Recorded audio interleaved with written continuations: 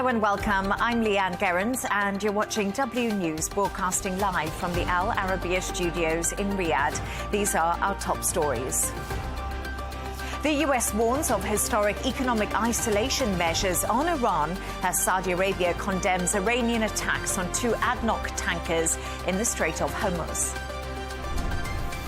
France urges Israel to arrest settlers blockading Palestinian homes in Qushra in the occupied West Bank.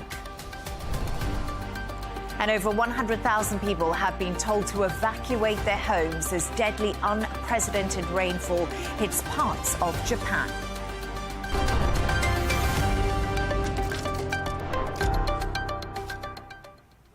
Now, the US Treasury Secretary Scott Bessent has warned the United States is going to apply historic economic isolation measures that have never been seen on Iran.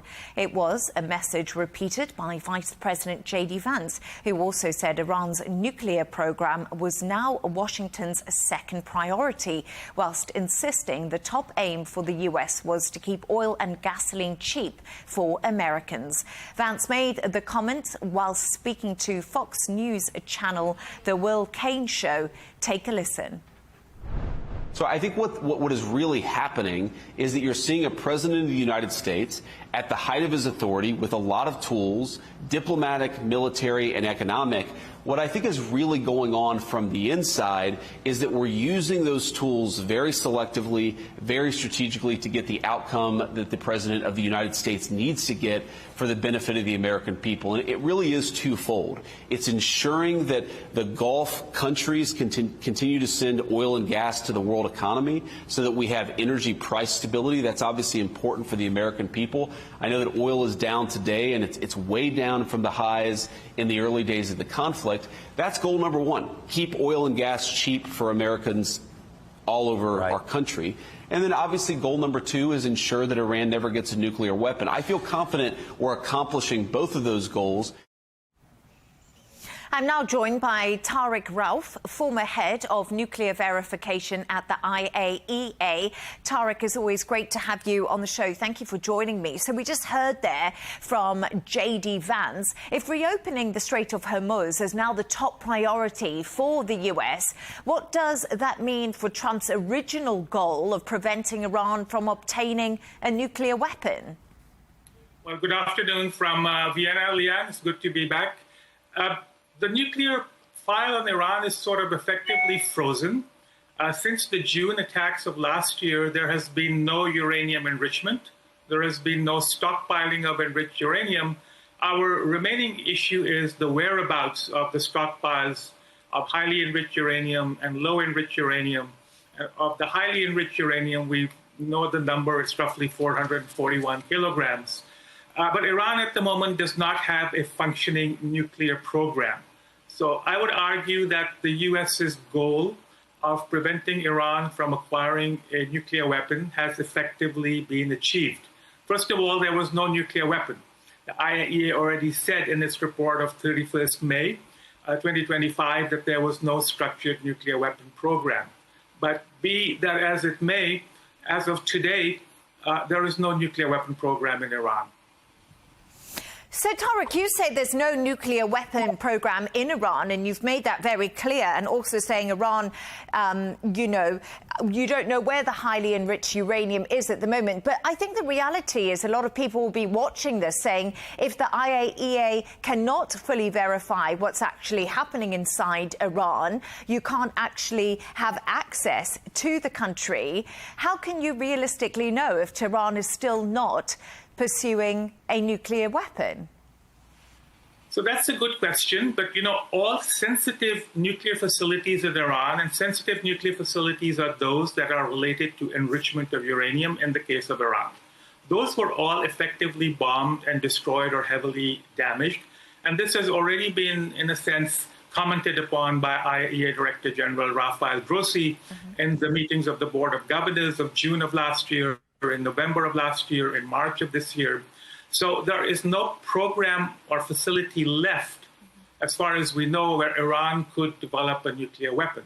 And if the Israelis and the Americans have not yet identified a secret location in Iran where a nuclear weapon is being fabricated, then we can be reasonably confident that there is no such facility there. So the highly enriched uranium, wherever it is, whether it's in Esfahan, whether it is at the bottom of Fordow, or somewhere near the Kohe Fandab, which people refer to as Pickaxe Mountain, it's still out of reach to make a nuclear weapon, and one cannot make a nuclear weapon overnight.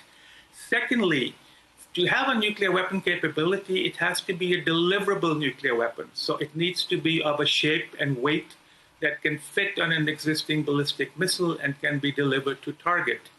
And no one has made the case, Israeli intelligence, US intelligence, that this could be accomplished in less than 2 years. And we also heard from Scott Bessent, of course. He was speaking, saying that they wanted to apply more economic sanctions to Iran, as they want to try and cripple them economically. But do you think economic pressure could force Iran to give up parts of its nuclear program, or could they instead make Tehran more determined to retain it because of the aggression we've seen towards the country? So these are two different views that nobody really has a good handle on.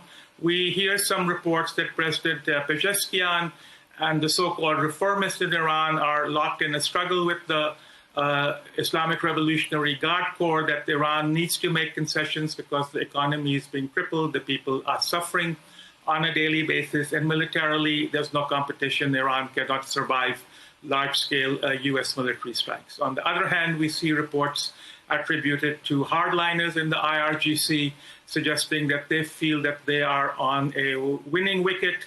President Trump is facing a difficult time in the midterm elections, and he might likely lose control of Congress, and that gives them some leverage. So these are the two opposing views in Iran. End of the day, it's the people of Iran that suffer. In all the sanctions that have ever been imposed on any country, Iraq, Iran, Libya, South Africa, it's the average person in the street who suffers.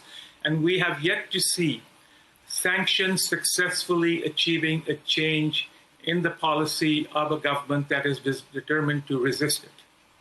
And what's really interesting about Iran, I think we should highlight this, is they've been heavily sanctioned for many, many years and have found ways to actually beat those sanctions and diversify away from them. So do you think that the Iranian economy could actually hold up to a degree because they have alternative avenues?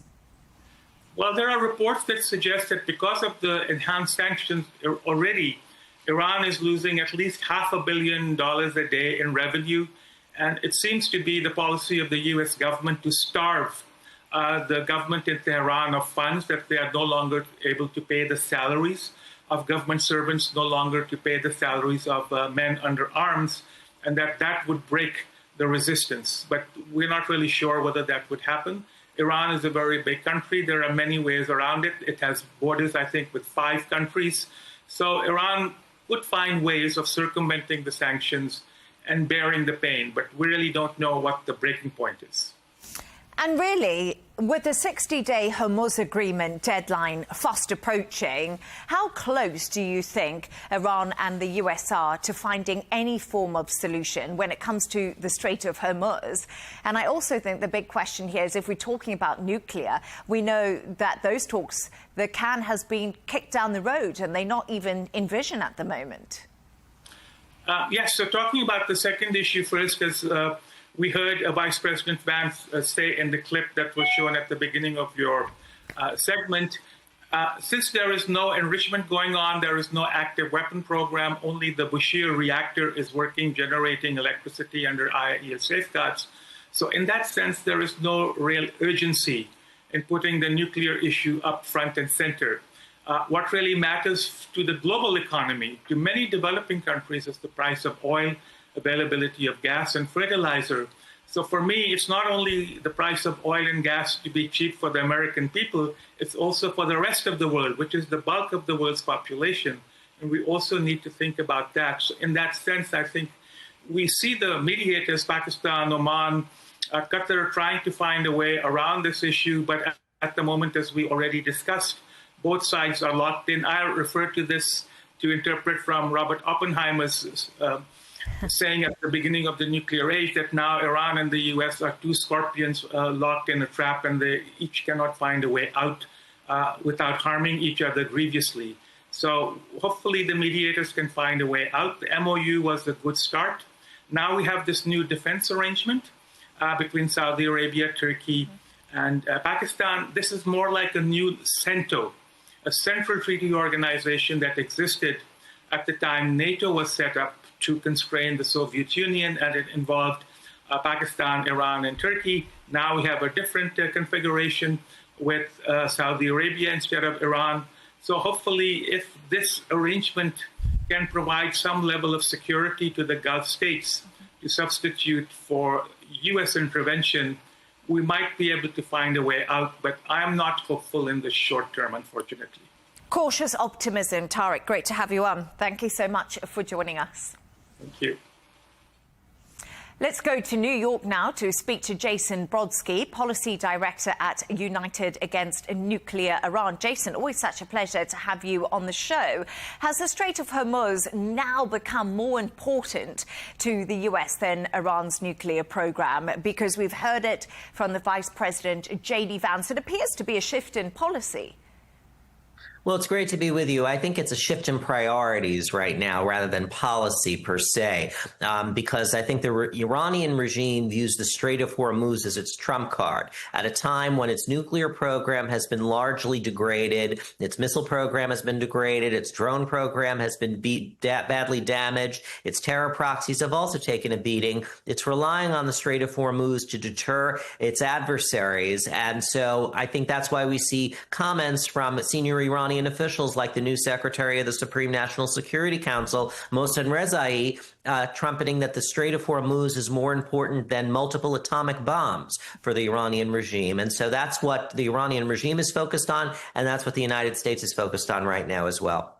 And as the deadline, Jason, of course, for the MOU approaches, can Iran realistically expect the US to pay war reparations and lift sanctions? And that's in return for reopening the Strait of Hormuz, because we know that both the US and Iran have upped their conditions that they want for the strait to be open. The Iranian regime for many years in both Democratic and Republican administrations has dangled the demand for compensation or reparations, but administrations of both parties in the United States have consistently repudiated it because it's completely unrealistic and it's not going to happen. And I think the Iranian regime is trying to up its demands and trying to get as much as it can out of the United States now because it thinks that the Trump administration is going to be desperate to make a deal with the midterm elections coming up and their desire to lower gas prices for Americans. So that's the Iranian regime's calculation. But the Trump administration is trying to send a different message. And I think that that's what we've seen in the comments by Treasury Secretary Scott Bessent this week, who said that we are doubling down on economic pressure. We're not rushing into a deal, but we're not necessarily ready to escalate further on the military side either. And so that's why I think you're going to see an escalation on the economic warfare piece of the U.S. strategy. Jason, let's talk about the economic warfare U.S. strategy, because do you think the U.S. can realistically impose enough economic pain on Iran to force Tehran to compromise without pushing oil prices even higher and hurting American consumers even more? Because those midterm elections are coming up and the prices at the gas pumps are up. Well, we've had various iterations of the maximum pressure campaign. President Trump started this, if you'll recall, in his first term. But back then, we didn't have a naval blockade on the Iranian regime. Now we do. So coupling increased enforcement of our sanctions with that naval blockade and all the damage that the Iranian regime has suffered militarily is really a new situation that the United States is confronting with respect to the Iranian regime. And it's testing the proposition that more economic pain can produce the political outcome that the United States seeks right now. So that's why we're going to be seeing this in the future. I think one item to look out for in levying more aggressive sanctions targeting Iran's sanctions evasion would be whether the United States decides to go after the financial institutions and banks which are facilitating sanctions evasion. I'm talking about Chinese banks, the Bank of Kunlun and others institutions, and whether the Treasury Department is prepared to go that far. Time will will tell over the next few weeks as to whether we're going to see an escalation on that front. Yeah, exactly, Jason. That could be the one area that will be able to make a difference, possibly, if the US do take it that far. But happening in Iran at the moment, Tehran has decided not to raise gasoline prices for now in the country. Do you think that the government is worried that higher fuel prices could trigger public anger or protests inside of Iran? Because we hear there's two different factions operating inside of the country, the government, the hardliners, or arguably there could be more. Well, I think let's understand that it is the IRGC which is in control of decision-making in the Islamic Republic. President Pezeshkian and Foreign Minister Abbas Araghchi are largely implementers of the system's decisions. So I think we need to have a realistic understanding of the way the Iranian regime works right now. However, I think the Iranian regime is very worried about protests and unrest, and this can be seen in the recent appointment by the supreme leader of Hossein Tayyab as the head of the Basij.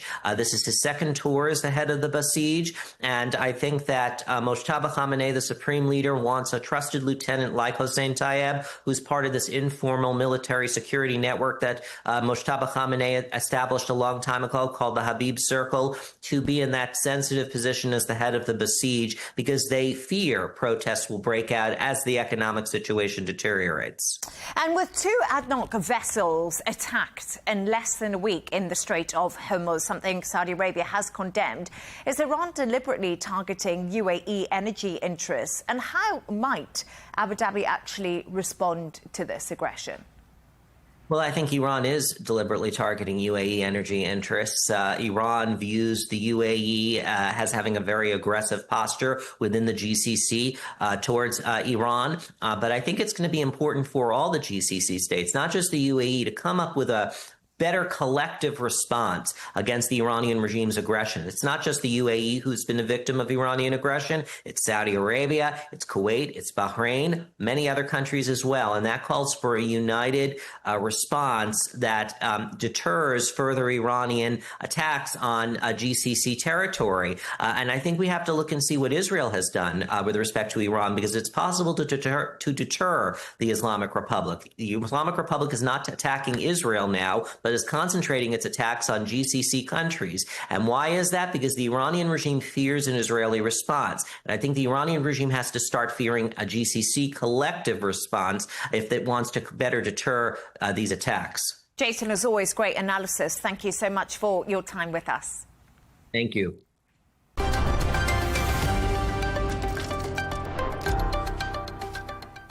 France has urged Israel to arrest settlers blockading Palestinian homes in the village of Kushra in the occupied West Bank and to protect the civilian population. It comes as video has emerged of Jewish settlers approaching Palestinian homes there after Israeli soldiers left the area. For more on this, I'm joined by Middle East correspondent and author Yotam Confino. Yotam, as always, great to have you on the show. Thank you so much for joining us. Firstly, how can Israel allow settlers to surround Palestinian homes, cut off water and electricity, and leave families, including children, trapped inside without basic necessities like water? And this has been going on for days. I think for anyone who's been following what's been happening in the West Bank, not just this year, but the past many, many years, it's no surprise at all. Mm-hmm. If we just go back a little bit in time to 2023, you had hundreds of Israeli settlers who stormed the village of Huwara in the West Bank and set fire to many, many homes there. It was called a pogrom by the IDF itself.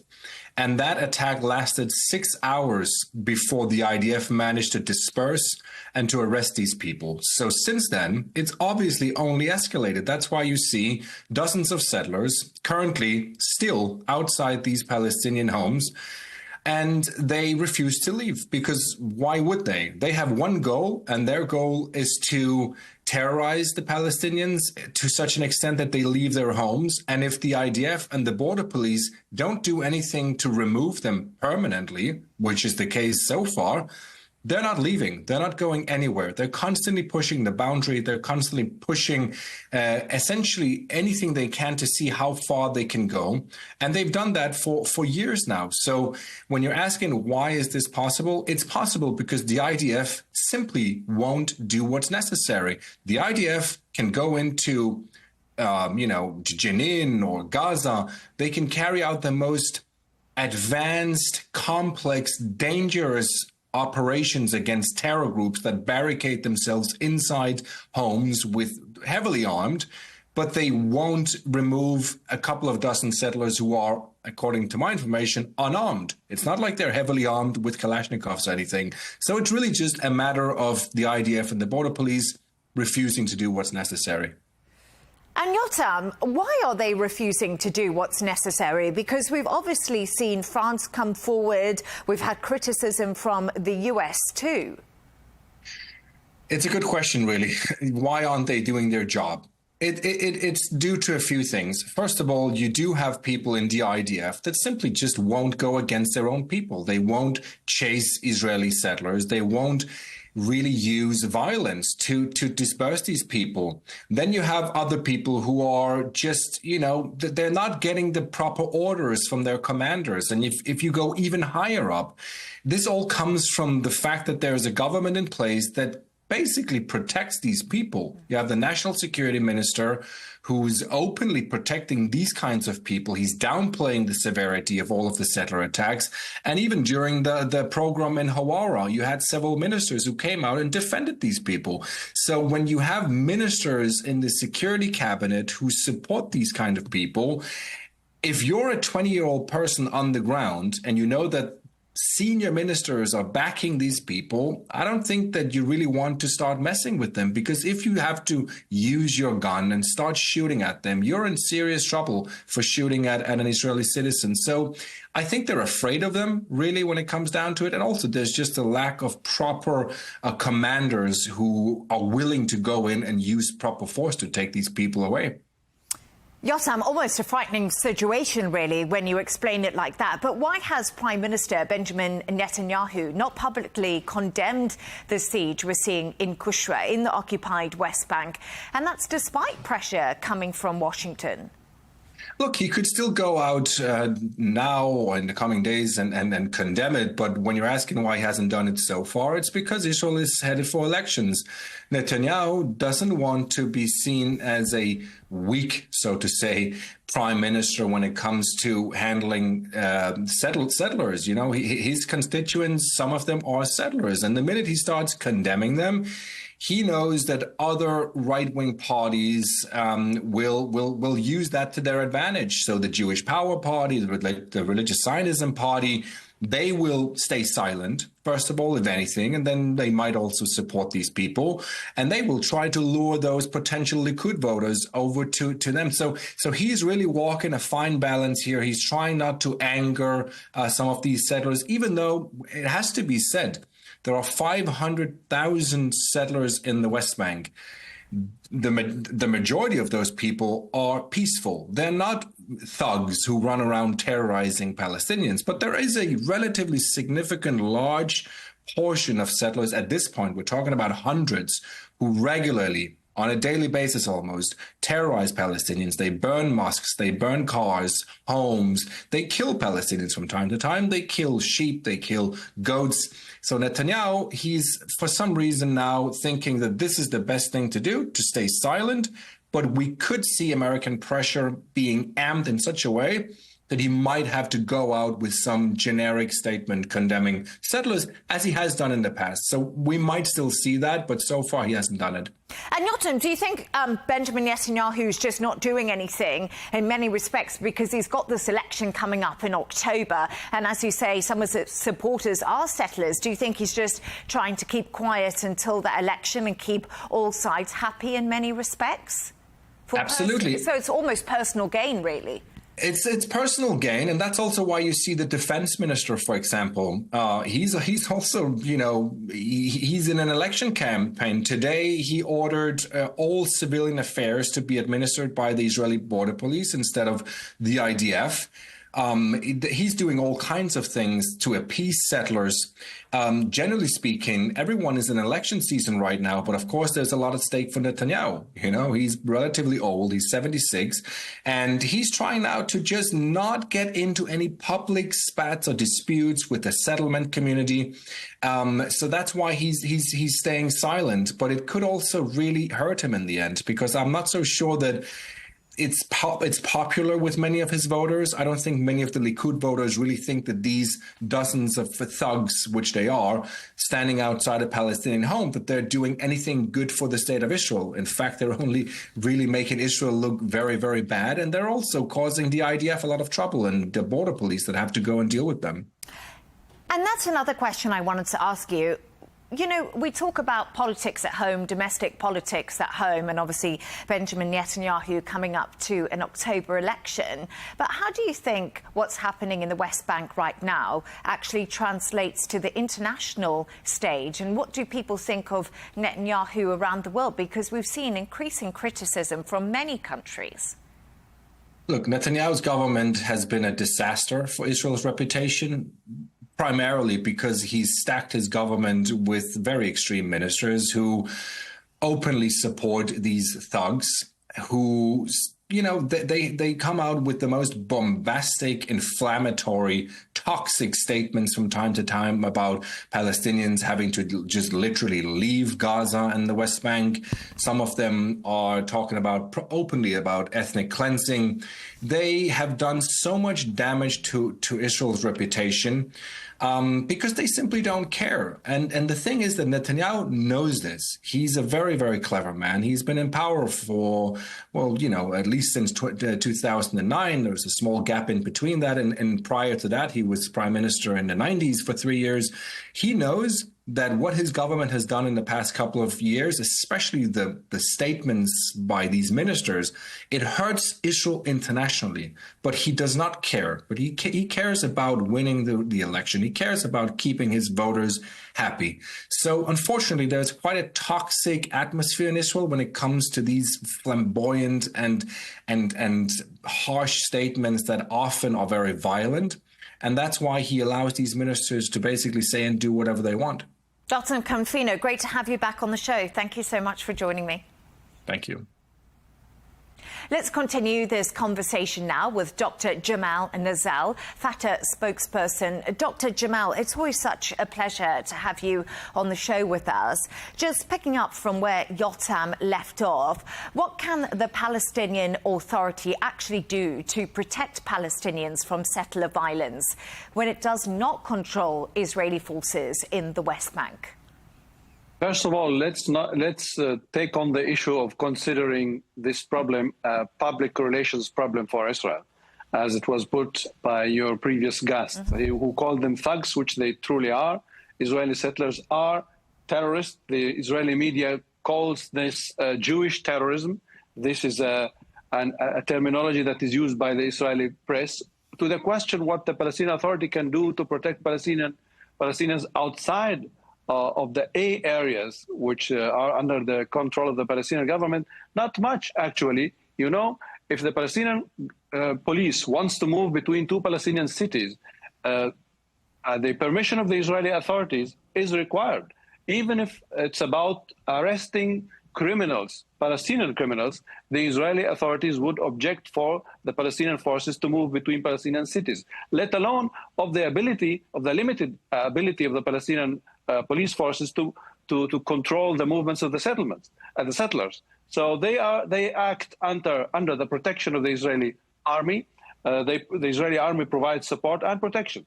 And the Israeli government is complicit in the actions of the Israeli settlers. So there isn't much that the Palestinian government can do about this, actually. So there's not much the Palestinian Authority or government can actually do about this. But the US has strongly criticized the Kusra siege. Do you think the pressure from the US will give the Palestinian Authority any hope that Washington will take a tougher position on settler violence? Because in many respects, what you're saying to me is you can watch it happen, but there's nothing you can really do at the moment, which is a difficult situation.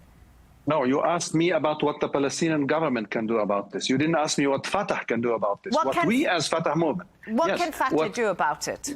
What Fatah is doing about this is mobilizing protection in the local areas where these mobs take place. So Fatah calls on everybody to help provide protection for these areas which the settlers continue to terrorize. We have our people on the ground who always try to gather the people and call the people whenever these attacks happen. You see this every day. Who else except Fatah is the Fatah people are trying to combat peacefully these Israeli attacks. These Israeli thugs are always armed to the teeth, and we don't want anybody to attack our areas in Palestine, but there isn't much we can do military about that. The situation on the ground explains to you very well why this is not an option for us. And Israeli soldiers are reportedly preventing activists from delivering food, water and medicine to Palestinians trapped inside their homes. What does this say about the level of protection Palestinians are receiving from Israeli authorities? Zero protection from Israeli authorities. Complete and continual attacks and incursions by the Israeli army, sometimes accompanied by the Israeli settlers who are gaining unfettered access to the Palestinian lands. The Israeli government is providing help for settler expansion because they want to create facts on the ground before the Israeli elections, so that it becomes so it becomes impossible for any future Israeli government to do anything about the settlements. And this is what they are doing. They're racing against time to create more facts on the ground. And we hope the results of the Israeli elections will have an effect on that, so that the Israeli government will remove all these illegal outposts that they have created in recent months. And what would you like to see the US and international community do immediately to protect Palestinians in the occupied West Bank and this awful siege that's happening in Kusra? What can the international community do? If you recall, the former American administration's Biden administration has placed sanctions on the Israeli settlers. They have placed sanctions against settler communities and settler individuals. Europe is moving to do steps like that on a limited scale. The only solution to combat this on the international stage is for Europe and the United States to take actions against these communities, these thugs, the Israeli settlers who terrorize the Palestinian civilians. Somebody has to do something about that. The international community will pay the price for the silence. They have been unleashed when the United States lifted the sanctions that were imposed by the Biden administration. We need for these sanctions to be introduced once again. Otherwise, they will continue to terrorize peaceful, innocent individuals in Palestine. And Doctor, what is Fatah's strategy for protecting Palestinian communities if settler attacks continue to increase? And like you said to me and my former guest, ahead of the October election in Israel, that could be likely. I mean, it depends on what the definition of protection is. You see, the Israeli army is probably the most sophisticated army in the world. If you're suggesting that the Fatah movement should engage in military combat with the Israeli army, I don't think this is something that we are going to do. I think this will play into the hands of the Israeli extremists, into the hands of the Israeli government. They would love to see for violence to escalate. It's their game. It's what they can do. It's what they love to do. And this is what they have to be prevented from doing by self-control when it comes to military actions. We have chosen the path of popular resistance, popular peaceful resistance.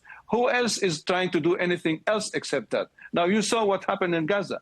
Any responsible leadership in the West Bank, in Palestine generally, has to think twice before it takes actions that we cannot control the consequences of that.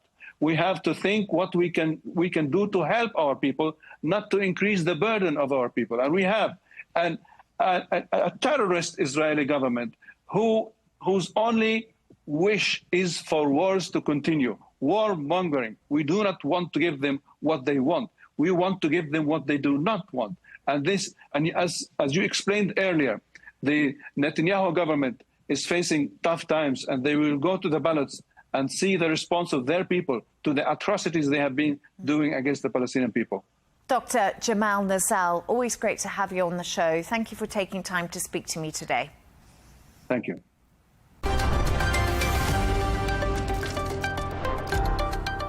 At least 6 people have died and 5 others have been injured in eastern Japan due to heavy rainfall.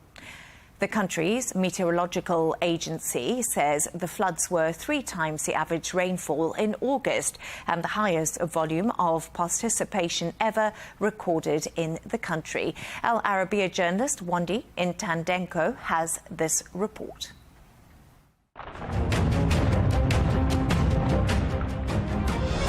More than 360 millimeters of rain fell in just 24 hours, resulting in 20,000 households without electricity and leaving 7,000 travelers stranded overnight at Tokyo's Narita airport. On every corner of the floor there were people sleeping with sleeping bags. It seems like there was enough for everyone. I think the bus is running as normal at the moment. I'm a bit worried about the motorway, but I will try to catch the bus if the weather allows. My other worry is that I've left my cat alone at home.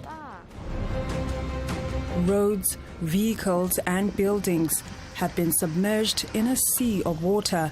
In Chiba City, one of the worst hit areas, hundreds of people spent the night under foil blankets at government buildings serving as temporary evacuation centers. It wasn't raining when I closed up the shop. It started raining in the evening, so I came to check. But by the middle of the night, it was pouring so heavily, there was nothing I could do.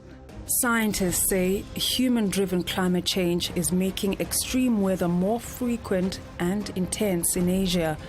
This has forced the Philippines to shut schools, while China has evacuated more than 1 million people from their homes due to Typhoon Dolphin. Wandi Swandengendo, Al Arabiya English.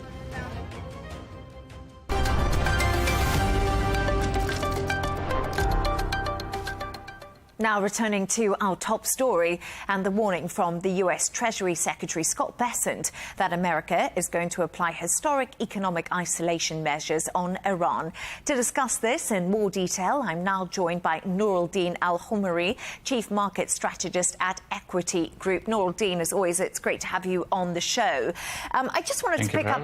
Pleasure. I wanted to pick up a little bit on what Scott Bessent has been saying. And realistically, do you think the US can impose enough economic pain on Iran to force Tehran to compromise without pushing up oil prices even higher and actually hurting American consumers? I think that's exactly the contradiction Washington is basically facing. The U.S. can tighten sanctions and increase economic pressure, and we've actually heard, as you said today, that Washington is preparing an even greater economic isolation of Iran. But the more pressure Tehran feels, the greater the incentive to use the leverage it still has, and that leverage is, of course, the Strait of Hormuz. So there is a feedback loop here. The more successful the economic pressure becomes, the greater the potential risk also to energy markets, and eventually that comes back to the American consumers, of course, through gasoline, transportation, and of course inflation. So Washington has to create enough economic pain to change Iran's calculations, but not so much that the response create an oil shock at home.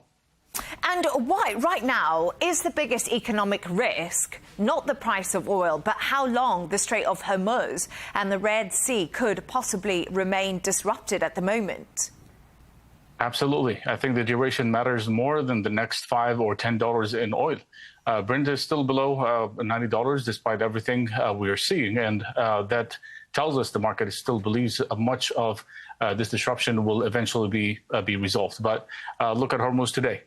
From the latest data that we have, only 9 commodity vessels passed through on Thursday, and also versus if you look at the average in August, it was around 12, and that's already an extremely depressed level compared to with the normal conditions. So if disruptions last weeks, markets can absorb it, but if it lasts months, also more than that, this basically stops being an oil story. It becomes a shipping, insurance, supply chain, and ultimately inflation story. And let's focus a little bit on the US economy, if we can, because I've just been having a look, and US stocks are actually drifting around their all-time highs, and that's following the latest economic data that's come out. US inflation also showing signs of improvement, but the labour market is weakening. So there's a lot of questions going on here when it comes to the US market and, of course, the Federal Reserve, because in September they will meet, and are they likely to cut interest rates, do you think? But there seems to be a mixed picture across the economic data that we're getting through. Absolutely. I'd make it a very important distinction here. I don't think the latest data make September likely. What they have done is make a September hike much less likely. The Fed hasn't started raising rates anyway yet, and rates remains between 3.5 and 3.75. Now, we have payrolls also falling, 23,000 in July, softer consumer inflation, and relatively also contained producer prices. Today, we had retail sales, which basically came in a shocking decline. So why would the Fed rush to begin hiking just as employment is losing momentum? For me, the latest data, again, strengthened the case for September hold. The Fed can wait and at least whether inflation continues improving or whether the energy shock changes that picture. And do you think the US economy could face the worst combination, slowing growth alongside renewed inflation? Because I think that's been a lot of the concern.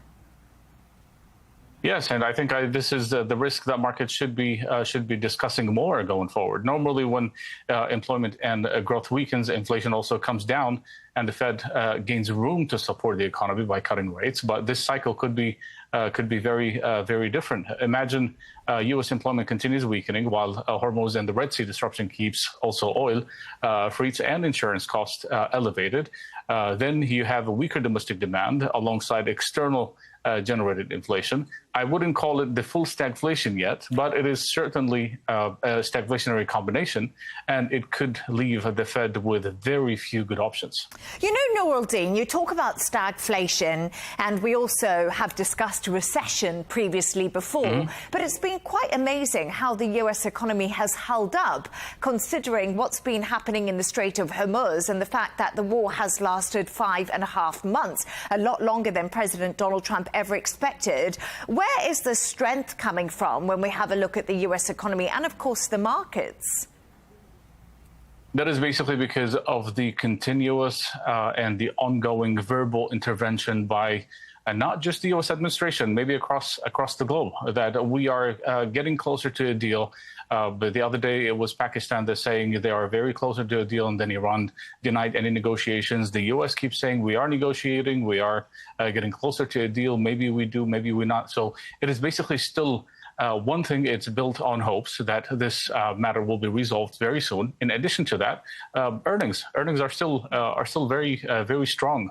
But at the same time, don't forget anything that happened this year. In order for it to go into the entire economy, will take about 6 to 12 months in order for us to see the entire data.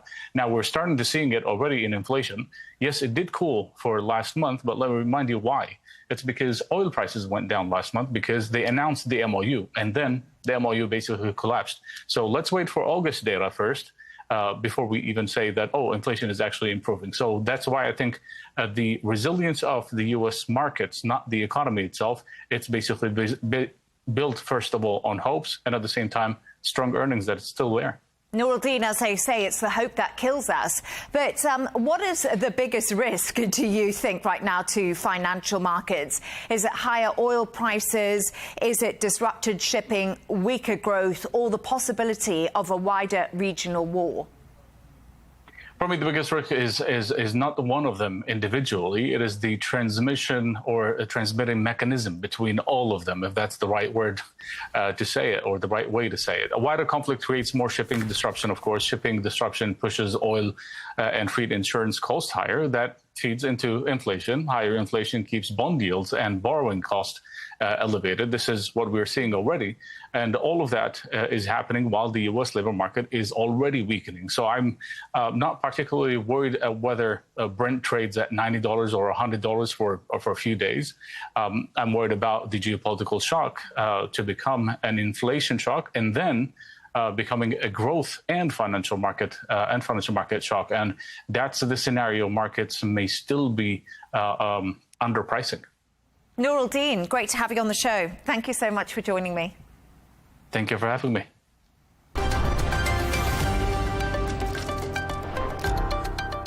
A reminder of our top stories. The US warns of historic economic isolation measures on Iran as Saudi Arabia condemns Iranian attacks on 2 ADNOC tankers in the Strait of Hormuz. France urges Israel to arrest settlers blockading Palestinian homes at Qushra in the occupied West Bank. And over 100,000 people have been told to evacuate their homes as deadly, unprecedented rainfall does hit parts of Japan. And that's all from us on W News. Don't forget to subscribe to our YouTube channel, follow us on X. We'll be back in a couple of hours with W News Extra. Goodbye and thank you.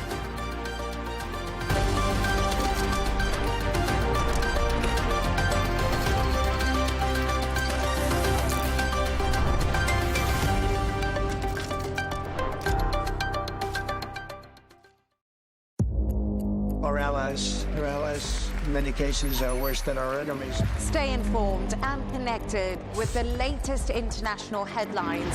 There obviously is a risk. From breaking news to in-depth analysis. It would appear that this war is coming to an end. Who buys this stuff? Investors, pension funds.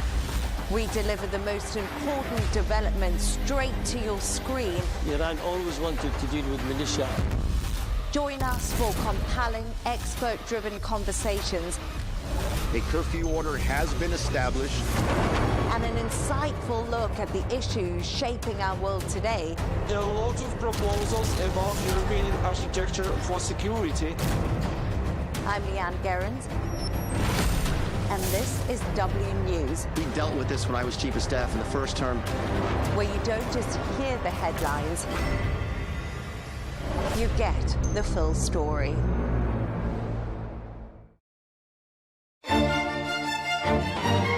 Do we celebrate too much? Does it help generations understand history? Does it bring society together? And the idea of turning the first day of summer into a music festival was a brilliant idea because it's a day of joy. We must celebrate summer.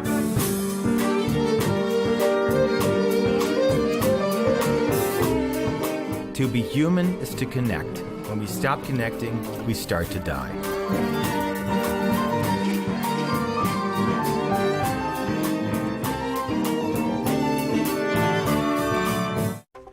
Washington says they're on, Tehran says they're off.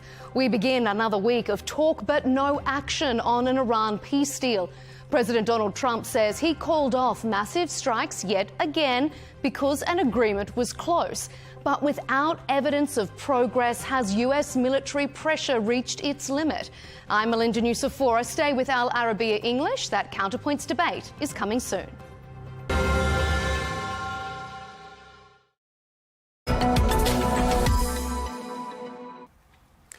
Now, in line with Vision 2030, Saudi Arabia is continuing to build on what is already a world-class tourism industry. Well, Adira Hospitality is a Saudi-born PIF-owned hotel brand which is seeking to reflect the kingdom's tradition of providing hospitality right across its property portfolio. Well, we're going to find out more about this unique combination of authentic Saudi hospitality with global standards. To help us find out more, we are with Stefan Lezer, who is the CEO of Adira Hospitality. Thank you very much indeed for coming in to see us, Stefan. I'd like to start by asking you to tell us about Adira Adira and, in particular, your portfolio? Yeah, well, Tom, thanks for having me. You mentioned it. I mean, Adira is born as basically a hotel operator, basically to translate the vision of 2030 into reality. Because when I moved to the country, one of the things that was striking me is that there is great hospitality. There is great hospitality when you visit families, when you visit, friends, and that's something that was very much surprising to me in terms of, because it wasn't what I was expecting. But when when you walk around and then visit basically hotels, you see that there is very much an international standard, but there is not really a true Saudi hospitality reflected. And I think the vision and the translation of not only building the infrastructure, but then actually also showcasing what Saudi hospitality is from a Saudi-born brand was the idea behind of the creation of Adira. And since I'm not Saudi, I'm obviously here to facilitate that, but the content comes from my local colleagues. And the intention is to very much showcase to the world what this, deep-rooted Saudi hospitality is and showcase that to the world. So the content is there, that's very easy. And on the other hand, there is a strong purpose, because by not only building that infrastructure, it's also the intention that it will become a great workplace for Saudi talent. So Adira's mission very much is not only to showcase Saudi hospitality, but at the same point in time become also a desired workplace for Saudi talent to make a career in that industry. It sounds incredibly exciting, Stefan, right? And you've opened up loads of subjects that we could talk about, but let's stick to the portfolio for a moment, because you've got some really exciting weeks ahead of you, haven't you? You've got your first property opening in the King Abdullah Financial District in KAFT. I want to hear a bit more about that. And I'd like you to tell us, by the year 2030, how many properties do you think Adira is going to have? Yeah, we're aiming to have about 30 properties by the year 2030. That's a coincidence. And the first one that opens up within the next few weeks is going to be in King Abdullah Financial District. It's a fantastic building. It's the first Saudi-born brand that will be operated in the King Abdullah Financial District, KAFT, and we're super proud of it. Obviously, Adira is not there to just operate within Riyadh. Our portfolio will be throughout the kingdom. We have projects in the east, in Khobar, in Dammam, in Dhahran. We have projects on the west coast in Jeddah. We have projects in all kinds of areas of the kingdom. And if you had the chance to travel, which I had, there are very, very different regions with very different opportunities. And also they will provide employment opportunities throughout the kingdom, and not only concentrating on Riyadh. Tell us a bit more about that first property at KAFT. What sort of size are we talking? It's a 214 key hotels of 214 rooms with a high, what we call in the industry, a high suite ratio. We have 53 suites. It's obviously oriented primarily during the week to the business community. I mean, you have all the major headquarters in KAFT. It's the financial district. And it's going to be the combination out of providing a very appropriate, high-end business hotel, but at the same point in time showcasing what I said earlier, the true Saudi authentic, hospitality. And as for example, the recruiting right now is basically almost completed, and about 70% of our colleagues are locals. That's great. And one of the other projects you've got in the pipeline for 2030, one of those 30 hotels you were just telling us about a second ago, it's called the Rua Al Madina project. Tell us a bit more about that. Yeah, look, I had the opportunity to visit Medina, and I have to say, the destination or the location gave me goosebumps. Now we have the opportunity as a non-Muslim to visit basically Medina. And there is a big project going on where there is the extension to the Haram around the Holy Mosque. And part of that extension, there is also new, hospitality opportunities that are being built. And we're fortunate to basically operate one of our high-end luxury properties there. It will be fantastic. And everyone that hasn't visited Medina should use the opportunity, because it really is something that has a very, very special feeling. And as I said, I'm very happy to go there every time I have the chance to visit. I can imagine you're really proud of watching all of this unfold, and a lot happening in the next 4 years for you. People will be wondering, another hotel brand, what sets you apart? Yeah, I think the major difference is that international brands come to Saudi Arabia, and they do some Saudiization to it, right? And that's usually, I don't want to mimic it, but that starts with the dates and the coffee. But it's not really truly reflecting what the Saudi hospitality, the origins of the hospitality that we all feel that have the opportunity to live in the kingdom, the generosity that is there. And we have built a brand that basically has this Saudi hospitality in its core. And as it is, my success would be that, years from now, when people basically walk out of one of our properties, say, that was a different experience, and I felt that I was in Saudi Arabia. And I think that's at the core of it. And to also basically create something that makes people, local colleagues, proud to join that brand. To say, this is my culture, this is basically my heritage, and I want to showcase that to the world. And who do you imagine the person walking out of your hotel to be? Who do you think is going to be the typical client of your hotels? Yeah, we have 3 brands in our portfolio. They range from mid-range over contemporary lifestyle to an elevated luxury brand. So the aim when we created that portfolio to basically capture about 70% of the demand. So you have very, very different needs for visiting very different of our brands and our properties. So the answer to your question is that basically very different clients, very different guests will visit us. They could be for a pure accommodation need in our mid-market brand, or for a holiday. And the first target group is obviously regional, local, but also serving to the international and more growing international public that comes and visits what is there to see in the kingdom. We've established how this is a really exciting time to be launching a chain or a brand of hotels in these different categories, as you've said, with 30 properties by the year 2030.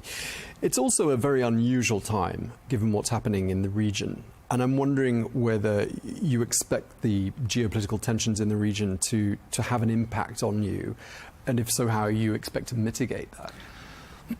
Look, I'm in tourism since 1987. And as you can imagine, basically, I have seen over time so many events and things. And what we are doing is not for the next 18 months. This is something that is basically here for the years and decades to come. And I think if there is one industry that is very stressed and very, stress resistant, that's tourism. We'll always bounce back. And at the moment, I see no impact on our plans. Okay. Someone who leaves your hotel, what sort of an experience would you want them to walk away feeling like they've had when they walk out of the door of an Adira managed property? Yeah. When you operate a hotel, or even when you create travel experiences, the only thing that I can do is we create opportunities for emotions to happen. And by the time you basically either reach the airport or you reach your home, I hope that your background conversation says that was a different experience. That's what I want to go back to, because it felt different. It felt different than staying in just any other property around the world. It felt that I've basically experienced the place that I'm visiting. And as I said, what we do is throughout our customer journey, we place those opportunities for those individual experiences, whether it has to do with scents or just rituals that are very, very different.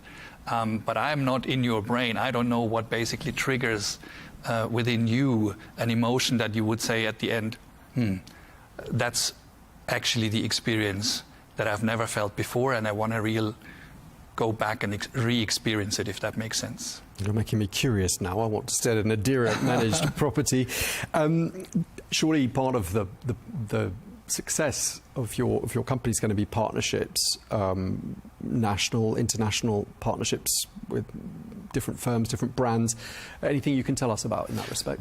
Yeah, look, we partner, obviously, when it comes to education. We partner with, global institutes, especially also we have partnerships agreements with Swiss institutions in terms of when it comes to hospitality schools, because a large part of our mandate is obviously also to provide career opportunities and demonstrate what career opportunities the hospitality industry has to offer. So we partner with HTMI, from Switzerland. We partner with Summit Education. We partner with EHL. And then on the other hand, we have memorandums of understanding with, Saudi Tourism Authority, the Ministry of Tourism in place. But also then its collaborations and big partners are some of the major projects that are happening here, like Qiddiya, Arua, Medina, and others. Okay, and just last, you've talked quite a bit about recruitment and finding people. I don't know how easy that's been. Have you struggled to find enough of the right people that you need? Because you've got so many properties, but you're not the only operator, are you? There's lots of other people out there opening hotels. That's very true. And to be fair, I was a little bit more concerned than I am right now, because what I noticed is that, especially the local talent wants to be part of creating that local hospitality experience. And so recruiting so far has been a lot easier than imagined. But at the same point in time, because of the growth trajectory, we will work on it in also making sure that people understand what great opportunity it is to work in hospitality. And there is one form of compensation that, people sometimes don't realize is the feedback, the guest feedback, the interaction is something that is very satisfying, if I can call it that way. And that's the message that, I'm trying to basically, contemplate to the talent that I'm talking to and motivating them to join. And because we're new, you have the opportunity to be part of a start, to be part of creating something, to be part of creating a legacy for the kingdom. And that's probably very attractive, isn't it, to the young population here in Saudi Arabia, and they're presumably buying into this with a lot of passion. That's my impression, and I hope that's going to be continuing. All right, we really appreciate you taking the time to talk to us. It's been a real pleasure having you with us. Stefan Leser, the CEO of Adira Hospitality. Thank you very much. Thank you so much. Thank you very much. Thank you.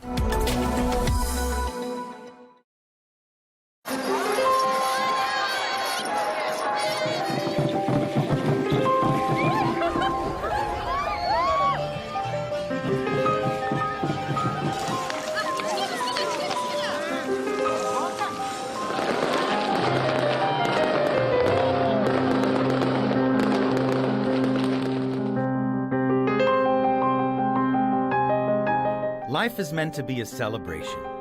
Wise is the person who finds a reason to make every day a special one, said the professor and writer Leo Bushalia.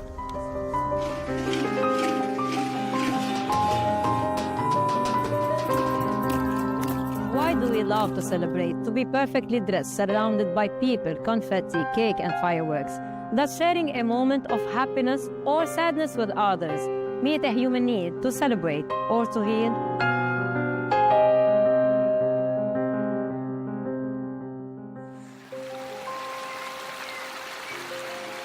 Since the beginning of time, humans have feared everything great around them. The sun, the moon, the water, and the air.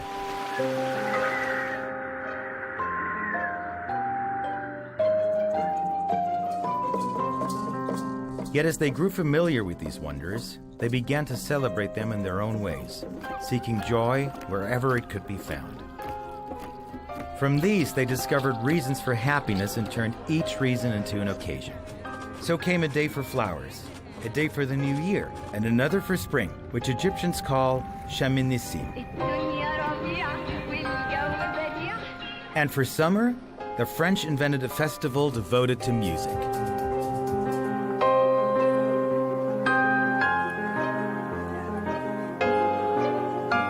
The 21st of June. When the day stretches longer than the night, and its warm sun, long awaited by the people of the Mediterranean, shines after months of rain and snow. But in France, the 21st of June is not just the first day of summer. On this French day, the streets become a theater without walls. Ticket windows disappear. The red velvet curtains rise, and music is set free, flowing into every corner, crossing the borders of France to more than 120 countries that now celebrate this day as their own, La Fête de la Musique.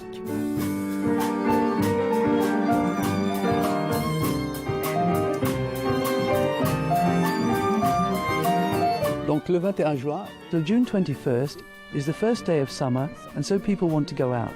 The weather is warm, especially in Europe, and they need to celebrate. To party, they need music, because without music you can't party. And the idea of turning the first day of summer into a music festival was a brilliant idea that was simple but at the same time clever. And so when people go out, they need music, the music that makes you dance. Even if you don't want to dance, you dance anyway and celebrate this festival until the next morning. Time passes very quickly because there are musicians playing for free everywhere. Even the greatest musicians in the world who come out into the streets, sometimes even grand pianos, philharmonic orchestras, and everything. Everyone plays for the population. There is never sad music on June 21st because it's a day of joy. We must celebrate summer. C'est une journée de joie. Il faut célébrer l'été.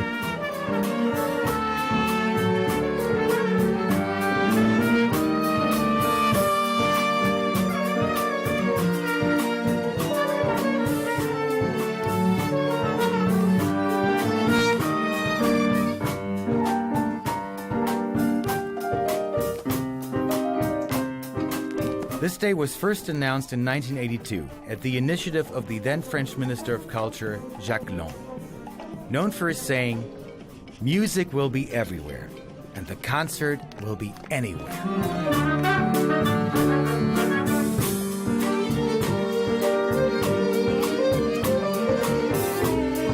We cannot live without music. To celebrate, we need joyful and danceable music. For a romantic situation, we need romantic music. And so music has existed since eternity. Since cavemen, we have been making music. We love to dance and celebrate. If there is no music in our life, we cannot live. Once someone asked me, if you go to a desert island, who or what do you take with you? I take a musical instrument with me. Avec toi, je dis, je prends un instrument de musique.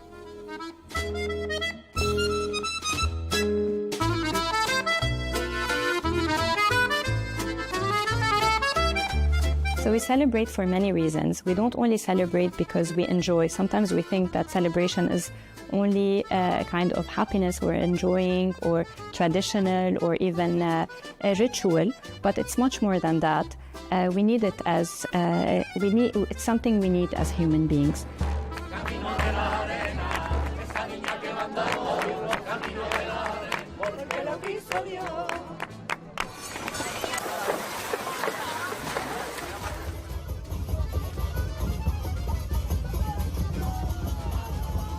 So humans are social beings that have gathered around since a very long time.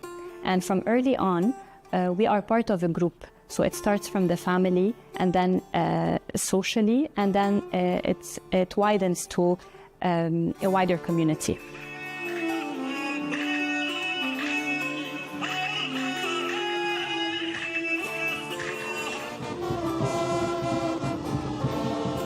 Today it's music. But since the earliest years of known history, humankind has embraced many occasions to celebrate and to give symbolic expressions to the renewal of time and a lot more.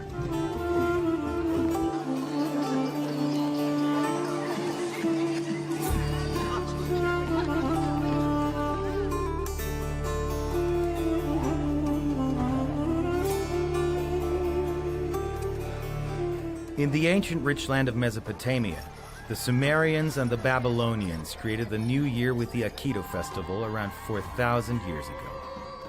Celebrated in April, it symbolized the start of the agricultural season and the renewal of life.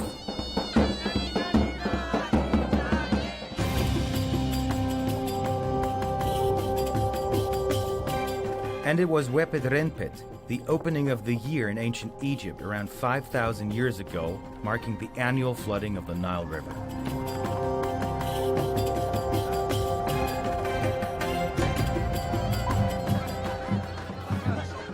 Not far away from the Nile Valley, Persians and Kurds were and still are celebrating the Nowruz, one of the oldest festivals that have continued uninterrupted to the present day. It begins with a spring equinox, symbolizing the renewal of nature.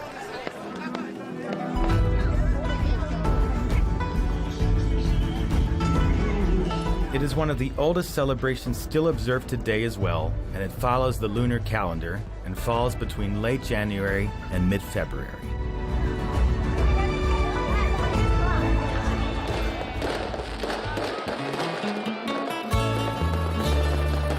The new year did not begin on January 1st until the time of Julius Caesar.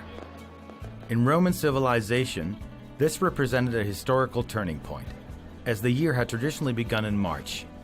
Julius Caesar chose January 1st in honor of Janus, the god of gates and beginnings.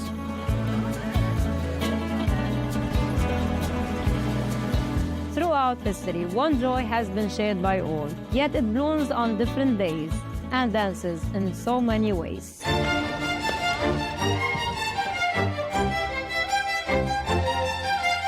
In 1162, the Venetian festival was established to commemorate the Republic's victory and soon evolved into an annual tradition.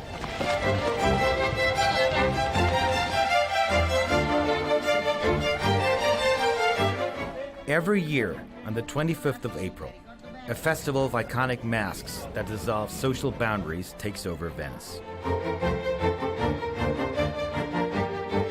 It allows people to express themselves freely and transform the streets into a vibrant stage filled with history, culture, and celebration.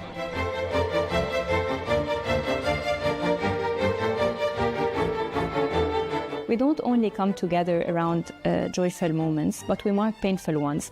We gather after loss, we create rituals around difficult experiences, not because we enjoy those feelings, but we have a space to feel more accepted.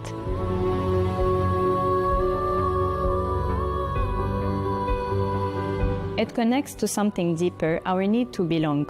I'm part of this, so I can say that I share this with others. So celebration is not just about tradition or about a ritual, it's also a human way of creating a connection, of reinforcing our sense of belonging, and of turning what we go through into something meaningful together.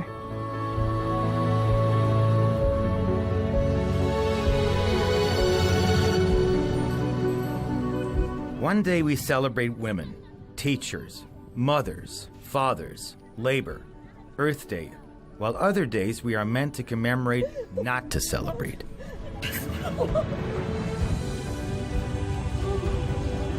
A day for refugees, for food and for peace? Do we highlight even what hurts?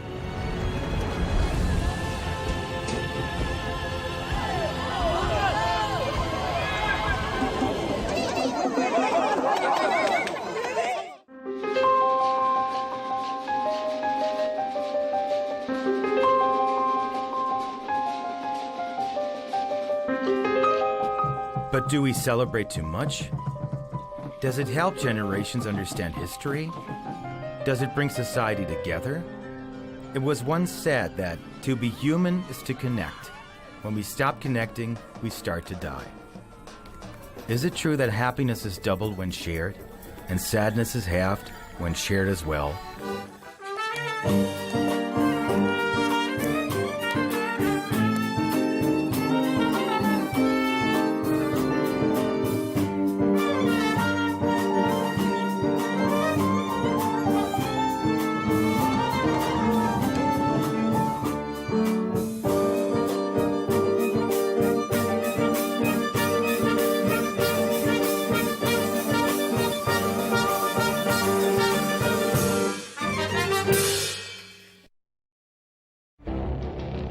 It feels like decades are passing by in a matter of weeks.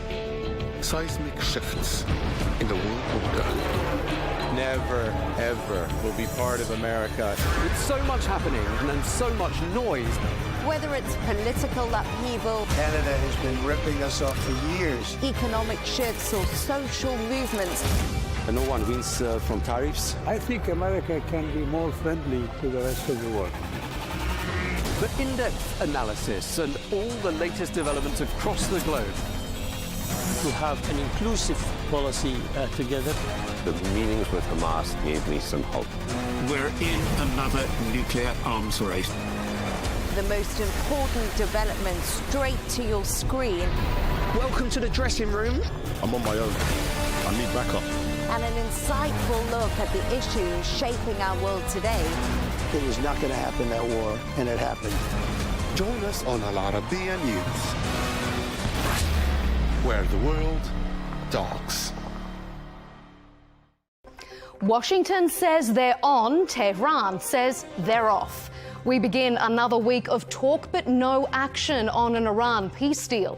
President Donald Trump says he called off massive strikes yet again because an agreement was close. But without evidence of progress, has US military pressure reached its limits? I'm Melinda Nusafora. You're watching Counterpoints.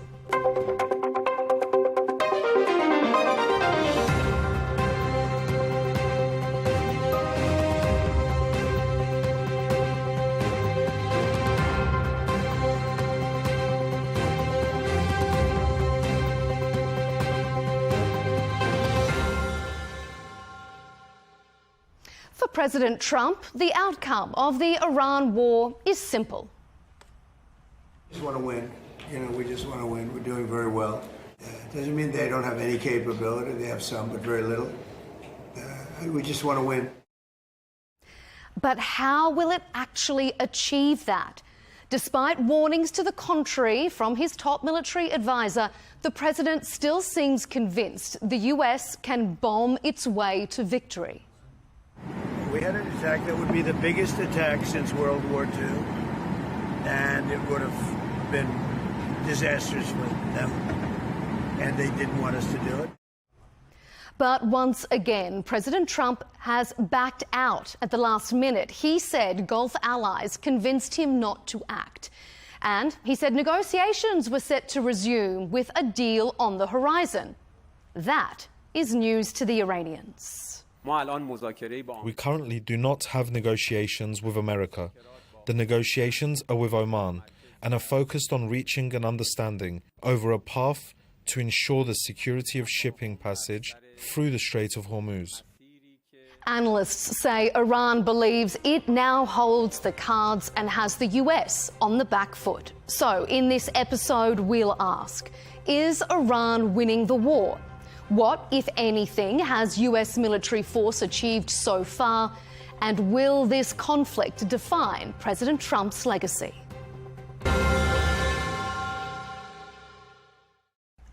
Joining this Counterpoints panel is Tobias Ellwood, a former British Middle East minister and former Conservative Party MP. Goldie Gamari is joining us, political analyst, human rights activist and host of The Goldie Show on YouTube. And rounding out this Counterpoints panel is Vijay Prashad, a historian who is also the Executive Director of Tricontinental Institute for Social Research. To all of you, thanks for being here on this debate. Well, President Trump has called off planned strikes on Iran, an operation he claimed would have been the biggest since World War II. He did so, he said, to allow room for more negotiations. If it feels a lot like déjà vu, it's because we have been here before. Strikes from both sides, threats of massive force, followed by a last-minute reprieve to allow for diplomacy. Iran denies it's interested in talks with the US, perhaps an indication it thinks it holds the cards. Goldie, the Trump administration coined that term peace through strength. Was it a mistake to cancel this military operation? You know, I have a feeling that there's more going on behind the scenes than what meets the eye. I mean, obviously, for the Iranian people, they want President Trump to finish the job. You know, when it comes to the Islamic regime occupying Iran, if their lips are moving, they are lying. So I don't know if this was a mistake, but what I can say is that the optics of it, it doesn't really look that good, but I'm sure there's a reason for why the Trump administration is doing what they're doing. Keep in mind, President Trump just met with Prime Minister Netanyahu a few days ago. And if you recall, the last time that Prime Minister Netanyahu met with President Trump, that was in mid-February. And then 2 weeks later, Khamenei, the supreme dictator of the Islamic regime, was dead. So I have a feeling that there's way more going on than meets the eye. Okay. Vijay, was this a mistake to call off this strategy? Or do you think it's an indication that maybe the US has realized that it may not hold the upper hand? I mean, I think it's important to indicate that this has been a war of aggression. You know, a war of aggression is a war crime. If you are a UN member state and you violate the UN Charter, you attack another country without a UN Security Council resolution, that's a war against peace. And Mr. Trump is, in that sense, guilty of a war crime. Now, whether he decides to stop firing the guns now or later doesn't change the fact that he began an illegal war. I think the United States has also come to recognize that, you know, maybe it's a little late in the game, I should say, after its withdrawal from Afghanistan, the withdrawal from Iraq, inability to control the situation in Libya. It's pretty difficult to actually, you know, do something that sounds easy, overthrow a government by bombardment. But this is a government of 100 million people. And whatever Goldie says, I don't think it's that clear that it's 100 million people against a handful of people in Tehran who are holding the cards. I think it's a pretty, strange statement if you believe that the entirety of the Iranian people are against this government. Doesn't seem like that now. They are a patriotic people with 3,000-4,000 years of civilization. I don't think they tolerate a foreign expedition on their soil. And I think they've basically rallied around whatever they have to rally around to defend themselves. United States is finding that this is a strategic setback, and they are trying to find a way out. Mr. Trump is a master of bluster on the way out of the room, and I think that's what we're hearing from him.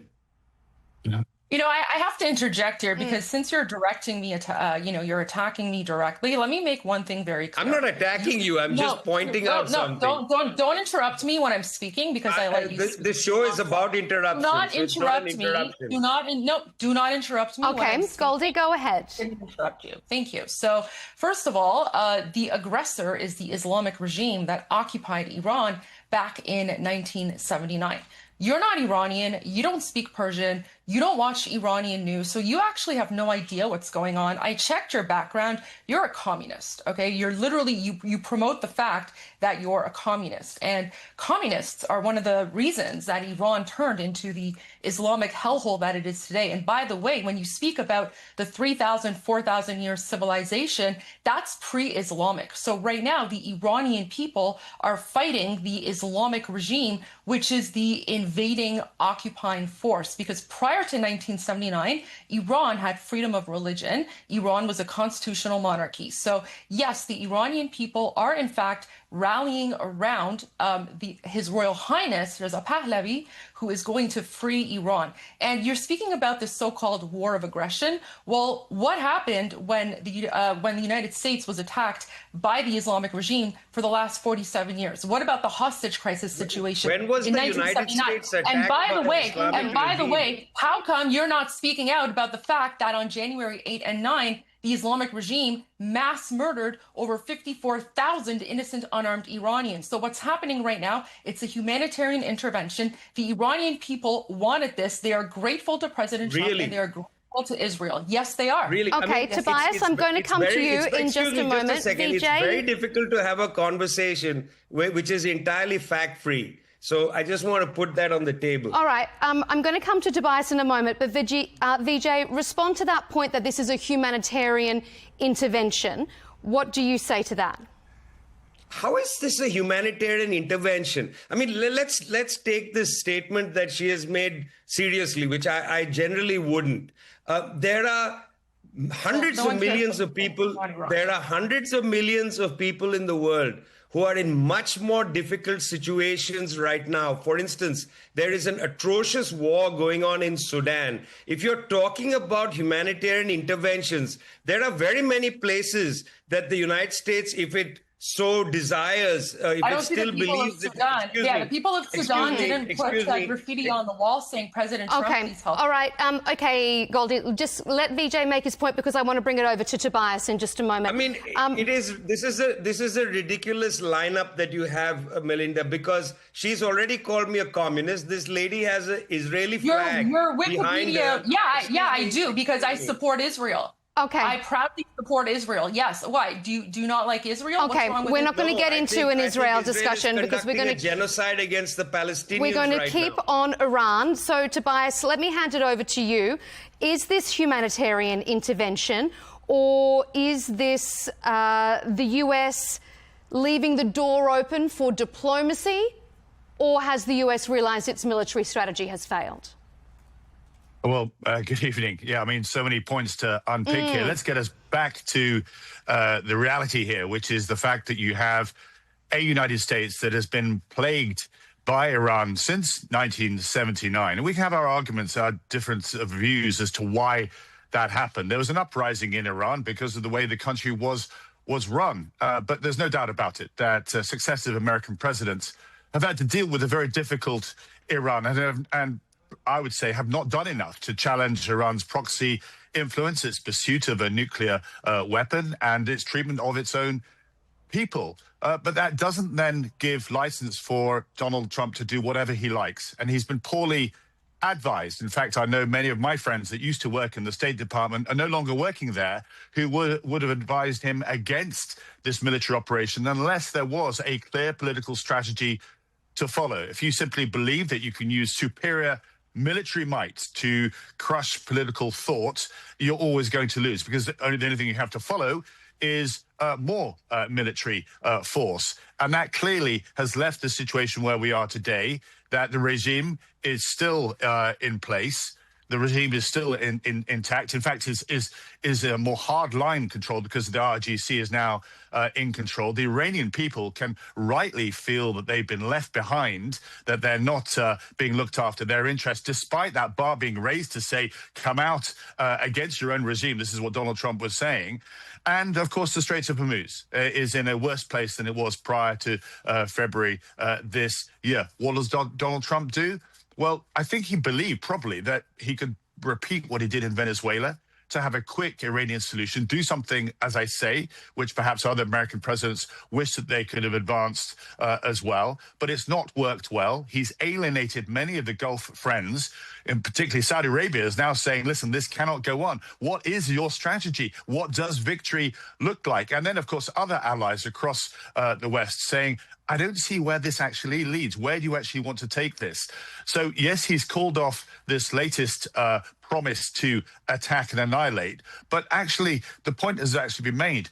When any military force, any state hits another country, no matter how unpopular the regime is in that country, often it does rally people around them because they don't like an outside entity coming in to that country telling them what to do. And I wish Donald Trump would listen to some international voices that have much more experience about what to do, where to take Iran, how to prevent Iran pursuing a nuclear weapon, to allow greater advancement in the freedoms of the people of Iran. But ultimately, we've got a Middle East that is in a worse place, is more dangerous, and the prospect of escalation is much, much higher than prior to February 2026.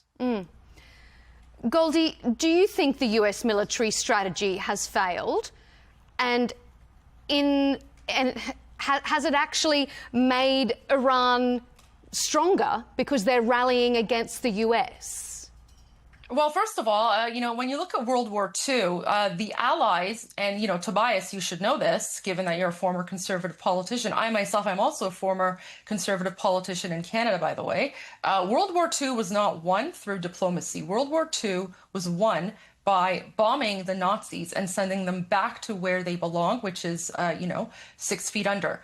So just keep that in mind. And, when it comes to the Islamic regime has never been weaker. Okay, so this is really important to keep in mind. Now, I'm the only Iranian person on this panel who's actually been following and monitoring Islamic regime state TV. I look at their statements. During Khamenei's funeral, some of the, supporters of one faction, they were chasing down Abbas Araghchi, the foreign minister, because he's trying to engage in, negotiations, and they were calling for his head. So first of all, this whole narrative about the Islamic regime being stronger, it's absolutely ridiculous. Where's the current supreme dictator? Why hasn't anyone seen him? Do we even know if he's alive or dead? Right? So that's the first thing. And then second of all, this whole garbage narrative about people rallying around the flag, again, it's utter nonsense. The Islamic regime has literally brought in their terrorist proxy forces from Iraq, from Afghanistan, from Syria, from, Lebanon, southern Lebanon, Hezbollah. They brought in like the Hamas terrorists, right? All these non-Iranians they have brought in, their terrorist groups in Pakistan, they've brought in, and these terrorist groups are driving around the streets with machine guns loaded on the back of pickup trucks to keep the Iranian people from rising up. So this is an Islamic regime that is illegitimate.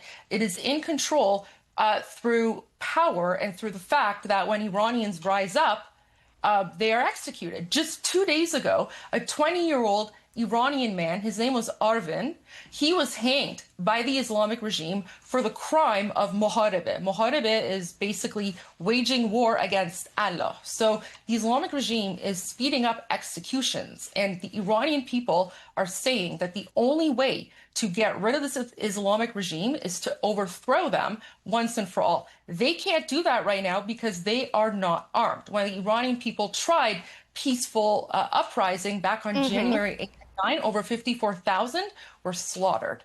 Okay. Can I come back on that? Can I just come back on that?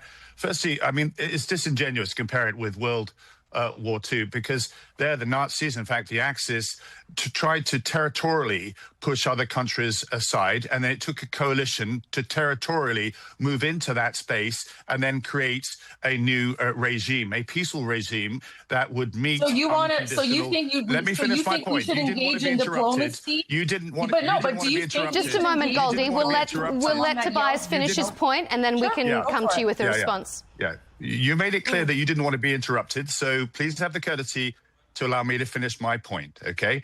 So Second World War, we quite rightly stood up and forced unconditional surrender, took over the country completely and placed a new peaceful regime that would adapt to international laws. Now, what you're seeing in Iran at the moment, and you just touched on it, you don't want the regime to be there, but I think we can all agree with that.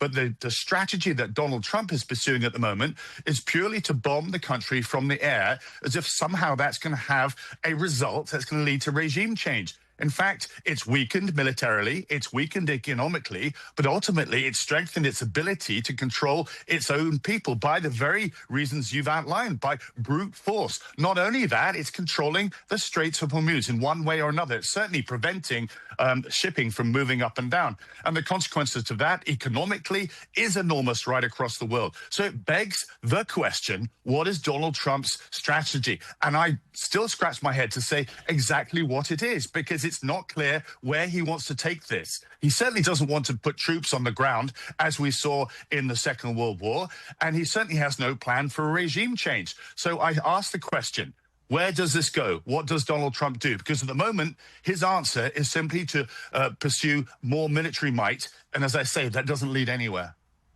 Goldie, as I said, I'll give you right of reply, and then we'll come to you, Vijay. Thank you. So first of all, President Trump has made it very clear that it's not America's responsibility for regime change. And I agree with that, because ultimately it's the Iranian people's responsibility to change the regime. We are working on reversing the mistake that Jimmy Carter and the Democrats made back in 1979 when they supported a brutal Ayatollah and thought that he would actually create some sort of religious belt to keep out communism, because back at that time Iran shared a border with the Soviets. So it's important to know your history, Tobias, in that sense. And then when it comes to what's currently happening, Iranian people, we are grateful that President Trump is bombing those institutions of suppression, because, again, if the Iranian people, the only chance that we have to rise up and overthrow the Islamic regime is to make sure that the Islamic regime is weakened. So anyone who says, President Trump is engaging in regime change, absolutely incorrect. That's not what President Trump is doing. He's never said that he's there for regime change. He has said it.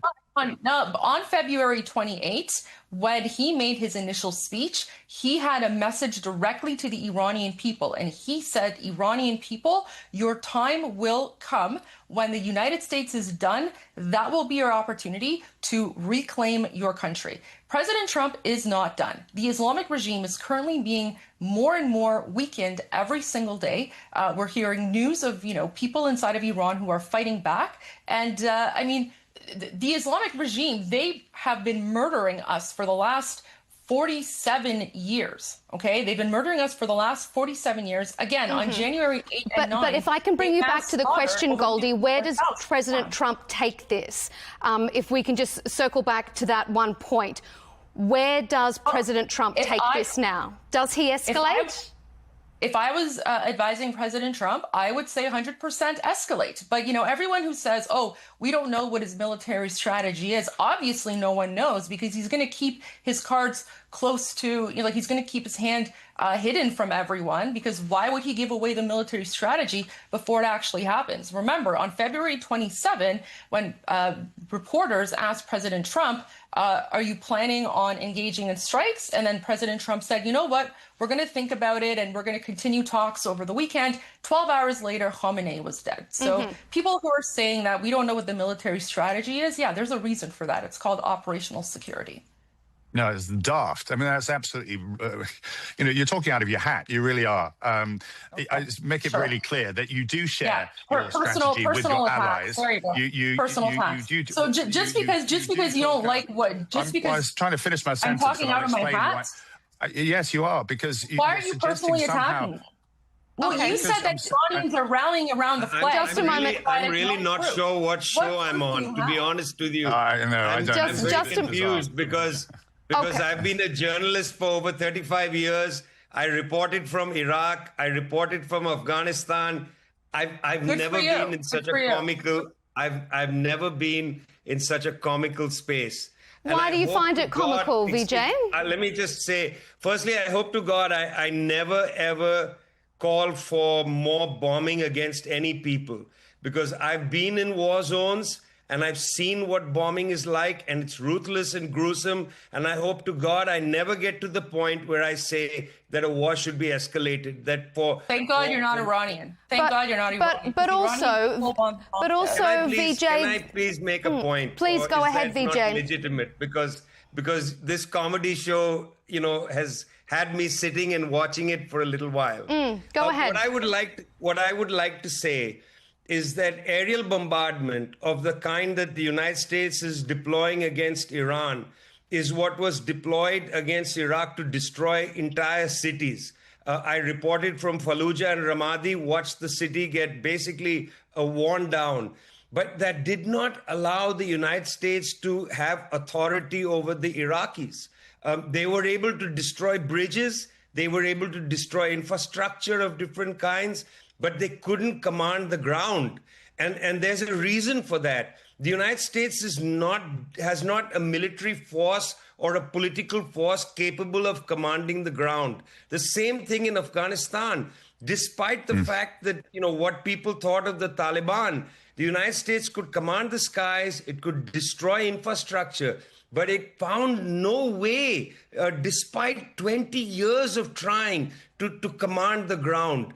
So in Iran, I would say, just if we learn from Iraq and from Afghanistan, I would say that, you can use a nuclear bomb on Tehran. You can do all kinds of things from the air, all kinds of atrocities. But to command the ground is different. And despite, even if there are enormous numbers of people who don't like the situation in Iran today, that doesn't mean that they will be able to take advantage of anarchy to make their point heard or to organize themselves into a coherent force. What you saw happen in Egypt, for instance, in the chaos of Tahrir Square, which resulted first in the Muslim Brotherhood coming to power and then a military coup led by General Abdel Fattah el-Sisi. What you saw there was a kind of textbook of what happens when you don't think these things through. You can have hopes and feelings and you can have desire for a certain kind of outcome, but there is no strategic possibility, given the nature of US power today, to bring you to that conclusion. And I very much want to make that point for this reason, that this is not about politics. I'm trying to put forward a point about strategy, not politics. Can I just add to that, if I may? When you are a soldier, I spent half my life as a soldier. I still am a soldier, actually, but then into politics. And as a soldier, you want to know why you're fighting. You want to know why military might is being used, why you're stepping into harm's way.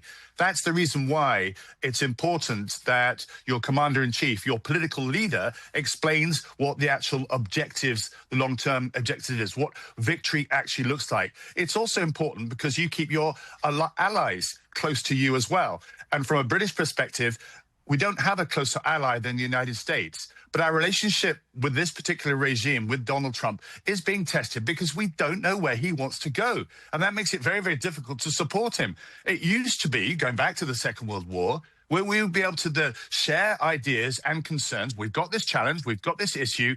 They would suggest one option, we would suggest something else. We would actually be able to come out with a coherent strategy to actually deal with a change on the ground. And at the moment, there's been little change on the ground. You keep mentioning the death of the Ayatollah. That's actually neither here or there. If the regime is now more robust, more authoritarian, because the IRGC has come into play. And we've failed to understand I think, the intelligence base from Iran, the fact that they have thousands upon thousands of drones, Shahad drones and so forth, long-range missiles, which wasn't factored in. And that's causing mayhem and will continue to cause mayhem across the Middle East. So by all means, use America's superior military might, the best in the world. But it needs to sit next to a coherent, well-thought-through strategy that leads to victory. And right now, as I say, it's not clear what that is. All right, Goldie, your right of reply to that? I mean, again, all I'm hearing is just utter nonsense from two people who aren't Iranian. They have no idea what's happening with respect to... But whether or not they're Iranian or not, foreign policy plays a role here. Sure. So let's talk about this, comment about how America and boots on the ground. Well, the Iranian people have made it very clear that they are the boots on the ground. In fact, the Iranian people fighting against the Islamic regime are the biggest allies. And so Iranians always said, we don't even need boots on the ground. What we need is to give the Iranian people a chance. And that's exactly what President Trump is doing by weakening the structures of oppression of the Islamic regime. And again, this whole thing of, we don't know what the strategy is. No one's supposed to know what the strategy is, because if we can figure out the strategy, then the Islamic regime can figure out the strategy as well. However, President Trump knows and understands that the Islamic regime has posed an existential threat to the United States since they came to power in 1979, chanting, death to America, calling America the great Satan.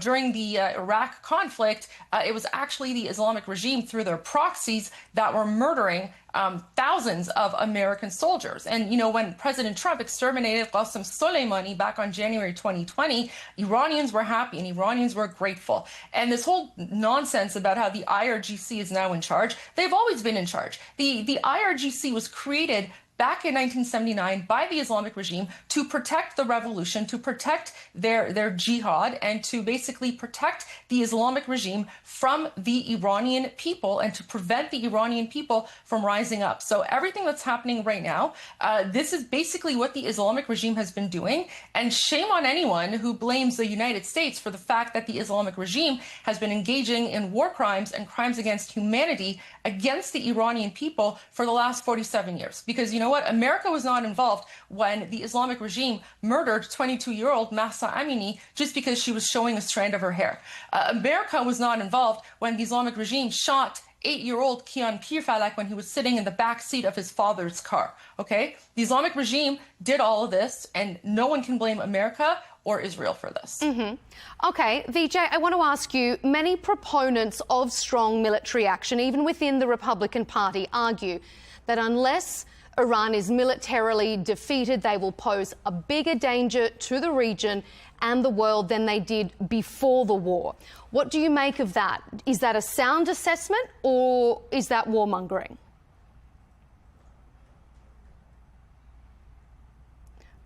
Frankly, I think that there are some problems with an assessment like that, because on the one hand, and I know that my fellow panelists may not agree with me because we seem to have different realities, but on the one hand, the Iranian government has said repeatedly that it's not interested in a nuclear weapon. Whether it is or isn't is not germane to what I'm saying now, which is that, in fact, this particular attempt, this military attempt by the United States, might provoke further nuclear proliferation in the region. If you followed the recent 123 agreement that the United States and Saudi Arabia have made, this is an agreement that might lead to Saudi Arabia procuring a nuclear weapon. This is they have said that that's not their intention. It's for civilian purposes. Everybody seems to be saying that. That's absolutely correct, because that's exactly what the Iranians have also been saying, that it's not their intention. But I agree with you. That's what they've said. But the 123 agreement is a sign, potential sign of a further proliferation of nuclear weapons in the region. Israel has nuclear weapons. Other countries might now decide the best way to seek security is through a nuclear weapon. In fact, the Iranians might escalate to a nuclear weapon because they say that, look, you either look at Libya on the one side, gave up a weapon, everything was destroyed, and North Korea on the other. So this is a great danger, not only to West Asia, but all of Asia. If we're going to see nuclear proliferation in the region, this threatens the situation across Asia. So that's one thing I would say that I worry about, that this conflict might harden things and push these countries to go nuclear. Very dangerous. Secondly, Iran has not exhausted its escalation ladder. It still has a number of quite dangerous options, which I think the United States is not, factored in. For instance, Iranian forces, whether they are pro-Iranian or they are proxy forces or whatever, in Iraq and other regions, other parts of the region, haven't blown the whistle yet. They haven't started to act. The United States has to be aware that Iran is holding back. Its escalation has some potential to it. They can rise in the escalation ladder, whereas the United States has almost come to the very top. That's why I earlier said, not facetiously, that you might have to drop a nuclear bomb on Tehran. That's what worries me. What worries me with the whole shock and awe mentality, which begins, with the war on Iraq in 2003, is that the United States military has ceased to think about escalation. It goes hard. It goes very hard at the beginning, and then you're sort of stuck if it doesn't work. What do you do next? Do you keep going hard? Do you try to go harder? Harder is very dangerous. So they've run out of very many military options. What remains are political options. And when it comes to political options, it looks like, with the help of the Pakistanis, the Omanis, and others, that Iran might have the upper hand at this moment. So you have to divide this between the military options and the strategic political options. And when it comes to the military options, it looks like the United States is near the top of the escalation ladder. When it comes to the strategic political options, I think the US is being played by Iran, Pakistan, and Oman. Goldie, do you think that this conflict is increasing the danger of a nuclear build-up, not just in the region, but globally? In saying that Iran can't have a nuclear weapon, has the United States, in effect, made so many countries now consider the need for a nuclear option? I think it's absolutely incorrect to blame the United States for anything. Keep in mind, Iran actually signed the Nuclear Non-Proliferation Treaty back when the Shah was in power. And since the Islamic regime took over, they have spent over $2 trillion building at least 3 secret underground nuclear facilities. And as a former politician who worked on the energy file in Ontario briefly, what I can tell you is that, no government spends $2 trillion building underground nuclear facilities, under mountains because, they want to build a kebab stand or a botanical garden. So the Islamic regime has been trying to get to nuclear proliferation and create the nuclear bomb for several years. years. And, God bless Israel for what they did last year. And of course, God bless America as well for bombing and destroying those 3 nuclear facilities. However, now we've also heard about Pickaxe Mountain, another secret underground facility. So the Islamic regime has been engaging in this behavior for a very long time, because again, I monitor Islamic regime state TV, and what the imams and what the jihadis are saying is that it is their Allah-given right to build and develop nuclear bombs. And God forbid the Islamic regime ever obtain a nuclear bomb, because if you think right now the situation is bad, just imagine how much worse it's going to be when you have this jihadi death cult that yells death to America and death to Israel, sending nuclear bombs everywhere. And there's a reason that Saudi Arabia is now allying with the United States in bombing and destroying IRGC bases and facilities, because even Saudi Arabia recognizes the dangers. So I think we should all be grateful to America and Israel for pretty much stopping the Islamic regime in their tracks and preventing them from getting a nuclear bomb, because that's the trajectory that they were going down. And just for clarity, the Kingdom of Saudi Arabia hasn't been actively involved in numerous operations. This was one joint operation that it conducted with the United States on proxies in Iraq. It hasn't been... And the Houthis as well. Yeah, but it hasn't been targeting Iran itself, and has been warning other countries, including the United States, to decrease this escalation ladder. Tobias, this idea of an increased nuclear danger. President Trump has again reiterated Iran can never have a nuclear weapon. It says it had never intended to, but is it increasing the impetus to nuclearize their military, given the escalation ladder that we've seen? Yeah, I mean, again, a lot to unpick there. Firstly, what America did in pushing back Iran's nuclear ambitions was phenomenal. There's no doubt about it, bearing much of the capability in the mountains because of the bombing that took place. But it's done a lot more than that. We know that. And if there was a potential breakout period that was shortened, that Iran were able to procure even a low-yield nuclear weapon, I suspect Britain would be upfront working with America to make sure that never happened, using potential military force as well. But our own agencies say that we're a long way off from that. Certainly that's been pushed back even further, which takes us back to today as to what is the strategy. The Houthis have been mentioned, the Hamas and Hezbollah.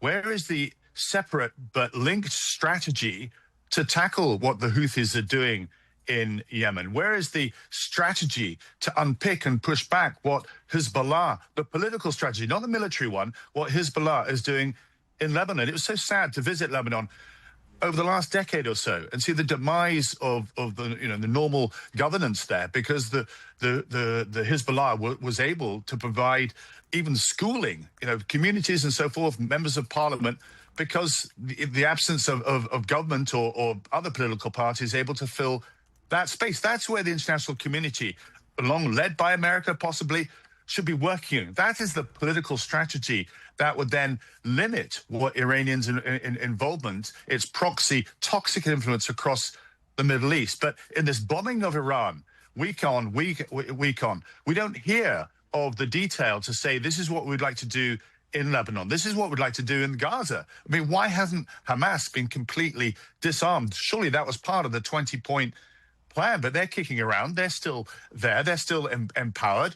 Things might have moved on the last few days, but ultimately you're then left with Iran's proxy influence continuing, despite the fact that the United States has hit Iran hard. And I point again to the fact that, yes, you do declare the strategy so everybody else can see where you actually want to go. That doesn't unveil the tactics, which I think is what Goldie is perhaps confusing with. The tactics you absolutely keep close to your chest. And I can say that again as a military person. You don't share what you're going to do, but you do share the end result, the end game as to what your objectives are, because that makes sure that people stay on your side.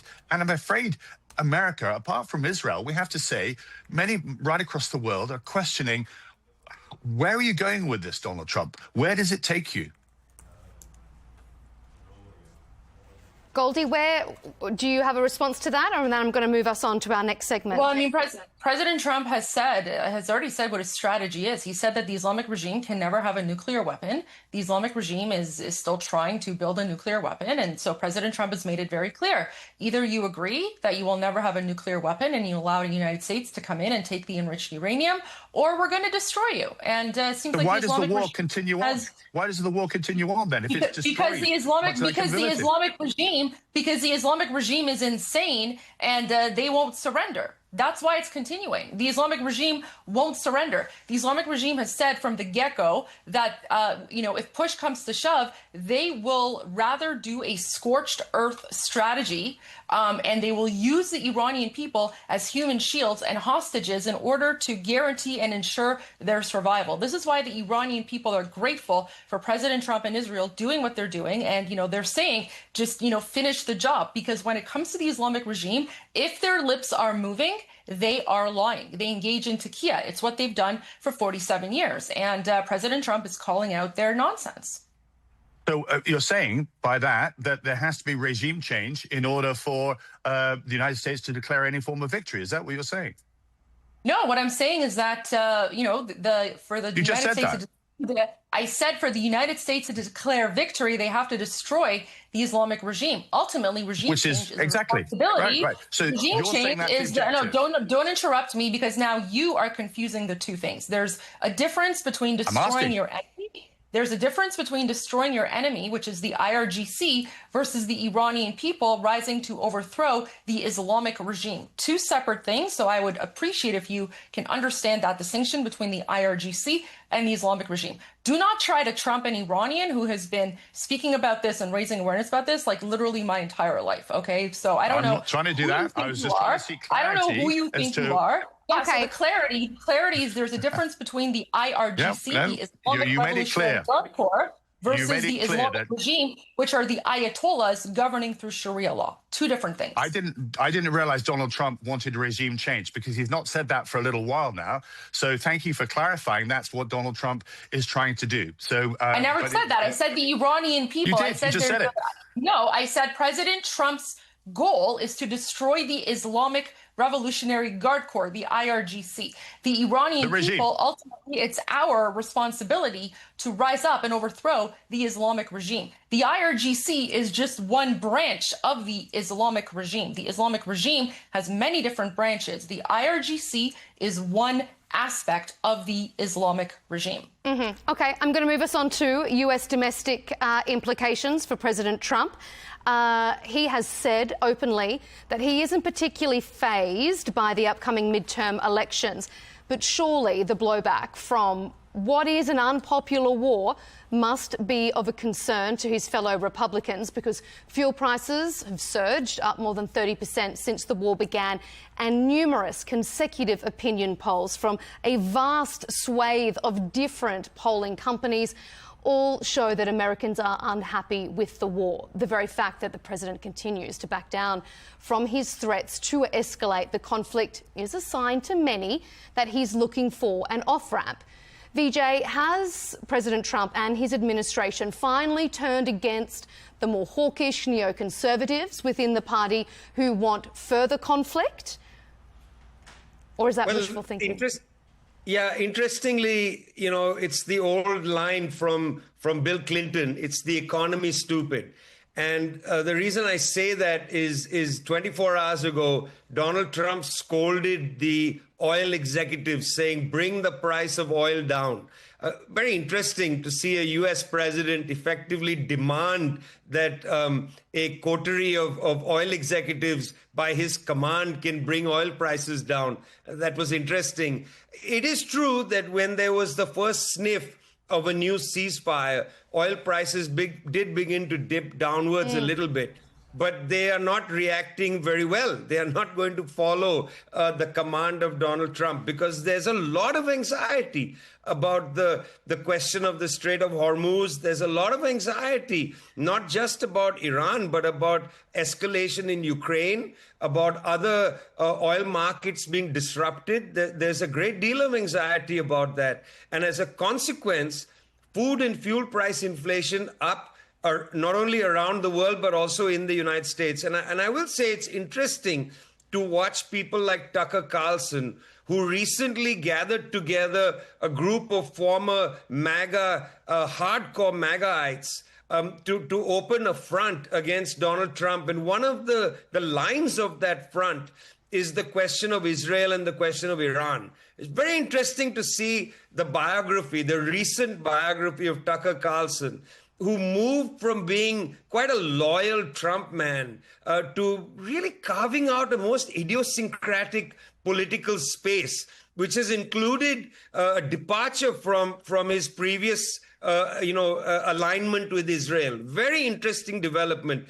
And I think Mr. Carlson, who, by the way, was a student at a college where I used to teach many years ago, Tucker Carlson, I think, has carved this space out because he recognizes that a section of the base of Mr. Trump is just not interested in any of this stuff because they are getting hit so hard at home, around the kitchen table and so on. That's why I started with Bill Clinton's line, it's the economy, stupid. You can have as many, large macro questions as you want. You can debate morality all you want. It's of no interest if you can't, balance the checkbook at the end of the month. And oil prices are just not going to come down. As I said, I'm sitting in London today and watching Andy Burnham's new government. Mr. Burnham is struggling with this as well. His talk about rethinking North Sea oil. By the way, not so easy to drill up there, not so easy to open those wells up. But still, just the suggestion of it has sparked the first sign of discontent with Mr. Burnham, a novel feeling in the Labour Party. But that kind of thing, where you're seeing the inflation lead the political debate in these countries rather than the consequences of a war far away. I think that's something people should not lose focus of. You've got to focus sometimes on the pocketbook. Tobias, I see you shaking your head. Yeah. I think the Tucker Carlson is a very interesting character. He's been very brave, having been such a supporter of Donald Trump, to now come out and speak his mind and say, listen, I don't agree where things are going. It shows you the sheer power that Donald Trump has managed to accumulate. I mean, we've had news here in the UK of Donald Trump's recent veterans golf tournament, where apparently he won. And now reports are coming out about he cheated, he knocked the ball in with his hands and so forth. It shows how people are almost scared of Donald Trump in America to actually challenge him. But what you started off by saying is that the prices, oil prices, the gas prices in the fuel pumps and so forth, when the economy is now impacted, people are daring to say, where are we going with all this? Where is Trump taking America? Not just in a more isolationist route. There's an understandable populist, rally to say, let's look after America, America first. But when it comes with consequences, not just in falling out with allies, and Greenland is another great example of falling out with Denmark and Canada, but also with Britain too, and the tariffs and so forth.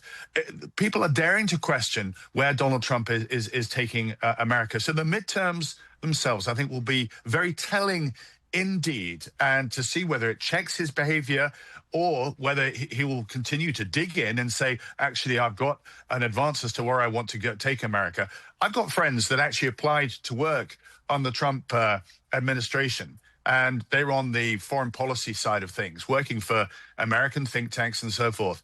And the first question they got asked when they went into the room is, do you believe that that election in 2020 was stolen? And if you don't answer, yes, it was stolen, the interview ends. That's, I'm afraid, where political thinking is in the Republican Party at the moment. And that's very, very dangerous indeed. And it means that you're then left with either apologists, absolutely, who are going to sycophantically support Donald Trump, or you get people on the opposite side of the aisle, rather than people who actually say, actually, I support a strong American president. He's dared to step forward and deal with Iran, but I question the strategy, and I would like him to do something differently. Okay, Goldie, we're almost out of time, so I'm going to give us a rapid-fire round in just a moment, but just your brief response to that, Goldie. Do you think we are seeing Republicans question, as Tobias said, where President Trump is taking America, or do you think that they're rallying around his Iran strategy? I see Republicans rallying around President Trump's America, strategy when it comes to the Islamic regime, and we're seeing that in the primaries. So, I mean, anyone who quotes Tucker Carlson immediately loses my respect. I mean, everyone knows where Tucker Carlson's loyalties lie. Just follow the money. All right, before we wrap up, a very rapid-fire round to all of you. If I can get a brief response. Vijay, to you first. Will this conflict define President Trump's legacy? Oh, we've lost you. It's hard to say if this will define his legacy because he's so mercurial.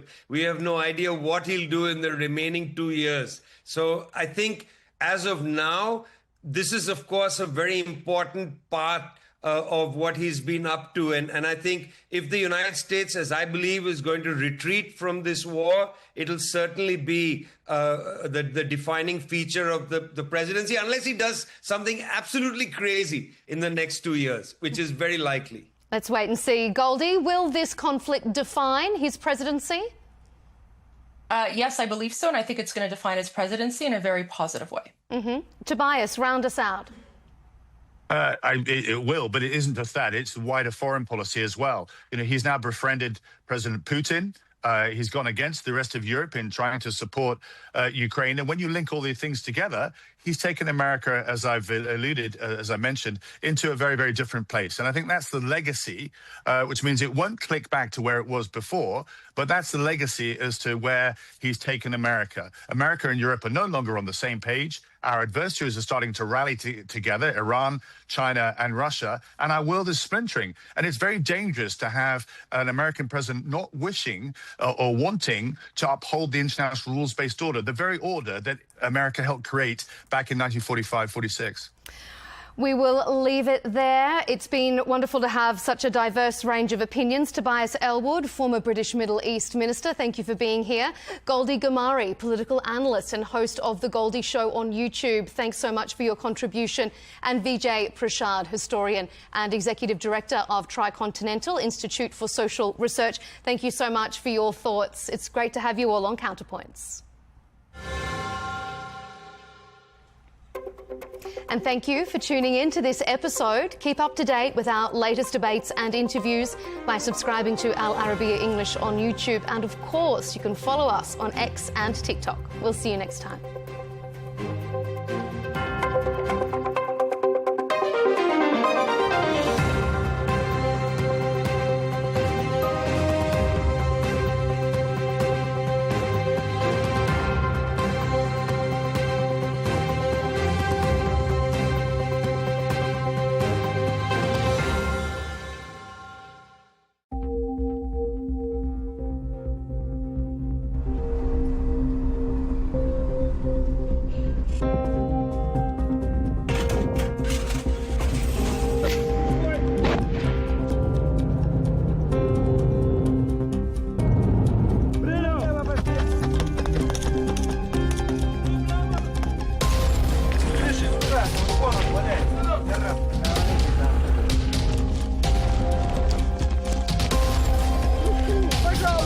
Опять остались голые косы и опять никуда опять.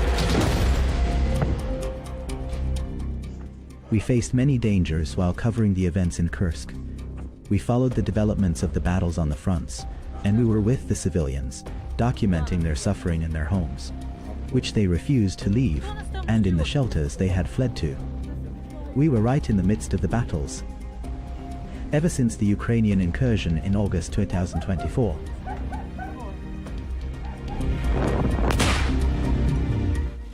Al Arabiya was exposed, just as it was while covering the Ukrainian incursion, to the dangers of Ukrainian weapons, while covering the path of Kursk's liberation.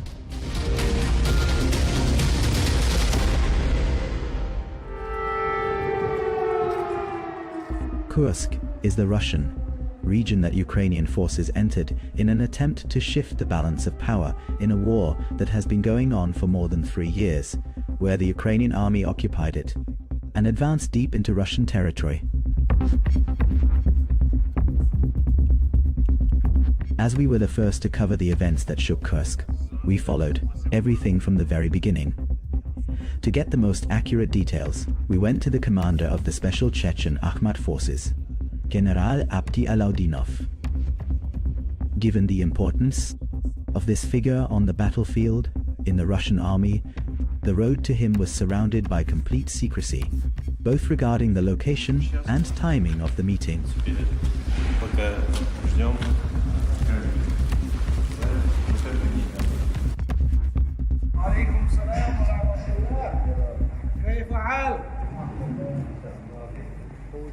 A NATO military staff committee prepared an operation to occupy the nuclear power plant and the city of Kurchatov, where this station is located, by encircling Kursk and Belgorod. This meant that this entire area to fall under the control of armed Ukrainian groups, according to NATO's plan.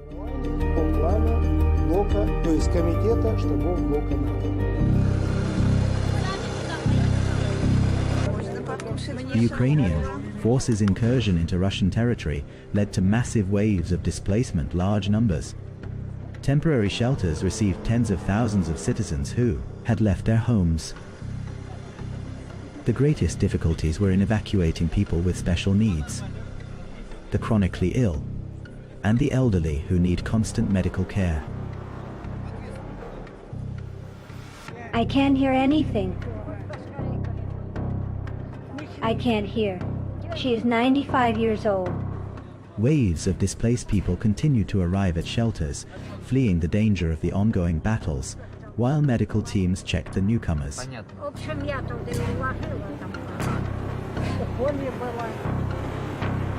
I was in a coma. My blood sugar rose above 600.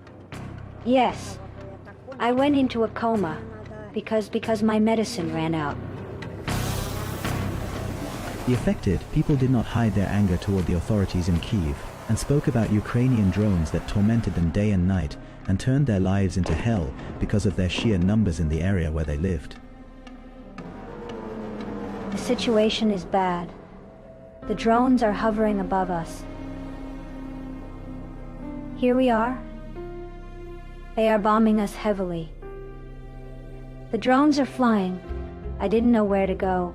I lost my mind.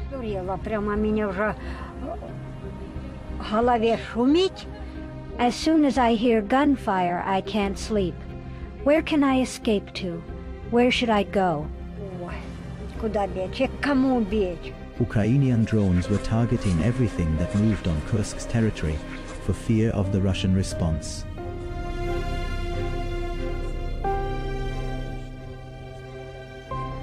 A large number of villages and towns have been liberated and cleared. Work on this axis is still ongoing in all circumstances. Aid continued to flow successively from various Russian regions to those affected in Kursk.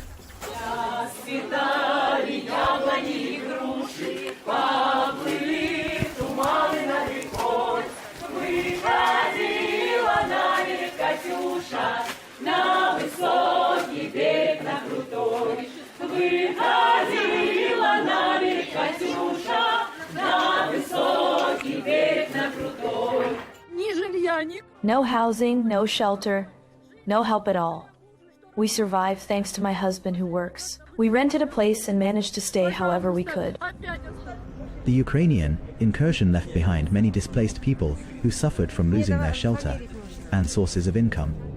On the other hand, the Ukrainian advance prompted a rapid response from Russian forces to stop it and regain control of the situation. When we reached Kursk province on the Sudzha axis, there was no unit to confront the enemy. No unit had faced the enemy. Because it had succeeded in breaching the defense lines along the border and managed to occupy a wide area in Kursk province, It even came within 15-20 kilometers of the city of Kursk. Курской области, он от Курска находился там в каких-то там 15, даже 20 километрах. Kiev was counting on forcing the Russian command to move its forces from Donbas toward Kursk, which would allow the Ukrainian army to regain the territories it had lost on the fronts. But the Russian winds blew against what the Ukrainian ships desired. Ukraine. Russia continued its advance, and mobilization was carried out from all parts of the Russian Federation to confront the situation in Kursk. This enabled the fighting forces on the Donetsk front to seize larger areas, because the Ukrainian Army Command had thrown its elite forces into Kursk in an attempt to move the battlefield into the Russian interior. We launched large winged drones in addition to small drones to specifically cover the front sectors. Our 2 drone units, they specifically highlighted the size and movement of enemy convoys. At that point, we organized our lines on the Martinovka axis, and thus we, as Akhmat forces, stood directly in the face of the cannon. We were the ones who stopped the enemy's first convoys.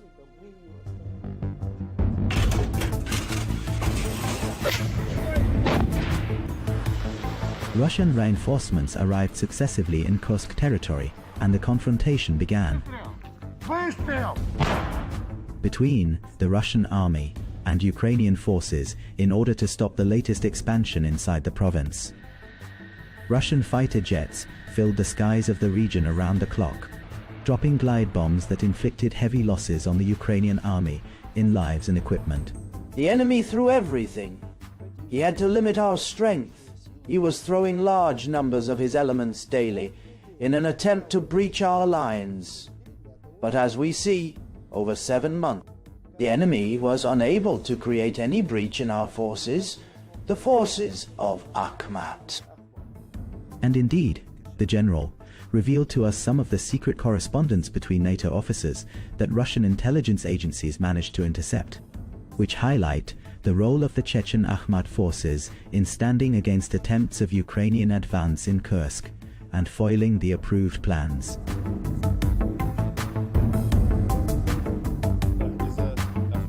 Thanks to the Akhmat forces, a great deal was done in general.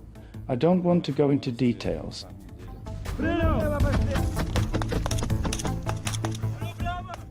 The Russian army began to limit the advance of Ukrainian forces and succeeded in encircling the areas controlled by the Ukrainian army at the last point in the depth and on both flanks of the contact line.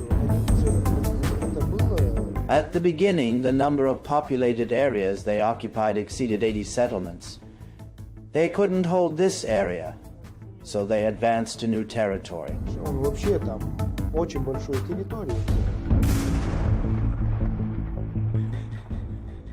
In October 2024, operations to repel the forces began, and the Russian army started liberating towns and villages one after another. While maintaining the positions it had taken after, it managed to form a defensive line that besieges the Ukrainian forces from 3 sides, leaving them only the western withdrawal route to Sumy province, from which they had entered.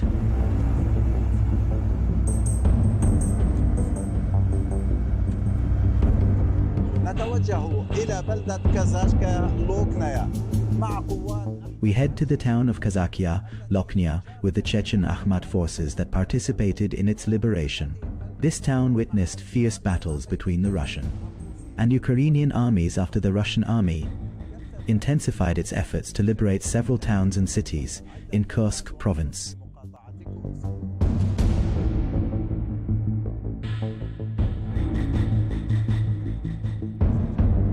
After expelling the Ukrainian forces from the town of Kazakia Lokhnya, which we entered days after the Russians took control, the military warned us of the danger of the mines the Ukrainians left behind, probably to hinder the advance of Russian forces and facilitate their withdrawal.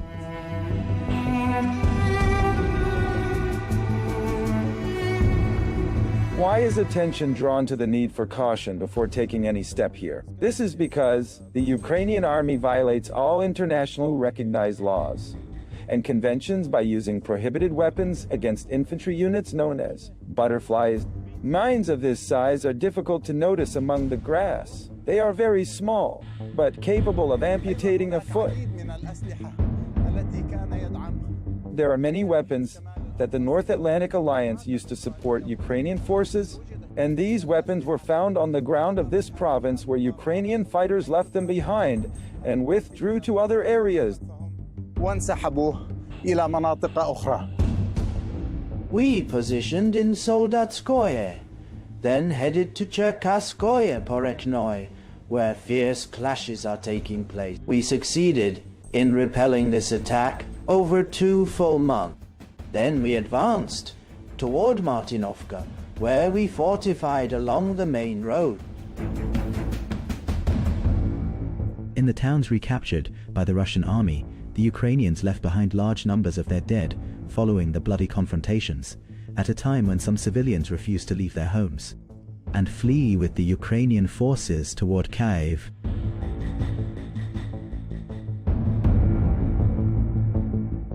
Many destroyed houses and military equipment left behind by the Ukrainian army.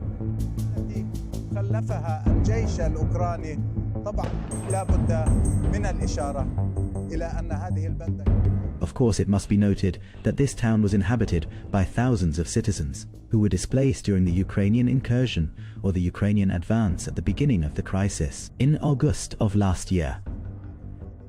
And when the Russian army returned to retake this town, about 180 citizens were living in it and were evacuated, and only about 6 people remained in this town no more.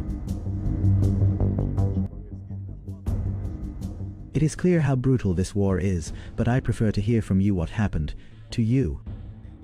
I became like this. My house burned down, so I took refuge with my brother. Why didn't you leave despite the explosions we hear? I didn't leave because I decided to stay on my land, in my village. Among your relatives, did you lose anyone? My brother disappeared when he went to work on the 6th of August and never returned after that. But thank God, our soldiers told me they found him alive and in good health. After the withdrawal of Ukrainian forces from most towns in Kursk and their entrenchment in the border city of Sudzha and its suburbs, the Russian advance froze and the battles of attack and counterattack continued until the beginning of March 2025. Indeed, the enemy entrenched across all areas of Kursk province. What can I say? They brought their elite forces and reinforcements from NATO. The United States brought all of this. Every time the enemy tried to seize more territory, he failed. And in the end, we tightened the noose around him in a specific area. We were forced to stay there for a longer period in a back and forth within the framework of a line between 2 and 3 kilometers. We would advance, then retreat, which resulted in them suffering heavy losses. In just 1 month, their losses reached up to 10,000 personnel.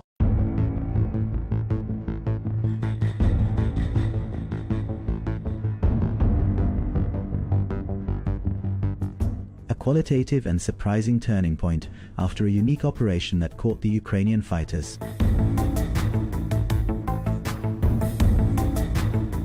Through the infiltration of Russian forces via the giant gas pipelines that had been disabled by the battles, allowing them to reach the rear lines of the Ukrainian forces and completely encircling them.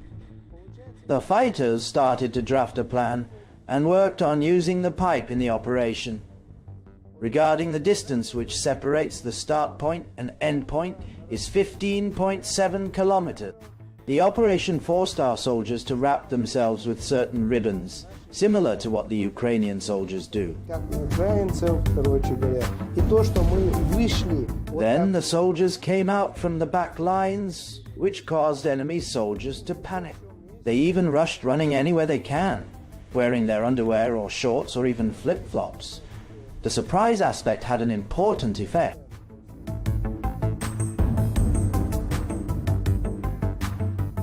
The unique gas pipeline operation lasted 6 days. Those who carried it out were able to cross in 2 days, but waited 4 more days until the other units arrived before launching the attack, in order to tighten control and the siege from the front and rear of the city.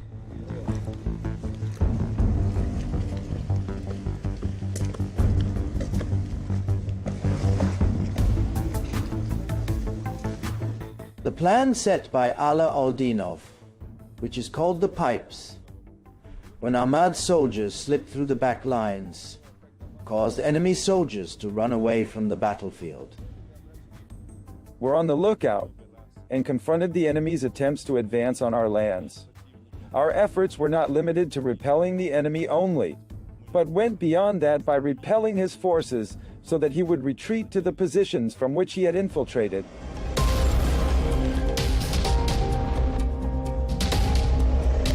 The Russian army expanded the encirclement of the city of Sudzha through the infiltration operation via the pipelines at the same time that the ground forces were carrying out their assault on the city. The Ukrainian forces lost their most important positions and some surrounding towns and withdrew to the border villages with Sumy province, leaving behind vehicles and equipment and thousands of casualties between killed and captured. At first they came from the war committees and from police departments with draft notices from military service. If someone failed to report, he would face a financial fine. Then they threatened with imprisonment. I'm not sure I could have continued. They selected some capable people, about 20 individuals. As for me, I am just an ordinary soldier. In fact, most of those who accompanied me in this training course had not originally undergone military service. No. I was injured while I was in Britain. That's why I spent most of the training time sitting and did not participate in it. The battles of Kursk resulted in thousands of dead, wounded, and prisoners on both sides, yet the defeated side always suffers the greater losses in equipment and lives. Russia alone transferred from Kursk 6,000 Ukrainian bodies without compensation, as a positive step from the Russian side. Each side will claim that its losses are few and that the enemy suffered greater losses as a participant in the event from the inside. But as an eyewitness, I can confirm to you, regardless of how it may appear, that the losses of Akhmat forces were indeed limited. We entered the city of Sudzha with the Imam of the Chechen Akhmat forces, who is working on evacuating the citizens who refused to flee to Kyiv before the Russian army recaptured the city. Let us document the situation up close from the hottest points of confrontation. Young men gather people from the villages, and sometimes do so under drone and artillery shelling. This puts their lives at risk. We are extremely grateful to them. We are very thankful to them. Inside the city, those who could escape the shells and drones fled from Sudzha to safe areas in Russia at the beginning of the crisis, while those who could not leave remained under Ukrainian forces' control.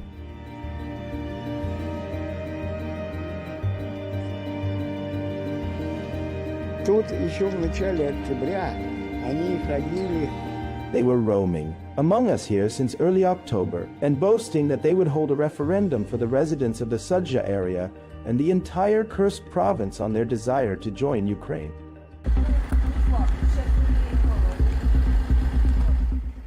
Electronic jamming has become one of the most important defense methods against drones, and positioning systems securing protection for stationed units and vehicles carrying jamming devices.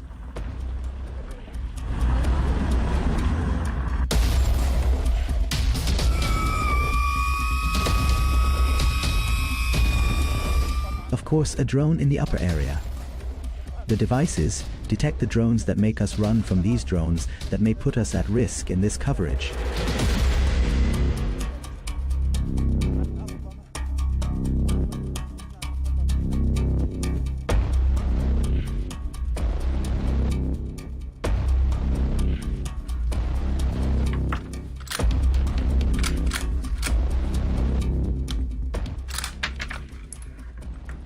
Snipers load their ammunition in preparation to fire at the drones that are hovering over Sudzha.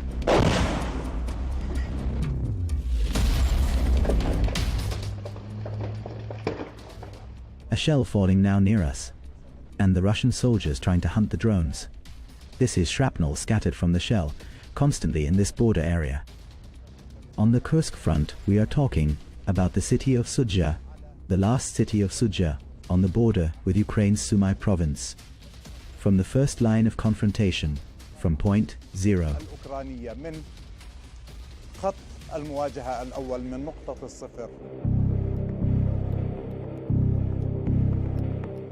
The Ukrainian forces' insistence on holding the areas they occupied led to more suffering for the residents amid mutual shelling.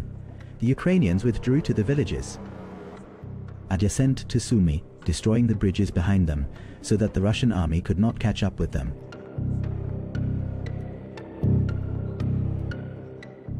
This is the bridge that separates the eastern part of Sudzha from the western part, where Ukrainian military convoys used to move. And clashes began in the heart of Sudzha with the encirclement of the fighters, which tipped the balance in favor of the Russian army, which took full control of Sudzha.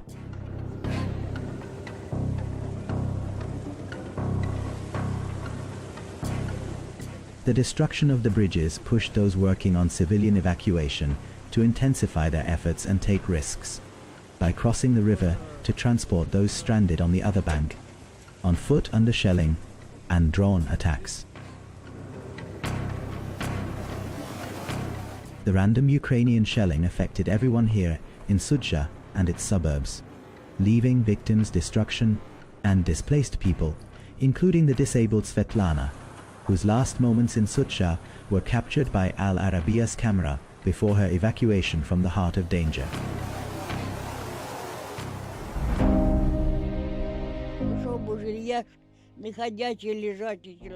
I am disabled. I don't know what to say. My daughter takes care of me. We had everything. Our tables were full. We had tea. I never went hungry. The windows were shattered in the room adjacent to the hallway.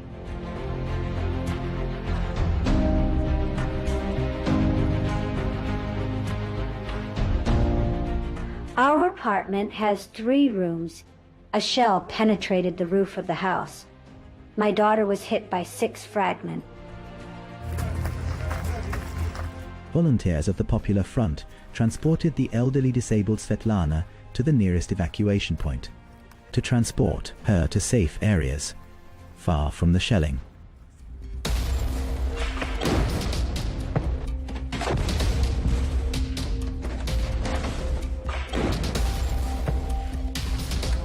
Shells falling near the evacuation point forced everyone to take cover from the horror of the shelling, leaving Svetlana to face her fate on the ground. At the same time, an injured man came running asking for help.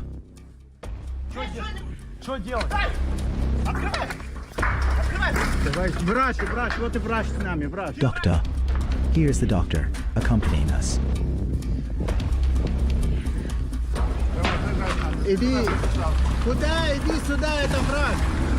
I saw them. They were stealing and looting, then burning everything. They were all bandits who came from Sumy, relatives with their cars, and stole everything, even underwear, with crosses on their faces. They were the savages. Do you understand? What wonderful people there, like butter on bread. They were ready to flatter in the most vile and despicable ways just for a piece of bread under the second occupation. And all of them are wonderful when they beat people to death or prevent the burial of the dead. For some they are kind. For me, these people cannot be kind. The disabled Svetlana was transferred to the city of Kursk for medical care, and she was lucky. Unlike many who died in Sudzha or lost their loved ones due to the shelling, that did not stop even after the Ukrainian forces withdrew from the city and its suburbs.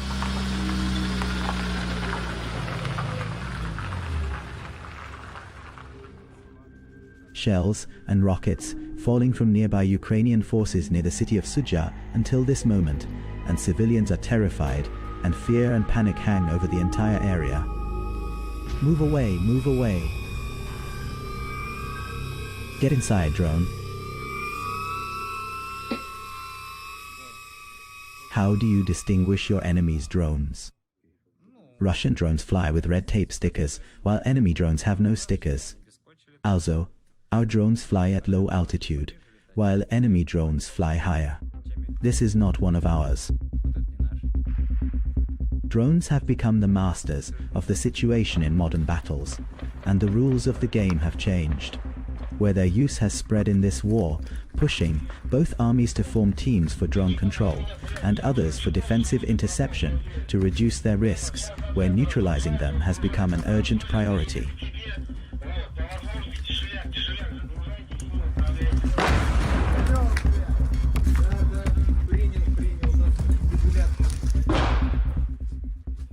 Extreme fear and caution as drones fly at low altitude. The Ukrainian forces are a few kilometers away from our position in villages.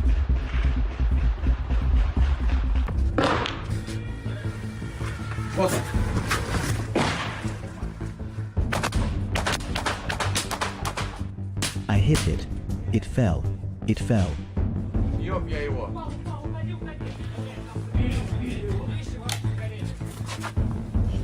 Move away. The luggage is burning. What is burning there? The things are burning. We need water. Don't touch anything. Be careful. Did the luggage burn? Yes. Yes. Move the ammunition away.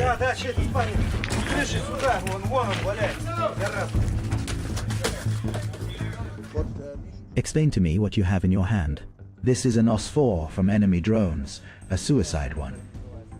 It flies using optical fibers, which allows it to stay outside the jamming range, and it can hit the target from a greater distance.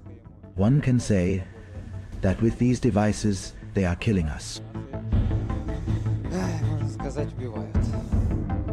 How does the drone drop bombs?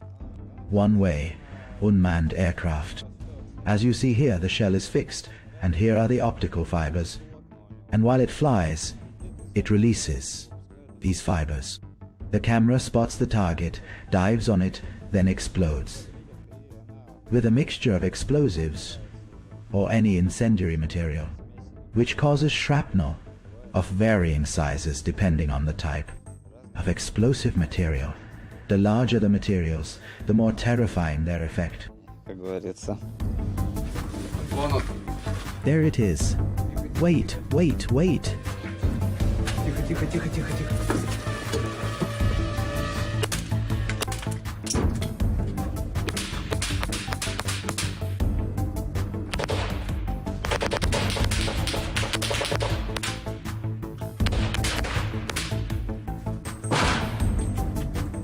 The sniper tries to shoot down the drones before they hit their targets, but some of them explode even after being shot down. They seek to find us, detect our positions, and then destroy them. So it is better to blow them up. That is why our eyes are always fixed on the sky. Everyone is afraid, and we are also afraid, but we have no choice. To return home alive and with the hope that everything ends peacefully. Military operation management has changed now, a different military template from what is known. Drones, and specifically combat formations based on electronics, have come to occupy the most important position because it has become impossible to conduct any combat operations without a highly advanced drone unit. And this is an important point. If you have a very advanced drone unit, this automatically means your opponent has the same capabilities too. So you must have an advanced radio-electronic unit to be able to counter enemy drones. These two components complement each other, and they are in continuous competition.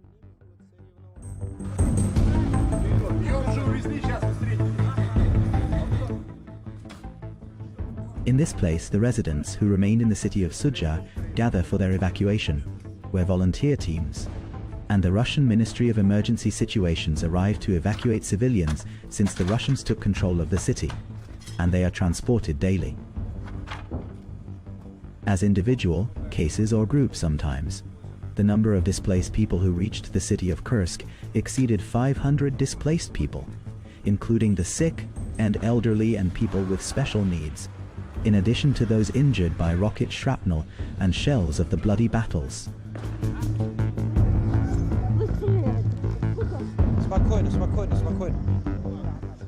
Volunteer teams linked to the Russian army, as well as the Ministry of Emergency Situations and social institutions, are working on evacuating the civilians who remained in the city of Sudzha and its suburbs.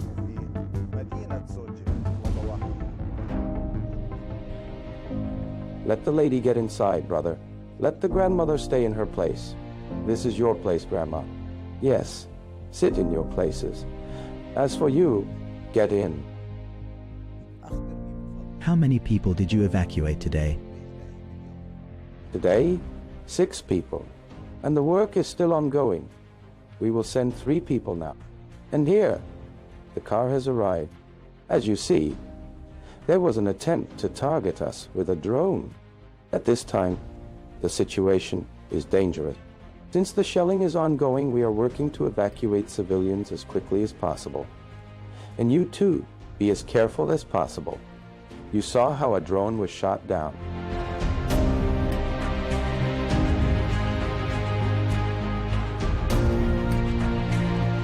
As we entered the area, we came across an old woman who told us her house was destroyed by a Ukrainian missile. Right here in this spot, the fire was blazing. Artyom was trying to extinguish it. It is clear the house was completely destroyed, yet the lady is still here taking care of the sheep and chickens, refusing to go to Kyiv with the Ukrainians or even to evacuate to Kursk after the Russian army entered.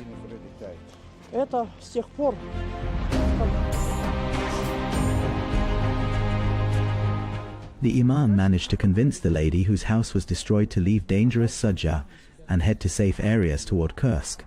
He promised to take care of her animals until the crisis ends and reconstruction begins, so she can return to her home.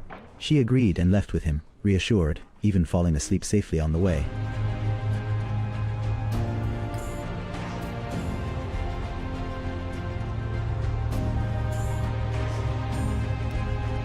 And so, the evacuation of citizens from dangerous areas continued in Kursk to safe areas.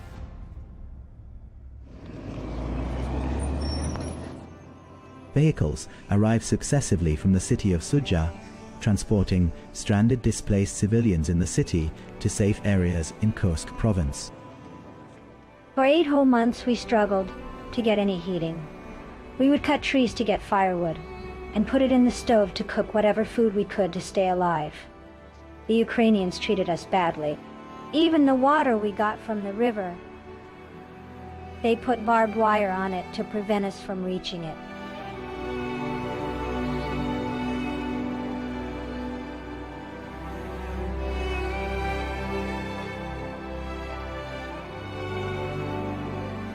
And finally, we started to feel some joy when the shelling decreased. The shelling was continuous, including with drones. They were bombing civilians. The main and decisive confrontations were in the first 2 days. After that, the enemy fled from the confrontation, so all that remained for us was to pursue his trail, clear the area, and advance. There were 3 towns that remained in the enemy's grip. What they did was they directed bombers towards Sudzha and nearby towns to continuously bomb our forces in an attempt to target our forces and limit our advance.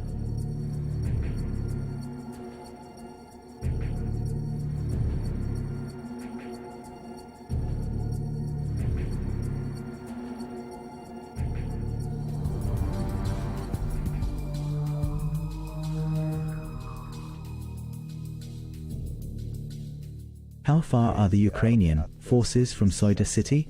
I think we managed to repel them outside the border village. Black smoke is rising. Are they hitting this area?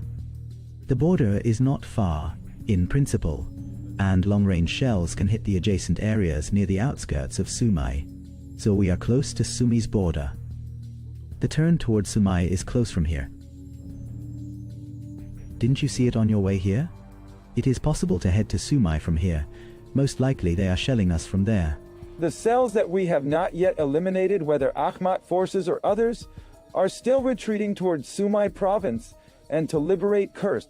Only a few villages and towns remain, which means that clearing the area is only a matter of time and nothing more.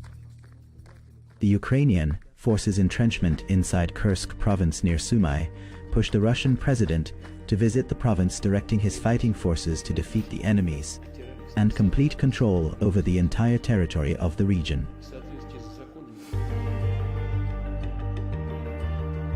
Our first mission in the current situation is to completely destroy the enemy as quickly as possible after he entrenched himself in the lands of Kursk. The border between Ukraine and Russia, and here we are talking about Sumai province and Kursk province. Shells are falling continuously from the nearest points on the border confrontation line between Russia and Ukraine in Kursk province, where continuous fighting and non-stop shelling between the Russian and Ukrainian armies.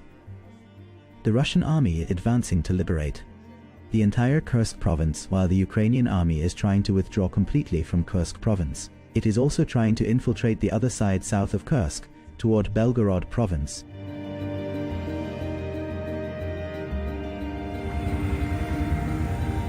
The battles continued, and Russian fighters along with North Korean forces increased pressure on the positions where the Ukrainian army was entrenched on the outskirts of Sumai province, until the Ukrainian forces were gradually expelled from the towns where they had entrenched themselves.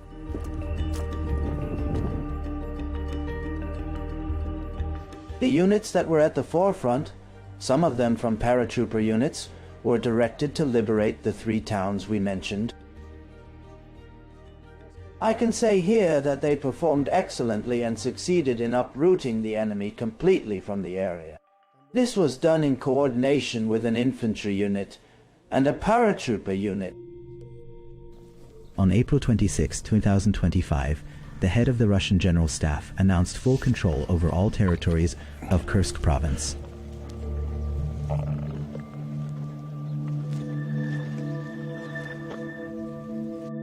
To the Comrade Supreme Commander of the Armed Forces, today the last town in Kursk province was liberated from Ukrainian military units, and thus the complete destruction operation of the units of the Ukrainian Armed Forces that invaded Kursk was completed.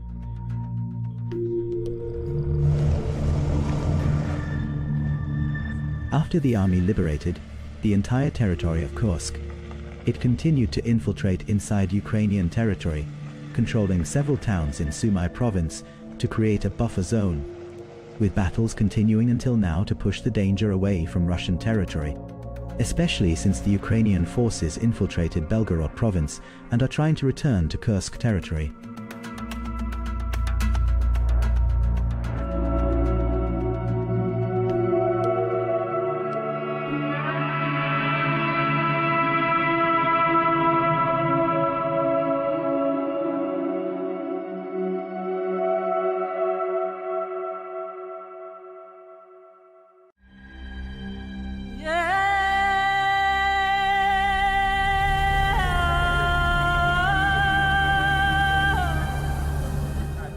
Gori is a small island in the Atlantic Ocean on the Senegalese capital Dakar.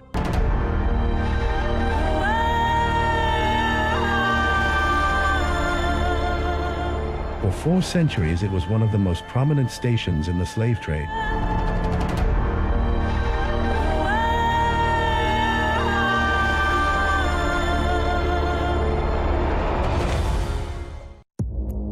Our allies, in many cases, are worse than our enemies. Stay informed and connected with the latest international headlines. There obviously is a risk. From breaking news to in-depth analysis, it would appear that this war is coming to an end. Who buys this stuff? Investors, pension funds.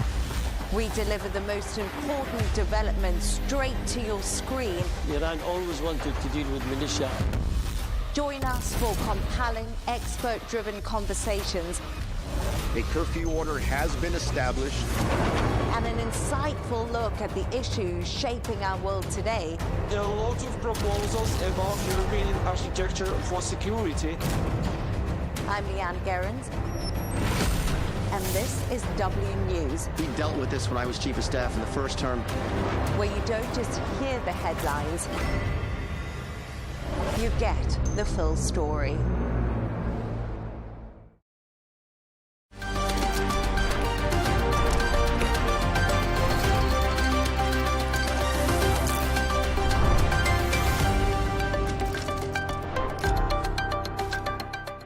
Saudi Arabia, Turkey and Pakistan are now moving to put their new defence pact into action. The agreement signed last week in Mecca includes bringing together senior ministers, holding joint military exercises and deepening defence industry cooperation. For more on this, I'm pleased to say I'm joined by Dr. Abdul Monem Saeed, former Egyptian Senate member. Absolute pleasure to have you on the show with me this evening, Doctor. Thank you so much. Thank you for having me. Absolute pleasure. Doctor, in your opinion, how significant is it that Saudi Arabia, Turkey and Pakistan will conduct joint military exercises across land, sea and also the air forces? You have an alliance of 3 states at this moment because there is, and I will say, you know, the other party, the adversary, is having something called resistance and what have you, axes in the region. And it's making a kind of a havoc by using missiles and aggression. So that's a message in itself, that trying to balance the situation. And also here, the training itself it means we are serious. It's not only something, a forefront type of political alliance. It's also military, and it's training on what? Training who is the adversary in this exercise. So there is messages that to the parties that may concern of this issue. And could joint development between these 3 countries and production of weapons, they have been talking about this, allow the 3 countries involved in this trilateral agreement to become less dependent, do you think, on Western defensive weapons? Well, usually when you start an alliance, there is, as I said, there is signals of seriousness, but also part of the seriousness that weapons are very important. And these countries, particularly Turkey and Pakistan, they have a good industrial base, both of them. Turkey is ahead advanced. Pakistan, Saudi Arabia is emerging on that area as well. So here they can complement each other. The current war proved that even big powers can get out of reserves or out of interceptors.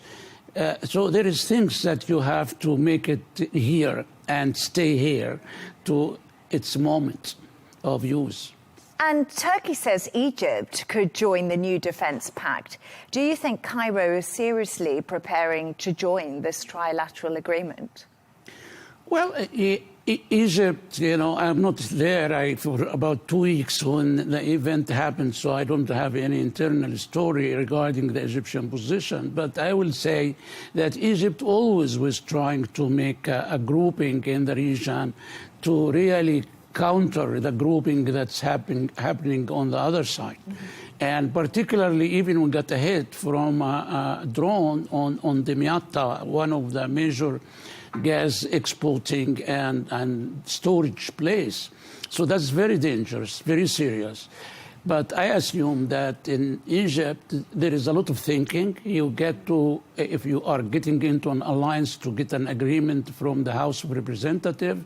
I mean, there is some constitutional and legal stuff to watch, and also to think and start the discussion with Saudi. Egypt's relationship with Saudi Arabia is great, with Pakistan and with Turkey, and with Saudi Arabia in particular is always annual kind of military exercises together. Morgan and Tabuk were called. So the relationship is already, both sides are ready for it. But having another arrangement that say when somebody is getting into a quarrel, we will get into it, that's the issue would be. Because that's interesting, because a lot of people are saying that the Mecca Joint Defence Agreement almost echoes Article 5 in the NATO agreement. What do you make of that? Well, it reflects that they are again serious, because, the region in general, there is always coalitions.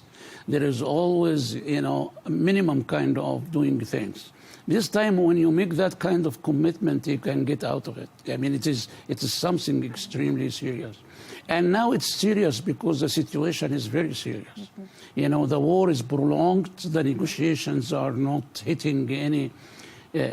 don't forget that Turkey and Pakistan in particular are highly involved in the negotiating process that's happening. They know and they can test what the Iranians are doing. And also there is a bit, I will say, with the USA. Sometimes there is good talking that the negotiations is already in the right direction, and sometimes we know we were going to hit them. So the situation actually, in my opinion, having President Trump in one side, and you have the Iranian Revolutionary Guard on the other. Both of them are really reluctant to make serious peace and reluctant to also to make a serious war. And that brings me to a really important question, because President Donald Trump has said time and time again that the US has total control of the Strait of Hormuz. Well, Iran says that's not true. It's under our control. So we've been seeing this stalemate between the two countries for a long time. Who actually has the upper hand, do you think, here? Well, of course, it is the United States. I mean, already the United States is having a siege of all Iranian ports. But I will assume that something could be under, an authority related to the rest of the people in the Gulf. We are not Iran or the United States that export to the world 20% of its energy needs. So here, that is the countries from Kuwait to the United Arab Emirates, from Kuwait to Fujairah and the United Arab Emirates. I believe that that's when, if we are in a pre-war situation, it will be authorized and better to have a kind of a council commission that take care of the maritime activities of the strait. Now we have kind of competition, both that violating the international law of the sea. Yeah, I mean, the United States has something to hold this place, nor Iran, which was not ever really on hold of the strait. So right now, yes, we're just in a situation where we have to wait to see if diplomacy can actually come to the table. Do you think that will happen? Do you think the only option here to get out of the stalemate is diplomacy, or do you think the US could potentially strike Iran again? I will say tilted towards the second one. The United States will strike because that's what they almost, designed for the current situation. That will be strikes and then negotiations. Strikes and trying to use force as a kind of trying to make prevailing of the point of view of either parties. Therefore, I will say, we have into a training kind now situation. Yet, I hope, of course, that they can, stop this war in any way. But I don't see anyone. The United States is, very powerful. They came in. We understand the impacts of American domestic politics and the coming election on the process. In the same time, Iran is like an inferno in which everybody is feeding it with fire, related to the new guy, Mujtabi, the new ruler, in the newly really stuffed up group to show their mantle in this kind of war.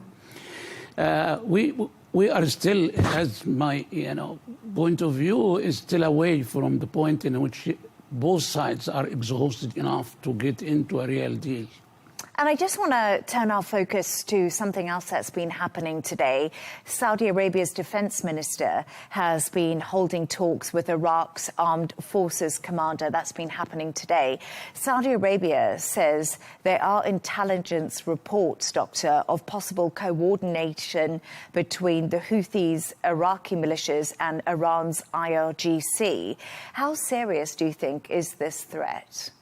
It is. I mean, we have, Saudi Arabia several times were hit from Iraq and from the mobilization force. And other ones, it's not the only one. There is a kind of a bunch of organizations that using aid from Iran, really they are, in a way, totally involved in the Iranian strategy of the war. So part of it was to hit Saudi Arabia before. And the last one, Saudi Arabia responded was the same kind. And for the others to know that, they were not keep silent. The same situation regarding Saudi Arabia is what's happening in Yemen now. Houthis are. I assume people in Egypt are also worried about what will happen because earlier in the war of Gaza, the Houthis attacked the ships in the Red Sea and almost closed the Suez Canal. So here, I think the situation is heating up more than we thought before a few weeks ago.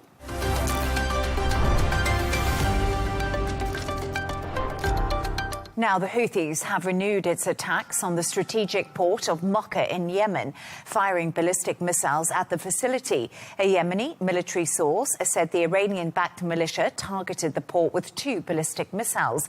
Meanwhile, Yemeni sources have told Al Arabiya English that 84 Houthi fighters have been killed in the past 6 days. To discuss this and all of today's stories, I'm joined by Dr. Eli Al-Hindi, professor and international relations expert, and Samantha Murray, Olympian and a broadcaster. Samantha and Dr. Eli, great to have you on the show with me. Dr. Eli, let's start with you, because how serious is the Houthi threat as they do appear to be stepping up their attacks and escalating? Hello, Liam. Good evening. I do believe it is very serious for so many reasons, not least of which is the fact that we already have a crisis in Hormuz. So nobody needs another crisis that could increase the impact on international economy, on prices of oil and other goods and so on. Second, because it is a crisis that has been ongoing for years. Third, because it has proven to us, and we know now for sure, how easy it is to interrupt international maritime traffic with few drones, as simple as that. And last but not least, because the world has not actually engaged properly and solved this problem properly, although we do have an international maritime force that is especially created for the preservation of maritime freedom of passage in Bab el-Mandeb and in the Red Sea that is already there. Will all the world engage properly, or will they let Saudi Arabia alone face this crisis like they left it alone in 2018, 2020? This is a very serious problem. It could potentially have very serious repercussions on the world economy in general, in addition to its connection to what's happening on the other side of the Arabian Peninsula. So it's definitely something that could not be left to fester, but needs to be dealt with urgently. And also, Dr. Eli, just bringing it back to you on the Houthis. Obviously, we heard that 3 Pakistani nationals died in an attack on a vessel in the Red Sea. And we do know that there's a trilateral agreement now that includes Pakistan, Turkey and Saudi Arabia. Do you think this will be the first real test for that defense pact? I mean, these are 2 very strong reasons to have Pakistan much more engaged in this conflict and unable to disregard it altogether. Now, what would be the right course of action? What would be the proper retaliation? How can you retaliate, stop the damage without escalating into a larger conflict? without damaging the maritime security further. These are all factors to be considered by Saudi Arabia, by Pakistan, but also, once again, I repeat, by the larger international community that must take a stand on this issue. Pakistan and Saudi Arabia could be the most directly impacted, and together in their coordination could achieve better results on that front. But this should not, again, be only them doing that, but the whole international community should react. And Sam, if we just bring it to you, because you had a really interesting question earlier, and I think you should put it to Dr. Ellie about what the Houthis are actually trying to achieve. Yeah, that's right. As I was taking all this on about Yemen and understanding in earlier shows that whilst Yemen are backed by Iran, they're actually operating at points on their own accord. So they have their own agenda and their own reasons for what's happening right now. And I think that caught me off guard a little bit, because we've always said Iranian-backed Houthis. We haven't actually talked about the Houthis on their own and their own goals from this, and why it is they've reacted in the later stages of this war. And so I suppose my question to Dr. Ellie is, what is it that the Houthis want out of the military operations right now and the strikes that they're taking? I mean, Samantha, you're completely right in asking this question. And unfortunately, we've seen too much oversimplification of the relation of Iran with all these different branches. The relation with Hezbollah and with the Iraqi Popular Mobilization Front is one thing. The relation with the former Syrian regime is another. The relation with Hamas is another. And definitely the relation with the Houthis is different than all of the above. As you said, the Houthis are not acting solely as supporters of Iran or at the behest of the Iranian action that is happening on the other side of the peninsula. Otherwise, they would have engaged in such activities 6 months ago.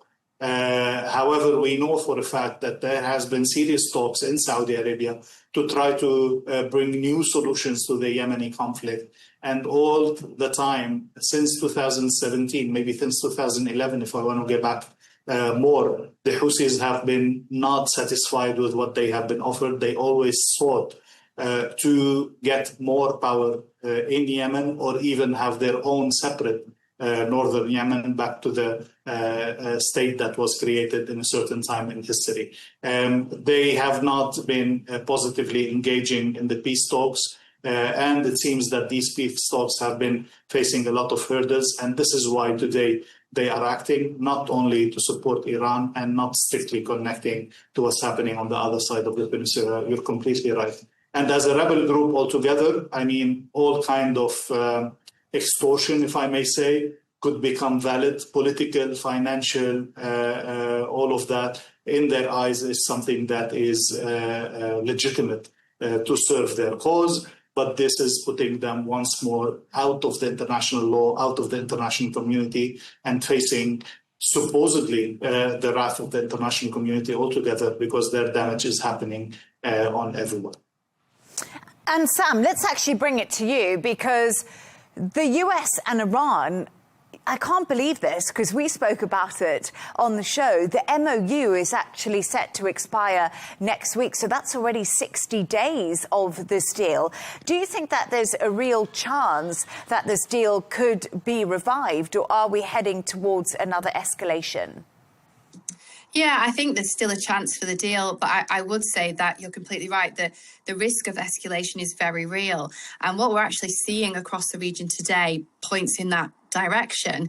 There are conflicting points about an extension. Pakistani sources say that the US and Iran have agreed to extend the 60-day arrangement beyond the 17th of August, and yet Iran is disputing that. So I certainly wouldn't say we have a secure extension yet. And I think the important point is that negotiation and escalation can actually happen simultaneously. Iran can continue talking through intermediaries while maintaining pressure across the region. But look at what the Houthis are doing, coming back to this point again, the Iran-backed group has launched further ballistic missiles towards Mocha in Yemen. We've also seen another deadly attack on the commercial shipping around the Bab el-Mandeb, and that was, as you reported earlier, killing 6 people, including 3 Pakistani nationals. Pakistan has strongly condemned that attack. So that's particularly significant because Pakistan is also playing this important mediating role between Washington and Tehran. And then look at the geography. Moreover, you have continued tension around the Strait of Hormuz on one side of the Arabian Peninsula, while the Houthis are applying pressure around the Bab el-Mandeb and the Red Sea on the other side. So yes, diplomacy is still alive, thankfully, but I just wouldn't confuse talks with de-escalation. The real question over the next few days is whether Iran genuinely wants to use this deadline to reduce regional tensions, or whether negotiations are simply a way of another part of a much broader strategy to apply pressure. That's how I see it.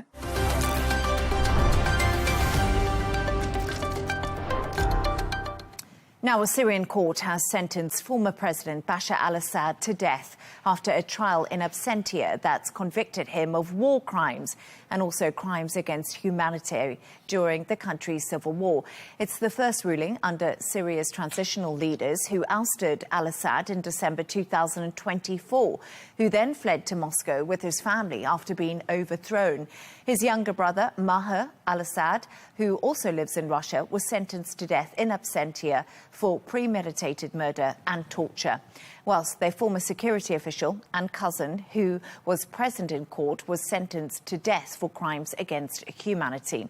Michael Jabri Pickett, Managing Director of This Is Dubai, and Alex Malouf, founder of the communications consultancy firm Narrative Shapers, join me tonight. Michael from Dubai and Alex in the studio with me. Michael, let's start with you, because obviously we got this news out today. Does al-Assad's death sentence bring justice, do you think, for the Syrians who suffered under decades of his rule? Or do you think this could deepen Syria's divisions? I think it depends on how the public perceives the trial. If the trial is thought to be legitimate, then I think we will then, hopefully the Syrians will see it as worthwhile and also as incredibly important for the reconciliation. I think what we have to remember, when a country goes through a civil war, there has to be a period of forgiveness and then justice, punishment, and then reconciliation. That needs to be the process. But what is most important is if the public, I'm going to repeat myself, sees the trial as legitimate, then I think the country will be able to heal itself, and these trials will be seen as important, but they won't be seen as vindictive. Of course, this trial is incredibly important for the victims to be able to have an opportunity to be heard. But it can't be seen as though it's just an opportunity for one sect to enact revenge against another. And we have to remember that Syria has Sunnis and Shias and Alawites and Christians and Druze. So there is the great potential for plenty of division. But if this trial can focus on the process of trying to come to a just verdict in each and every instance, then I think that will go an awful long way towards Syrians recognizing this is a healthy process. It's helping us all go through something that's cathartic, and there will be justice for everybody who is actually needing it, but also for the people who need to stand trial. They will be not treated as just enemies, but they will have to go through a legal proceeding that hopefully, as I said, will be seen to be just and transparent and fair. And Alex, the big question in this trial is we know Bashar al-Assad and his brother, of course, fled to Moscow, and they are there right now. And the big question is, OK, they have been sentenced to death, but they obviously not in court, and of course they're not in the country. So will Russia extradite the Assads back to Syria? And should Syria be focusing on that, or should they be focusing on actually trying to prosecute officials that are in the country and that they can possibly get back? What's the fine line here? I think there's very little chance of the al-Assads coming back, being extradited from Russia. Interpol doesn't really have much jurisdiction there. The International Criminal Court, the same as well. You've got to remember that when they fled and the regime was toppled very quickly, nobody really saw this coming. They fled as well, with a lot of the country's wealth. Now, when the regime did fall, essentially officials fled to a number of places. One place which many of them did flee to was Lebanon. And Syria has been, the government has been doing its utmost in terms of bringing back these officials from Lebanon. There was a case this week when a major general was brought back, Adel Issa. He was actually caught at the Syrian embassy, going in there, requesting a service.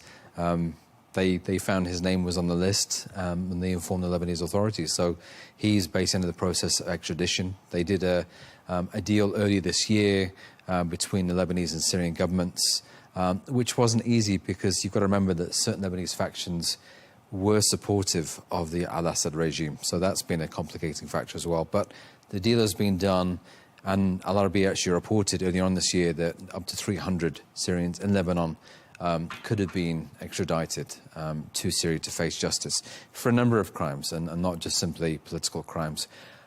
But, the challenge is here, what does the regime, or what does the government in Syria now want to do? The trials are important, but also as well, I get a sense from many Syrians that they want to look forward and see what they can do in terms of rebuilding the economy. A lot of Syrians are traveling or have traveled back.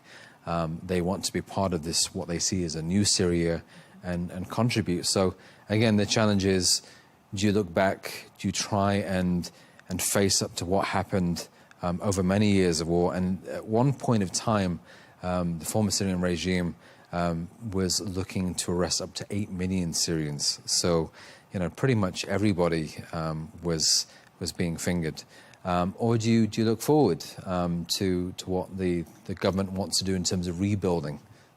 And I think that's a really important question. And if I could bring that back to you, I think Michael, Alex makes a really good point. Does Syria look forward? But I think what this court case has done and these sentences handed down has sent a clear signal to people who were part of the Assad regime that they want justice. The victims need justice to be able to move on. The country needs to heal from the Assad era. But then also, Alex spoke about the economy. We know the economy under Assad collapsed. The judiciary system did too, in many respects. So I think a lot of people are asking questions. Has the judicial system now come up to a standard where these cases can be fair, they can be heard? I think it's very difficult for that to be the case, especially less than 2 years after Assad left. We have to remember that it was his father, Hafez, who came to power in November of 1970. So we're talking about 52 years of one family, 2 men, ruling an entire country. There's no way that anyone is going to be able to believe that all of a sudden, within about 20 months, 18 months, that the Syrian judicial system is now free, fair, independent, and transparent. It's just not the case. And that's why I go back to my original answer when I spoke about if the public sees the court as being legitimate, have the judges, if they've spoken to the press, have they said what they need to say? Have the victims or the family members of the victims come out feeling like they were heard? And I think one of the ways that you'll be able to placate the families is with a death sentence. I mean, there's nothing worse than that. There's no form of, well, some might not call it justice, but certainly there's nothing harsher that a court can rule than the death of the defendant. And if the majority of Syrians are feeling like this court is a legal process that's worthwhile and that is helping to right certain wrongs, and I think then we start to feel like we're all in this together. And maybe judges might have been very much aligned. Maybe some judges with the regime, maybe some judges are new into their roles. But if the majority of Syrians start to feel like we're in this together and we're going through this process, then I think everything will work out as well as it can when you're trying to recover from, a 14-year-long civil war.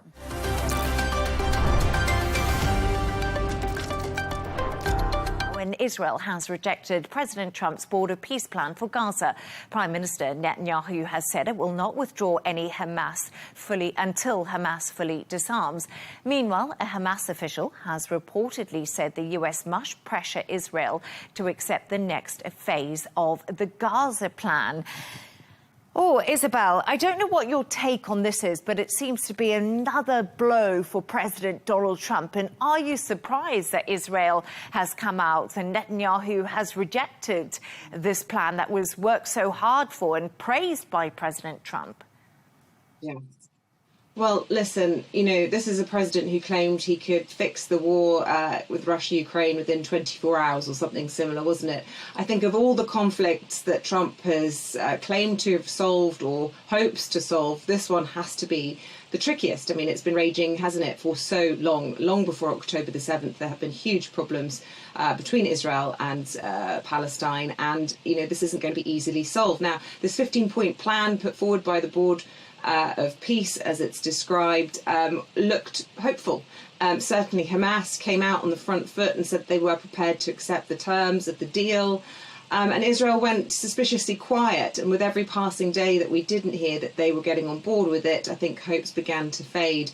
And essentially, last night we heard finally from President Benjamin Netanyahu that they were not going to accept it, that they were rejecting it.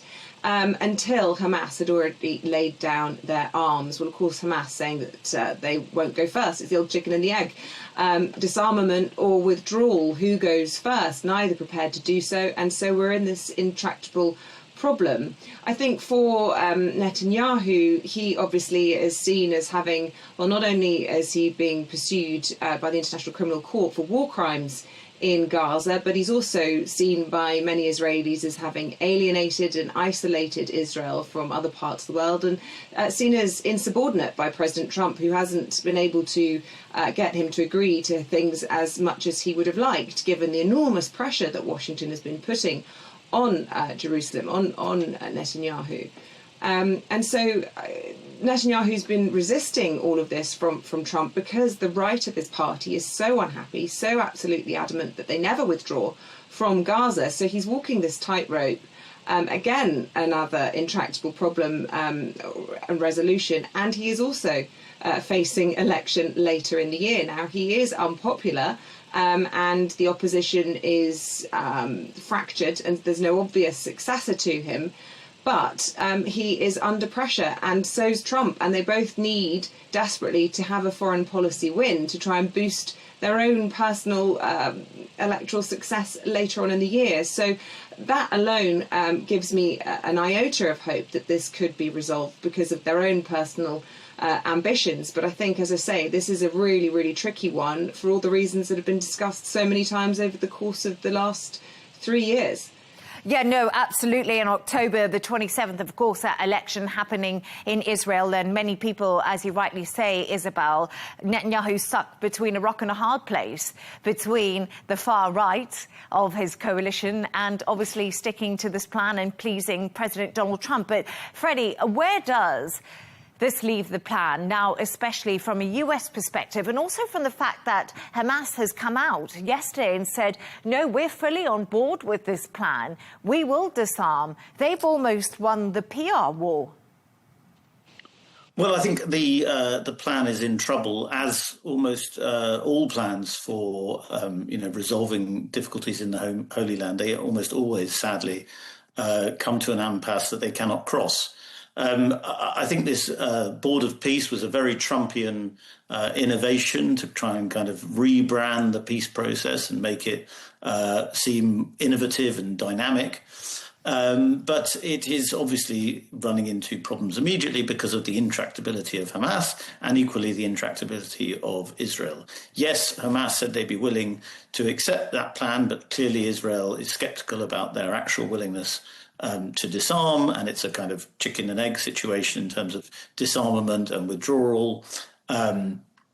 Isabel's completely right that Netanyahu is playing a very difficult political game. He's got to walk this tightrope between Donald Trump and, of course, the Iran war, which is ongoing, and this Gaza peace process and his domestic agenda, his domestic politics. And I'm always just fascinated at the similarities between Netanyahu and Trump. They've known each other an extremely long time. They both have often had kind of threat of legal prosecution held over their heads, and yet they have survived against all odds. However, if polls are correct, it looks like Netanyahu may be running out of road quite quickly. And Isabel, if we just shift this focus right now and we actually look at Gaza from a humanitarian point of view, we do know that a lot of the world has changed their perspective of Israel since the pictures of Gaza appeared on our screens. We know more than 70,000 Palestinians have lost their lives. And there is an argument right now that Hamas is rearming at a rapid rate, and that people inside of Gaza are living in fear of Hamas and also, of course, living in fear of Israel and continued bombardment. So right now, if you look at the humanitarian cost, it's been absolutely huge, and they haven't even started to rebuild Gaza. They're not even there yet, and this is the first hurdle that no one can seem to get over. Yeah, I think genocide is the word to describe what's been happening in Gaza, and it's the loss of life of civilians and predominantly women and children who have suffered the most, and the use of all sorts of terrible tactics by the Israelis, including which they deny. The blocking of humanitarian aid and starvation of populations. Hence, as I mentioned, the International Criminal Court pursuing Prime Minister Netanyahu and others within Israel for what's been going on there. But as you say, whilst Gaza is in disarray and has been for 3 years following the absolutely unforgivable 7th of October attacks, it does give, it becomes a breeding ground. They don't have a functioning country. They have a lot of deeply traumatized people, and the longer it is left without a resolution, actually in a funny way, the longer they get a chance to become a more existential threat to Israel as well. So it needs a swift resolution. And as Freddie says, problems in the Holy Land have been raging for decades, and this is a very complex issue that is not easily resolved by two, I'm afraid, bombastic leaders who tend to go for headlines and pandering to the right. And Freddie, just your thoughts. We've got these elections coming up on October the 27th. Of course, Netanyahu not popular in the polls, as you did say earlier. But do you think if there's a change of government, we could see a change within Gaza if we don't have the far right of the coalition propping up the government? Well, it'll be very interesting to see what happens. And Israeli elections tend to be quite complicated, and they have to form coalitions, and different parts of different sides of the broad Israeli political spectrum can form a coalition. So we'll have to see what we get. However, I think any likely winner is likely to be pretty hardline on Israeli defence, and probably pretty strong in terms of in a sort of hawkish perspective on Israelis' involvement in the region. I doubt we're going to see any kind of peacenik future administration. However, with Netanyahu gone, if this happens indeed, and again, never write him off because he is this extraordinary survivor. If he goes, there could well be a kind of opportunity to reset Israel's relations with quite large parts of the world, because, as Isabel was saying, Israel has lost the PR war. We could get into the rights and wrongs of it and probably argue about it all night. But it is increasingly seen as a problem on the world stage by Western powers, and obviously in the region too. So I think Netanyahu going could mark a kind of turning point potentially for Israel, but it's very hard to predict which way it will turn. Yes, indeed, as you do say. And we haven't heard from President Donald Trump, actually. He hasn't replied to what Netanyahu has said, Isabel. He has been talking at the moment, Donald Trump, and I'll just give you a few lines of what he said. He said, Trump on Iran, we still have the ability to escalate. And Trump on Iran, US is going to ask for money for damage Iran has done. So once again, reiterating his stance on Iran. But I wonder if we'll get any reaction to what Netanyahu said, because we've talked over the past about how openly frustrated Trump has been with Netanyahu. Yeah, he's absolutely beyond frustrated with Netanyahu and really feels as though he was tricked as well into the conflict in Iran, which has backfired massively by Israel, which, you know, leaders in Israel have been trying to get the Americans to do for decades, and Trump was the first to agree to. So, you know, there's a bit of bad blood there, and yet those links remain strong between America and Israel, and are also historic. So there will be back channels. Trump will be putting pressure on Netanyahu, but as you said rightly a moment ago, Leanne, he's stuck between a rock and a hard place, between the hardline right of his country and, you know, his sort of backers, his financial backers in the United States.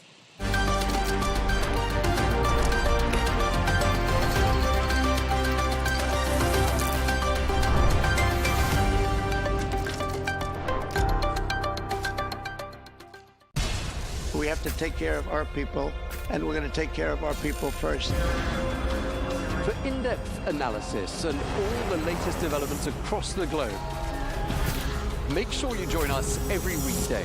President Trump is trying to negotiate a ceasefire. With so much happening, so much information, and so much noise, international law will have no part in his administration. It can be hard to keep track. Tariffs will just fuel inflation. We're going to fight these tariffs. But you can count on us to tell you what you need to know. We stand by your side. Join me, Tom Burgess-Wilson, for Global News Today, right here on Al Arabiya News.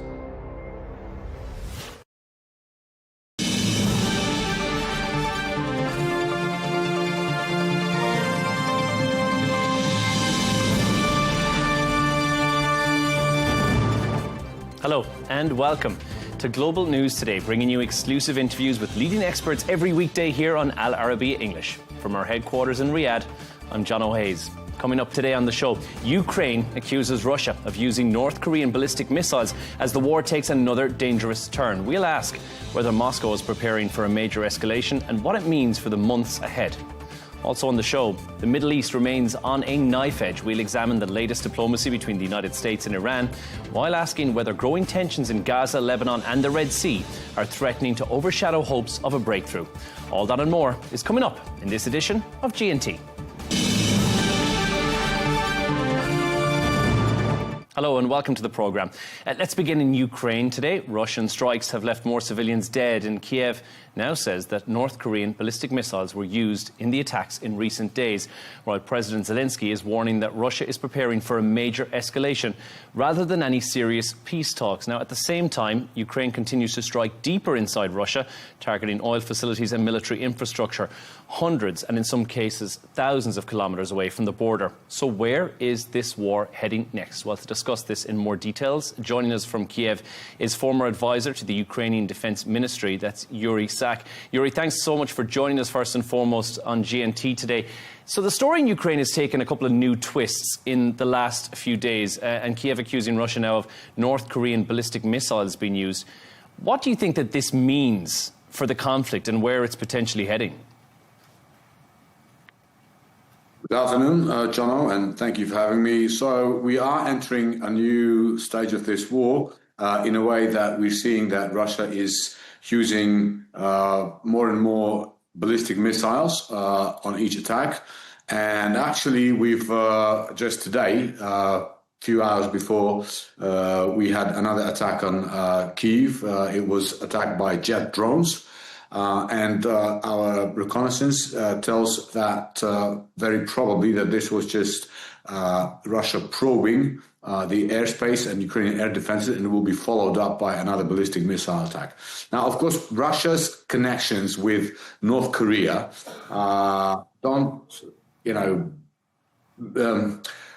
it's a bad sign because North Korea is a close country. It's a backward country, but if North Korea can benefit from technologies, weapons production technologies from China, for example, then of course they are a closed country capable of producing a lot of different weapons and sending them to Russia. So that means that even if the sanction regime is in place and Russia is unable to, procure certain components for their weapons from other countries, they will be just getting by getting ballistic missiles from North Korea. And don't forget, there's Iran in the picture as well. Let's talk about President Zelensky and what he said about Russia. He says they're preparing for an escalation, not for peace. Even read today the ISW are saying that Russia are ramping up their ballistic productions. That's a concern. They said they're getting ready for the winter. Do you believe the Kremlin has already kind of decided this war is going to continue well into next year? Well, yes, personally, and I think many sources in our intelligence circles also confirm that Russian leadership has no intention to slow down or to stop fighting this war, this aggression against Ukraine. We're seeing that the only thing which is holding Russia back for the moment is they're waiting for the elections, well, the so-called elections, because of course there are no elections in the dictatorship Russia. So after the elections, there are all signs that Russia will conduct additional mobilization. They're planning to recruit hundreds of thousands more soldiers, which they hope will give them some advantage on the battlefield. But what we have to remember is that so far, having more soldiers on the front lines has not helped Russia achieve any of its objectives and goals.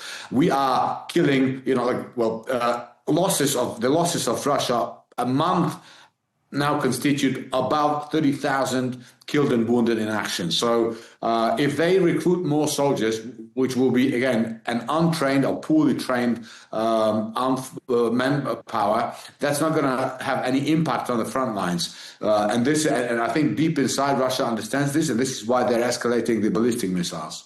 Let's talk about the Russian troops aside. There's that echoes that Ukraine believes now that North Korea could send 50,000 troops in there as well.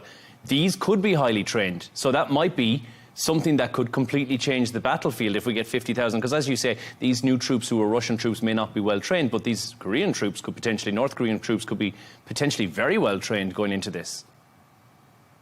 50,000 will be wasted in a month and a half maximum using our drones. We have developed a very highly efficient drone capacity, mid-strike, as well as FPV drones. We are producing millions of such drones per year at the moment, and all of our troops on the front lines are equipped with these drones. So, if the North Koreans are stupid enough, which seems they are, to send more of their own soldiers to die on the front lines, it'll be just a shame, but it's not going to have any impact on the front lines. Let's talk about what President Zelensky has said about Russia and how it could use next month's parliamentary elections to somewhat overshadow or to cover another major mobilization. Is this something Ukraine genuinely expects to happen, do you think? Yes, like I said, our intelligence reports confirm that Russia is planning to carry out additional mobilization, but it's not going to result in any... of course, it's going to make things more difficult for us I'm not denying that, but at the same time, we have to understand that we have seen, how even when Russians increase their military presence along the front lines, it's not making any difference. Because, I will repeat, Ukraine has developed a very efficient drone capacity. We have almost 1,000 companies now producing drones of different kinds, and the appearance of more Russian troops along the front lines, it will make things more difficult, but it will not give Russia a critical advantage. We'll talk a bit about those and the military capability of Ukraine, which has taken leaps and bounds. But one of the things that Ukraine seems to have a concern with is the shortage of Patriot interceptors.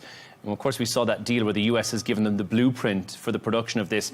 But what we believe and what we've heard from experts is it's not a very fast process to actually produce these interceptors on home turf and to set up the factories that would do that. How critical is the shortage, especially right now as Russia is increasing its ballistic missile attacks? It's very critical, and during the last missile attacks, we had problems, of course, intercepting Russian ballistic missiles because we don't have sufficient numbers of in the interceptors. Now, what we have to understand that the process of, and we are seeing now, after Donald Trump first admitted to our president that the US will give Ukraine the license to produce these interceptors, we're now seeing they're kind of backtracking and they're hesitating now. So it's not decided. It's not a decided matter yet. But even if it was, we have to understand that, like, Patriot interceptors, which are the only system capable of dealing with the ballistic missiles, that's not just an actual interceptor missile itself. It's a whole ecosystem of consisting of a radar, launching pads and such. So, of course, setting up production of these will take time. And, according to, even the most optimistic estimates, 2 years is the minimum period that is required to actually launch full production of these interceptors in Ukraine, or for that matter, in any other country like Poland, for example, because Poland could be a good candidate for actually, opening a facility that would be producing these interceptors, because there is a very significant shortage of these interceptors, which are required not just by Ukraine, but by other countries as well. OK, so that's not the short-term solution. Let's talk a bit about Russia and what it's doing right now. It appears to be targeting these civilian infrastructures once again. We've seen things in the last couple of days. Hospitals, industrial strikes have all been targeted. Is that a deliberate strategy from Russia, especially as we head in towards winter and that winter offensive that we hear so much about? That is a stupid genocidal strategy. That's not, and of course it's deliberate. What this stupid Russian leadership is hoping to achieve, they think they can break the will of the Ukrainian people, and then we will all join our forces in convincing our president and our political and military leadership to sign peace on any terms. Now, this is not going to happen. And I say the Russians are stupid in addition to being, genocidal, because they should have learned by now. It's almost 5 years since the beginning of this war, and they still hope to break our will. It's not going to happen. Of course, nobody's happy about the increased ballistic missile attacks on Ukrainian cities, Ukrainian civilian infrastructure, and we are anticipating a very hard winter. And, our authorities are already warning us that we have to be prepared for maybe what will be the hardest winter in the last 5 years. But again, the Russians will not achieve their goals. They'll just continue to demonstrate to the world that they have no intention to end this war. And the only way to stop Russians is to actually degrade their military infrastructure, which is what we are doing with our deep strikes, is to degrade their economy by even further tightening the sanctions regime and, continuing the policy of international isolation of Russia on the international arena. Yuri, let's talk about those deep strikes that you referenced just there, because Ukraine has continued to get deeper into Russian territory. And we've seen those attacks on the oil refineries, the logistics centres. That was, 1,500 kilometres from the border. Now, in July, we saw the Omsk refinery. That was 2,700 kilometres inside Russian territory. So we've seen this marked increase in range from the Ukrainian side. Are those targeted attacks, are they having an impact? Are those strikes having the impact that Ukraine wants them to have? Oh, well, absolutely. They're having an impact on the Russian oil industry. For the first time in 20 years, Russia has to actually import, Russia, the oil superpower, has to import oil for their citizens from other countries like Kazakhstan and other countries in Asia. So, of course, these deep strikes that we are carrying out, they are degrading Russian oil capacity. There are huge lines of Russian citizens queuing up. And I've actually heard information that some clever Russians have already created a mobile phone app, which kind of those who install it can see in real time on which gas stations there is fuel. So Russian oil capacity is degraded by our deep strikes. We will continue. And I would like to actually say that our deep strike drones now fly so far as 3,000 kilometers. Wow. Now, Russia has responded about these attacks as well, because they said attacks like this, so deep into Russian territory, that justifies further escalation. So I guess my question is, would you expect Moscow to respond in a significant way? And what do you think that would look like if and when they do respond? I would like to answer that question by asking you a question. Have you seen what Russians have been doing during the last 4.5 years? Of course you have. It's been arbitrary, genocidal attacks on the Ukrainian cities, Ukrainian civilian infrastructure. They were killing our children. They were destroying our kindergartens, our hospitals. So when Russians say they will escalate, I mean, I think by now we have seen already enough. Of course, our military now anticipate that, thanks to actually North Korean ballistic missiles, the attacks that Russians will be carrying out in the nearest future will, every attack will be like 200 ballistic missiles, which will make things much more difficult for us. But again, when Russia's escalated 5 years ago and it never stopped. The escalation is spreading a bit further, though. Let's talk about it from the rest of the wider region. Romania has destroyed suspected Russian drones that were drifting in the Black Sea. Germany, it's warning about the drone threat close to home as well. This conflict is becoming a wider European security issue, and that seems to have happened over the last couple of weeks and months. Well, exactly. The incursions into the airspace of the countries of Eastern Europe, Romania, Poland, and some Baltic states, they have become almost regular. And now every time, that Russia is attacking Ukraine, there are Romanian and Polish fighter jets up in the air because they need to, protect their own land and their own people.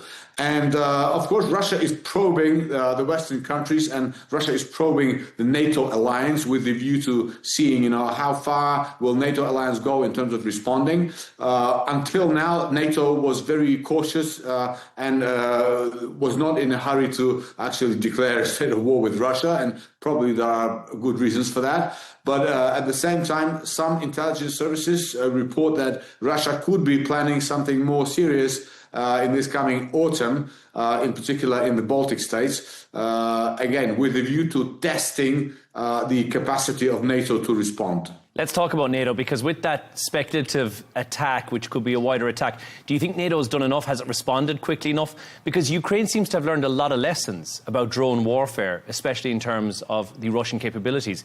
Or is Europe somewhat playing catch-up in a war that is on their own doorstep? In some way, yes, but it's natural because the innovation cycle of this new modern warfare that we are in right now is very fast. So, of course, the producers of drones here in Ukraine, they benefit from, the feedback loop that is very fast moving and very dynamic. So some things are created in the labs in Kyiv or other Ukrainian cities, sent to the front lines. They have immediate feedback. They can improve their weapons and so on and so forth. So, but European countries also now are allocating budgets for new innovative solutions in terms of weapons. And of course, Ukrainian experts and Ukrainian enterprises are eagerly sharing information about these novelties on the front lines. And hopefully that will make safer both Ukraine and the European countries in the future, NATO countries. Yuri, let's talk about what President Zelensky has said. Ukraine has submitted this new proposal to the US negotiators. The aim of that, of course, as you would imagine, is to end the war. And I'm not going to ask you to give away negotiating positions, so to speak, but you said at the start you don't see any real appetite from Moscow for meaningful talks. Surely it is in both parties' best interest to bring this to the table, for the US to get involved and for there to be some actual meaningful talks in the next couple of weeks and months before we get into a very harsh winter for both parties once again.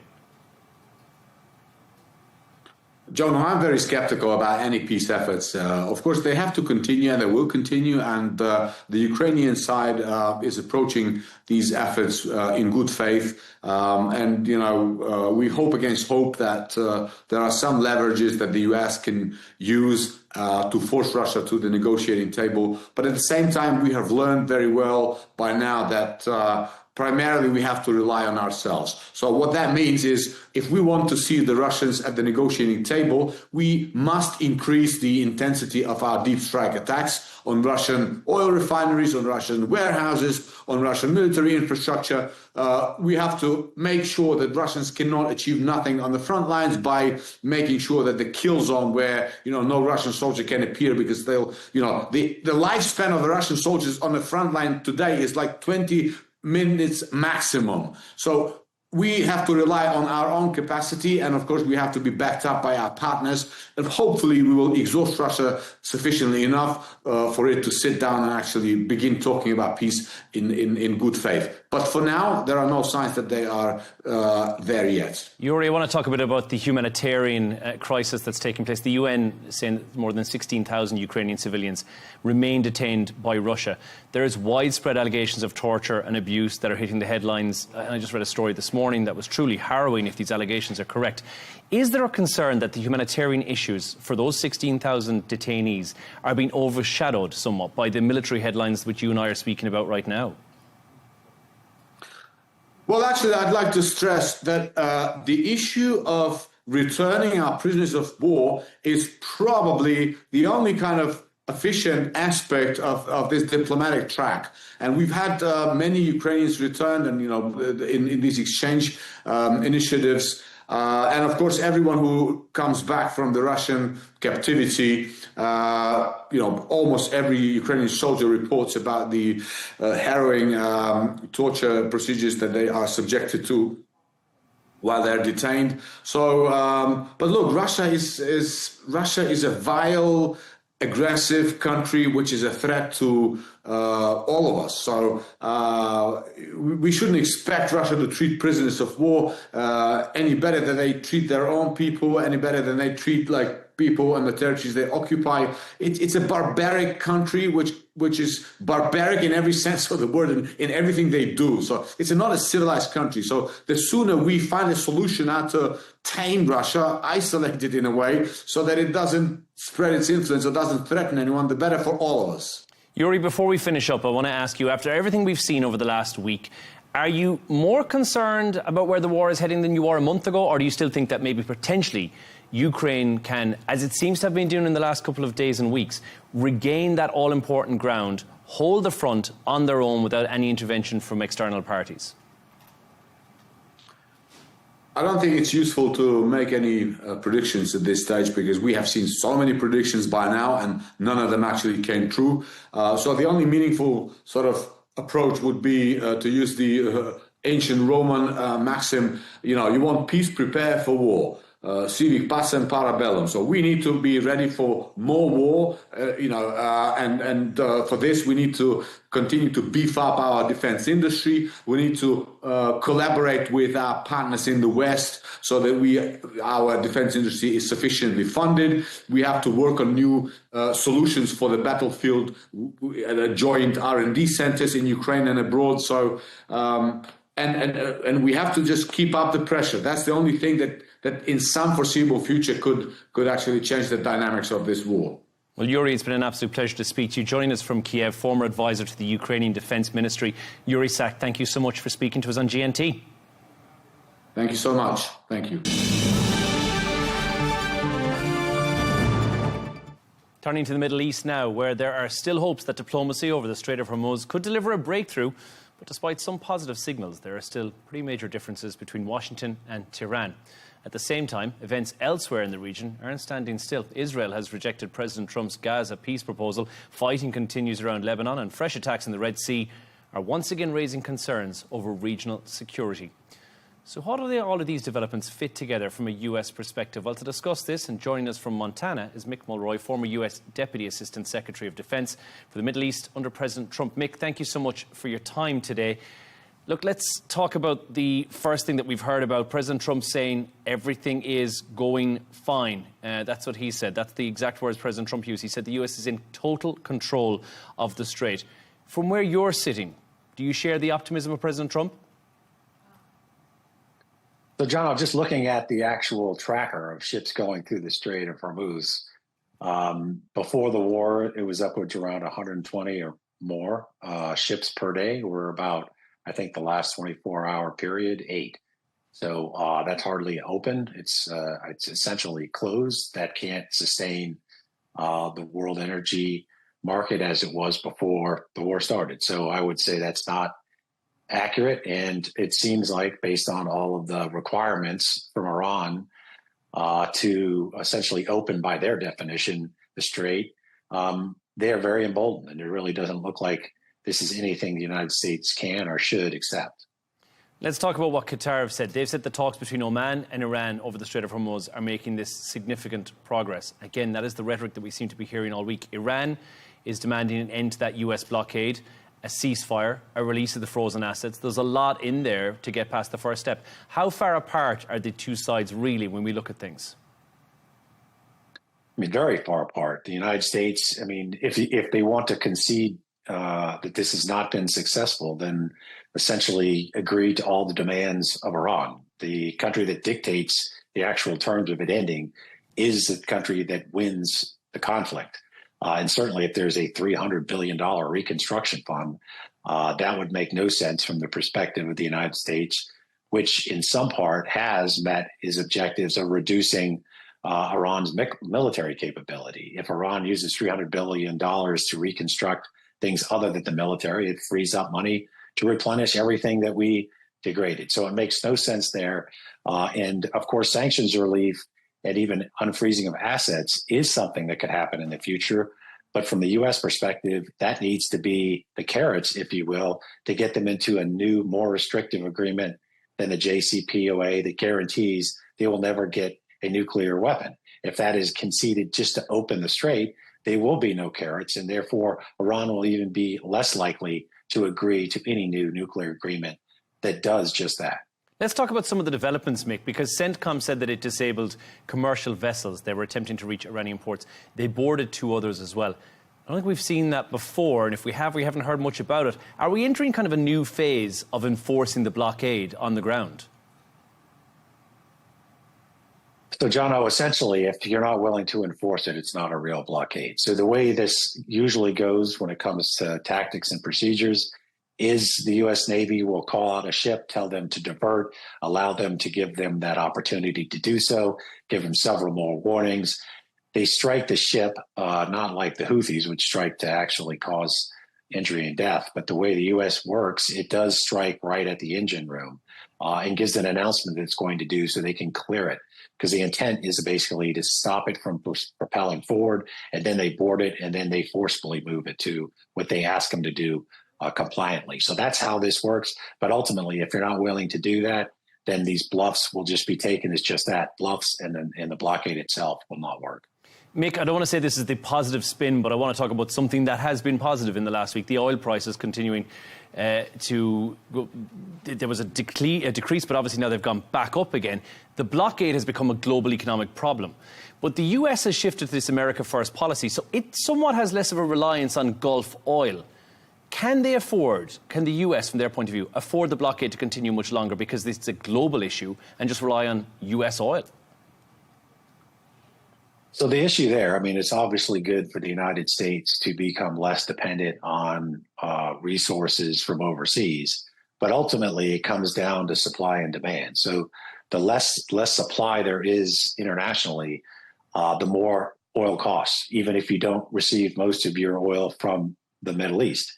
And of course, a lot of countries do, especially in the Far East. So I think that ultimately is Iran taxing the global economy, and the U.S. should use that to build a international coalition to assist in opening the Strait, because the country doesn't need to have agreed with the United States to go to war with Iran, but they're still responsible for their citizens. And right now, those citizens are paying more for everything because, of course, most goods and services rely on energy to move forward. And if that's the case, then it's going to cost everything. Everything's going to cost more. So I think the U.S. has an opportunity to really build this political economic coalition, but it's not going to be the magic bullet. This is going to take time. And ultimately, Iran is looking at the American elections as a leverage point, but eventually they'll be over. And that leverage point will no longer be there. And President Trump nor his party will stand for another election for the remainder of this administration. And that could mean that this could go on for a long period of time. Mick, let's turn our attention to Gaza for a minute if we can. Israel rejected President Trump's Gaza proposal. We know that. Do you think it's a disagreement over this one plan? Or do you think what we might be seeing here, as some analysis has said, is some genuine tension between Washington and Jerusalem? Well, probably some of both, Jono, because we do have the election coming up in Israel in October. So Prime Minister Netanyahu has to look very strong right now. And this idea that the IDF would withdraw, not just in Gaza, but also in Lebanon before their opponents, the proxy forces of Iran, Hamas and Hezbollah, completely disarm. The plan, of course, has phases. So in Gaza, Hamas partially disarms, the IDF partially withdraws. That's the way the plan's read. That's the only way to really do it where both sides would agree. But the way Israel has now stated, they will not do that. It's very unlikely Hamas will do anything until there's at least some movement of the IDF to withdraw. That's not going to happen. That's what the statement was. That probably won't change to at least till after the elections. And exactly what you said, Mick, just to recap on that, Netanyahu said Israel won't move forward until Hamas is completely disarmed, and Hamas won't disarm until Israel are out.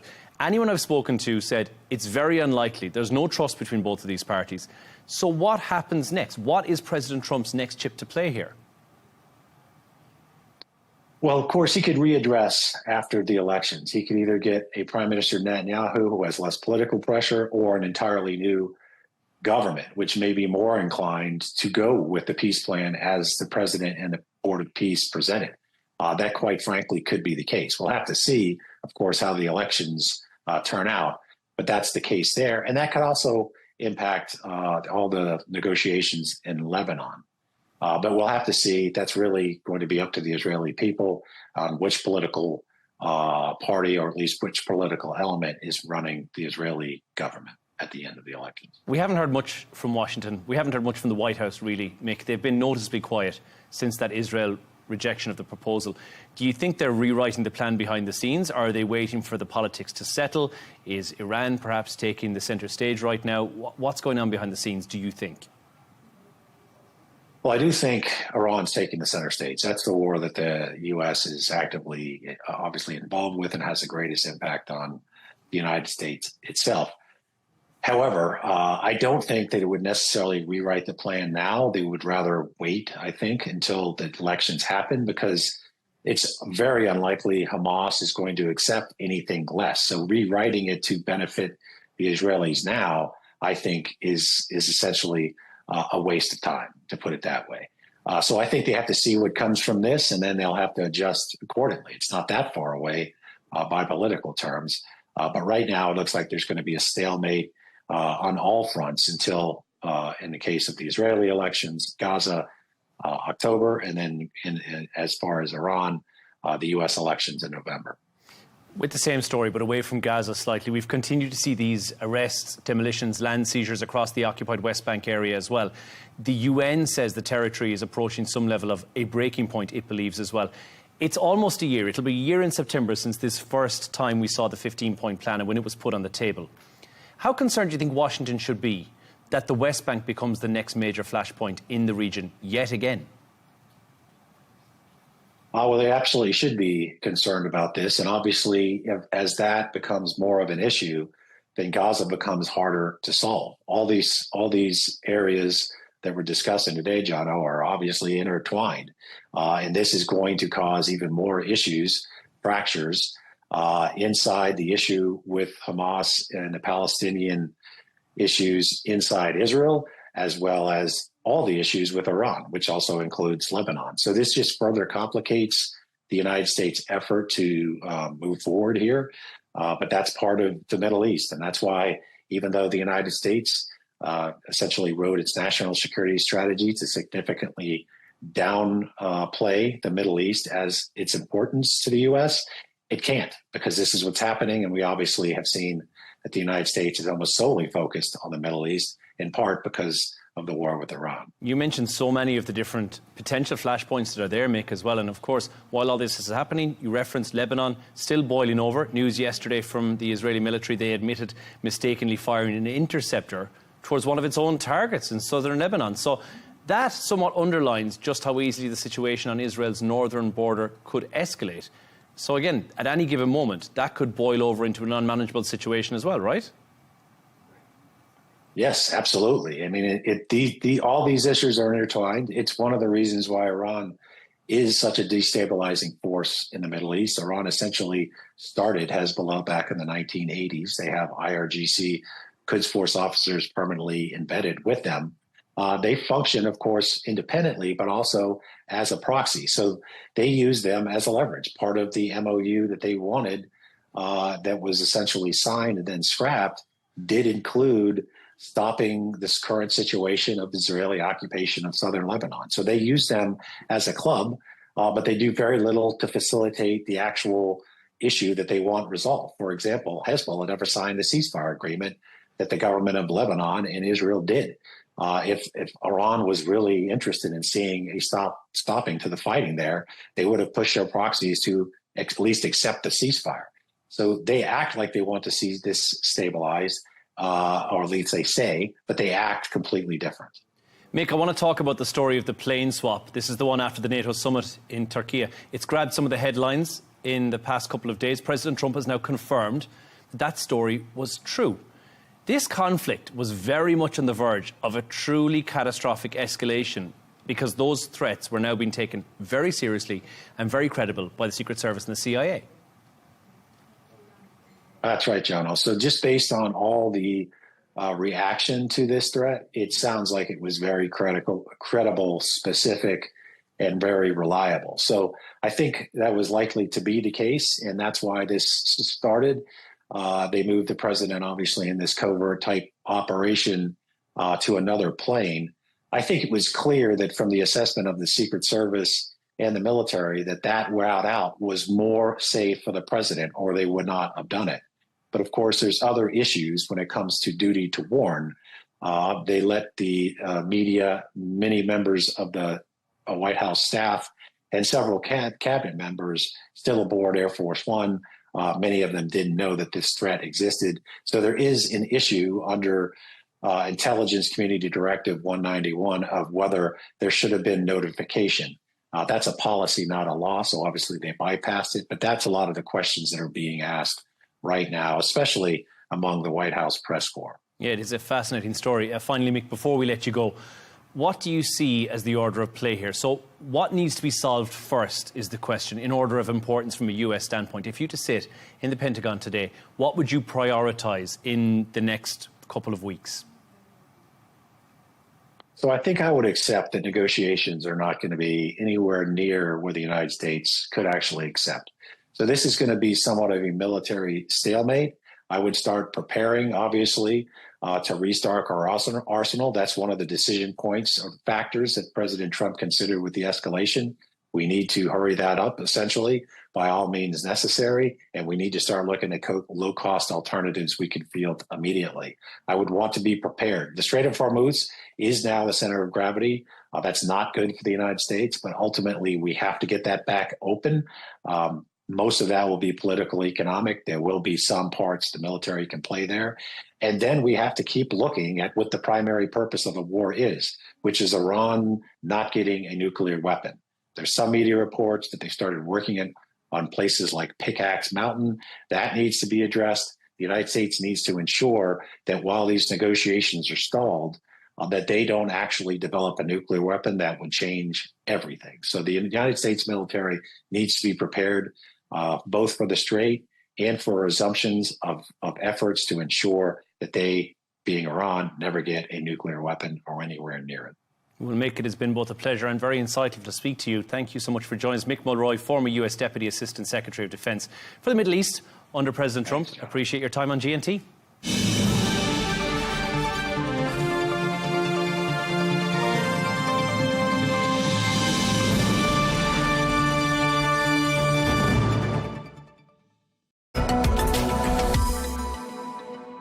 Now, as Saudi Arabia's economy evolves, simply creating jobs is no longer enough. The focus is increasingly on equipping people with the skills employers actually need and helping businesses and government to deliver better services. That's where Maximus comes in, working with public and private sector organisations to train people, improve employability and modernise customer services. Well, more than 600,000 people across the kingdom have completed its training programmes. So what does the next phase of workforce transformation look like? Well, we're joined now by Ali Hamad, who is the Vice President of Maximus Gulf. A very warm welcome. Thank you for coming to see us at Al Arabiya. I wonder if you could start by just telling us a little bit more about Maximus. Sure. First of all, thank you for having me. It's a pleasure being here. Maximus has been in the kingdom for just over a decade now. The majority of our work happens quietly behind the scenes. We support governments and organizations with programs mainly focused around employability, skills, MPO strengthening, and keeping large national programs running smoothly. We support with job placements, we support with training, we support with surveys and analysis, and majority of other human capital programs. Okay, so you've got a very important job to do, lots keeping you busy. We're now obviously very well into the execution phase of Vision 2030, aren't we? And I'm wondering from your perspective how this stage is changing expectations about delivery and, of course, results. Sure. Vision 2030 has clearly entered the execution phase, where focus has now shifted from planning to deliverable real results. PIF's new 5-year strategy clearly emphasizes this shift, and the progress is already visible, where IMF reports that non-oil contribution is roughly around 76%. At the same time, fast-growing markets such as AI, smart mobility, fintech, and clean energy are demanding new roles and new talent. At our innovation labs, which we have created, we help governments transform ambitious policies into practical solutions and deliver results. Okay, so you're painting a picture here of a market that's changing really fast. And of course, you work very closely with job seekers, employers every day. I wonder what you're seeing on the ground that's shaping how public services evolve. Well, public services work best when they're built around real people's experiences. We see it every day. Finding a job is not just about skills. It is highly reliant on confidence, health, childcare, and sometimes even financial challenges. That's why public services need to reflect on the needs of job seekers, employers, and the community. It also starts with accurate data, because better information builds better decisions, stronger programs achievements, and greater social impact. Okay, so I mean, when we talk about employment, obviously the focus is very much on the individual. But with a much wider ripple effect. And I wonder how you see that broader economic and social impact playing out. Well, empowering one person creates benefits far beyond that one individual. When someone gets a job, they're becoming financially independent, their families become stable, and their future generations are less likely to go into unemployment. They also contribute more to the economy by becoming consumers. Saudi Arabia's increase in the female participation in the workplace has increased from 17% in 2017 to nearly 35% by the end of 2025, and which is a clear example of this transformation. And like you said earlier, we have supported putting 600,000 people into work in the last decade, contributing to stronger families, stronger economies, and a more resilient economy. I mean, I suppose just thinking about it, the workplace has always been changing. The skill sets and the requirements have always been changing. When we see the third sector step into the much bigger role in the kingdom, from your vantage point, how are NPOs evolving and what kind of support do they need to really scale their impact? The third sector is becoming a strong driver to the development of Saudi Arabia. Under Vision 2030, they are targeted to contribute roughly 5% of GDP. Now, in order for that to happen, they need to have strong governance, clear standards, and the ability to show return or social impact. As the kingdom focuses on stronger institutions, organizations need to support NPOs to become more transparent, more audit-ready, and better equipped to deliver measurable results. Okay, and obviously there's so many shifts taking place. I mean, it's hard to know which shift to start talking about first, but one of them is obviously Saudi talent and massive national programs aimed at grooming up future talent. How is that changing the way transformation is delivered on the ground? Well, Saudi talent is leading the kingdom's transformation with a deep understanding of the local culture and national priorities. With 70% of Saudis under the age of 75, this is a young, dynamic generation that brings in fresh ideas and a strong ownership for the country's future. And now, as they take on more leadership roles, it is important to invest in building up those capabilities. That's why we've established a Employability Excellence Center, where we do exactly that. We help government teams build the skills needed for the future today. Very hard to read into the future, and there are obviously new industries emerging all the time. How do employers then rethink the sorts of skills they need, and how do they prepare their teams for what's coming next? Yeah, that's quite simple. You can see it today. Employers are shifting from short-term hiring to long-term workforce planning. With growth in sectors like in AI, biotech, and fintech, companies are screaming for new talent today that can support them. And with the global demand for AI already being very high, and there's a shortage of roughly 1.6 to 4.2 million AI jobs still unfilled, that's why organizations you see it today are investing in the future of their employees today. We help employers build workforce systems that are adaptable, digitally skilled, and ready for continuous learning. Okay, and with regards to capability building, what does that look like in practice? And why is it so important? I think historically capability building, people look at training an individual, but it's far beyond that. It's actually about strengthening organizations, developing the employees, and also improving the system that brings them both together. This supports the kingdom's effort to modernize education and prepare talent for future industries. Saudi Arabia is already improving in the global talent ranking, with more employers hiring directly from training programs and local boot camps. We help organizations build practical systems, clear processes, and enable assessment methods that create long-term sustainable results. Okay, and just lastly, I mean, clearly you've got lots of experience in this region. It's the region you know best. How does that enable you to do things differently when it comes to making policy work in people's daily lives? With more than 14 years' experience in the region and a 98% Saudi workforce, we understand the local context as well as bring global best practices. This allows us to build programs that are Saudi-built, Saudi-led, and in line with the Saudi priorities. We work closely with our partners and other stakeholders to deliver successful programs that achieve long-lasting, sustainable results with the highest quality.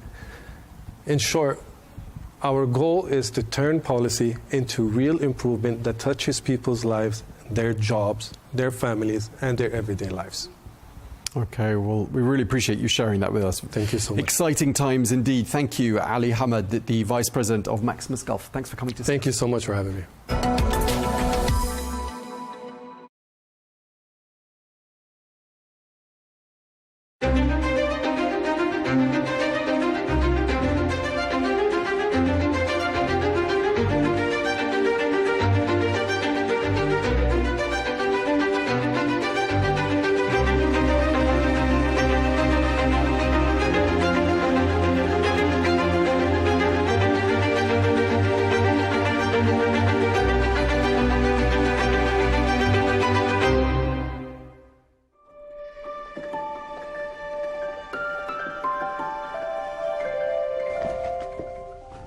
If you are watching this report on TV or on your mobile phone, you are committing a sin. And if you take part in political activity, as a candidate or as a voter, this is forbidden. And never keep photos of yourself at home or allow anyone to take them. New York, the dazzling city known for its nightlife, its crowded streets, and the Statue of Liberty.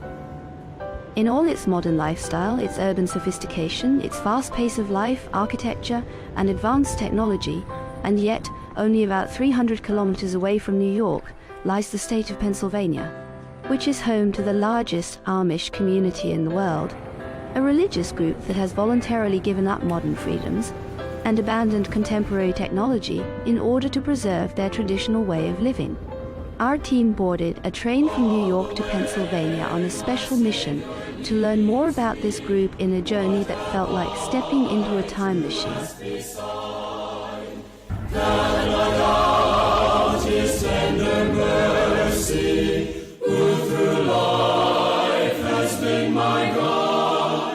This Christian community stands as a clear example of people who willingly hold on to their old beliefs, choosing freely to remain committed to a way of life built on traditional farming and handcrafted work.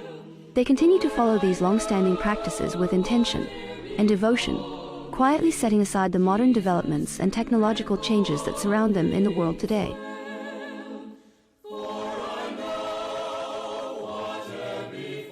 But how far can a community cling to the past in a world ruled by technology?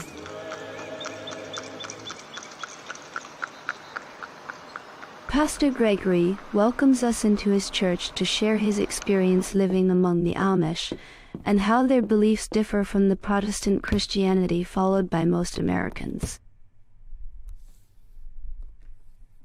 They're just people that are living like in another time frame. Most people, we go with the flow. When cars came along, we gave up our horses. When cell phones came along, we gave up our landlines. We just go with all the technology, but they have held back on that on purpose.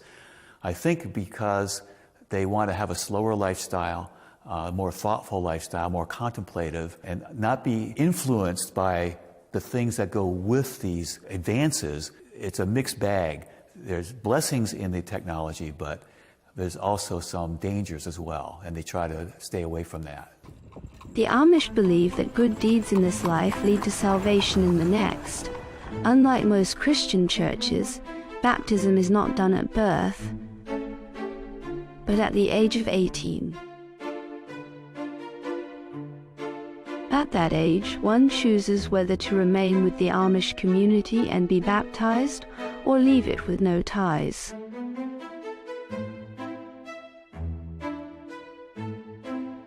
Well, I was born Amish till I was 5, and then my parents changed to the Mennonite church.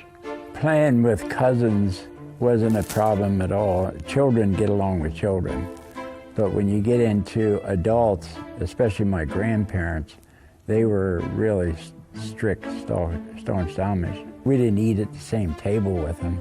I remember one time we had one big table, but they put a divider down the middle. Mom and Dad sat over here, and then the rest of them.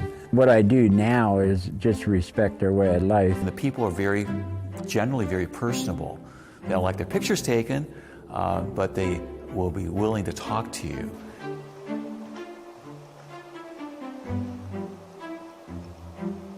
A man named Sam Stoltzfus. He lives here in Gordonville, Lancaster County, next to the church where I pastor. But this man is a resident historian for Gordonville. He's written Lancaster County Amish History is one of them. And he recently, well, I think it was 2016, he said, he took a trip to Germany. And he has pictures, and it's like a travel log of his experience in going to Germany. So things don't get collected. People give me notes, or I write notes, and I put the envelopes in. Pastor Gregory arranged for us to meet his Amish friend, the historian Samuel, who agreed to speak only if his face was not shown, as photography conflicts with Amish beliefs against portraying humans. We don't believe in having our photographs taken because of the graven image.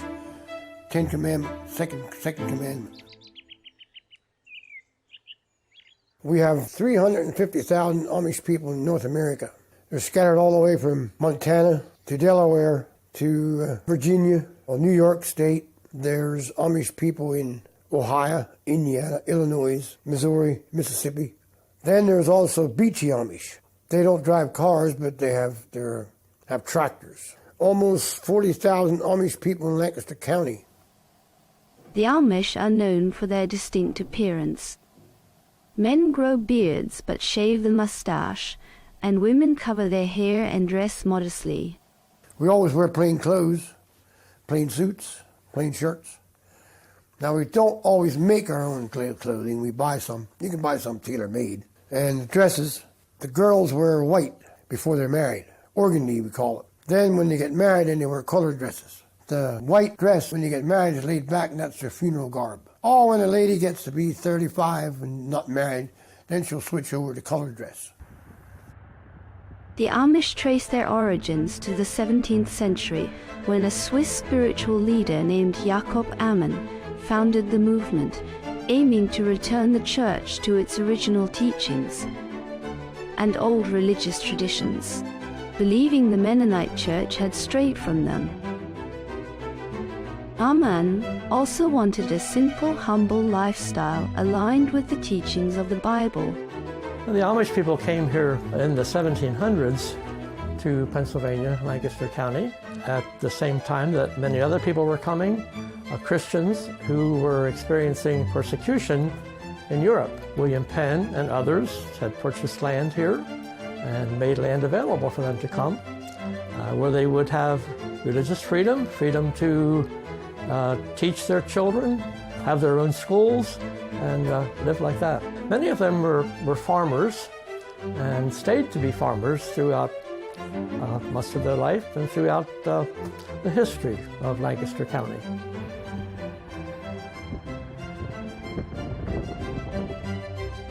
They all came from Germany and Switzerland, Europe, and they all taught Pennsylvania Dutch. And that's English and German and Dutch together. So that's why they taught Pennsylvania Dutch.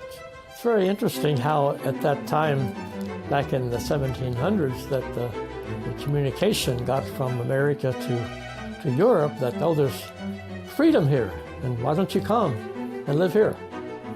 But many of them did, and records exist of boatloads of immigrants coming from Europe to America, arriving in Philadelphia, moving westward as land became available.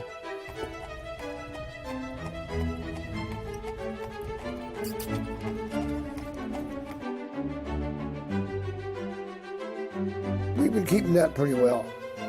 Our church services are in Pennsylvania Dutch and German. Always in Pennsylvania Dutch. Oh, 50% German. Our scriptures are in German. Our communion services are in German. So it's just something we've always kept. The Amish prefer to have their children schooled in their own private schools, and that is permitted here in Pennsylvania. Usually their students go to about the 8th grade, do not go to further higher education. Some of them might continue into high school. We've seen this from day one. We started our own schools in 1928 because the sports were taken over and they wanted the Amish to go to high schools, and we didn't feel that was very necessary. Well, we have to go to school till we're 15. In 1956, that was a big issue. Finally, they got together in how they would do this, and now they have a 14-year-old school.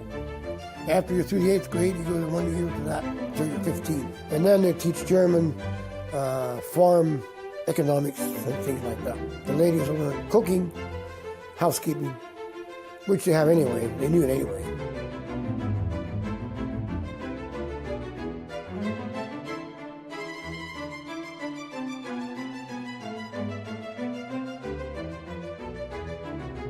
Nowadays, the ministry taught more English than High German. It makes it easier for everybody. But they still use a lot of German too.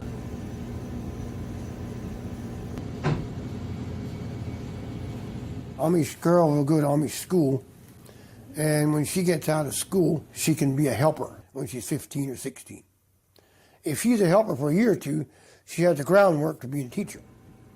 They don't all make it, but 90% of them do. They do a good job. Their schools are usually taught by a younger single lady, and they do have a training, although it's very short, a training program for their teachers.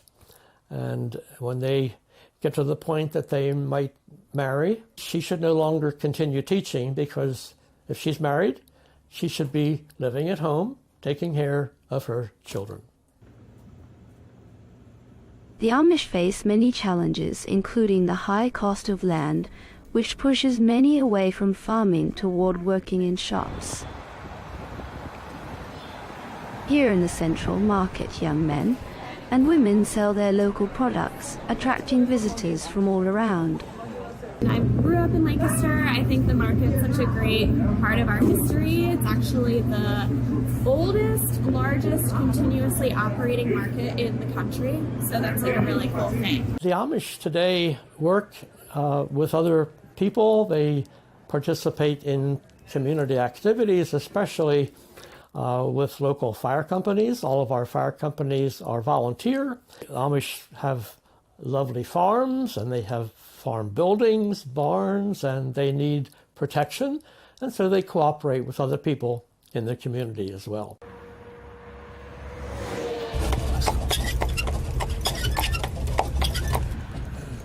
Here's a fire company.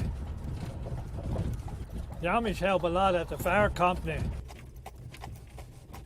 Some people confuse the Amish with the Mennonites, as both share European roots and have similar beliefs. They are essentially spiritual cousins. I'm not Amish, we're Mennonite. We're not quite as strict. We all have electricity and telephones, but we don't have cell phones and no computers. And we don't have the beards, and the dress is a little different. We all drive horse and buggy too.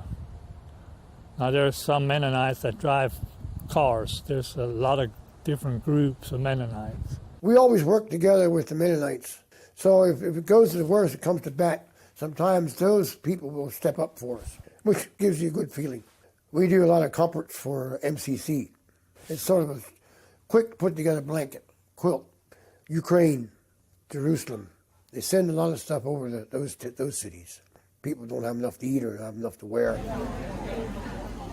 The Amish maintain strong social and economic ties, especially with the Mennonites. The Amish refer to anyone outside their community as outsiders, regardless of background. It's a mix. They'll use our services as English people. They will use our technology, our transportation when they need to, but they rely upon themselves mainly for their day-to-day living in their home life. Some of them actually have vehicles, but not for their own purpose. They use it for business purposes. I work for a hardscape company up in New Holland where the owner had 3 big diesel trucks. He had cell phones, he had office computer equipment and so forth, but he himself would have to be transported by a driver to get to the job locations to give the estimates and then to check up on the work.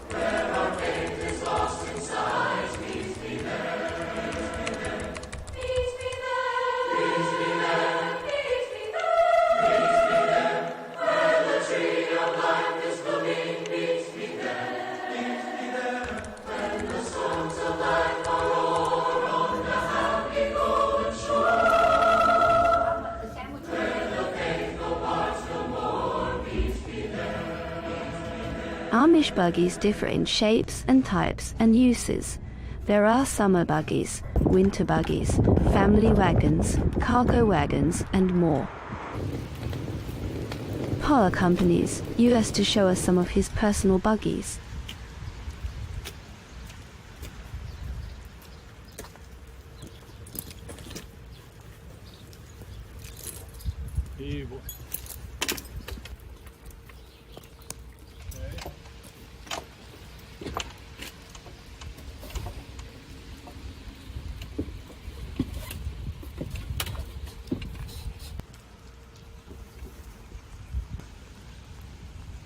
Rain will go through the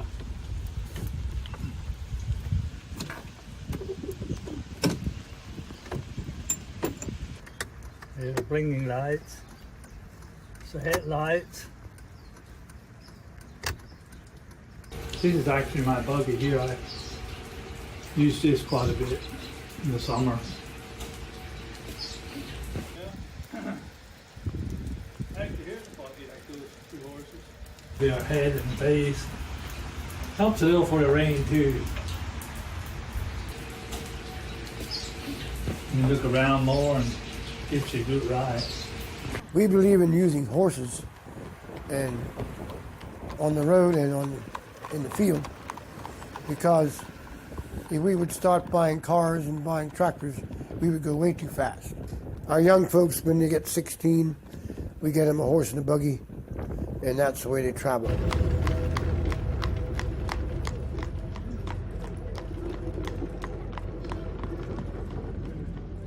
Amish like to stay as a community. They have very strong families, and so they don't drive cars because that would take them away from their family and away from the community, perhaps into a city where there might be other influences that might not be to the benefit of their families. And they've kept using horsepower for their farm work as well. And so you'll see horses out in the field pulling plows and different kinds of equipment all the way.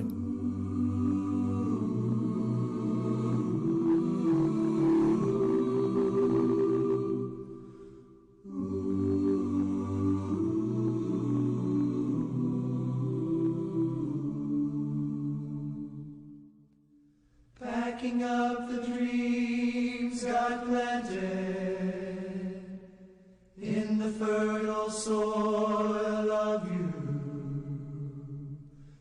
Can't believe it can add up to the price of a car when you have a horse and buggy together. They have different upholstery.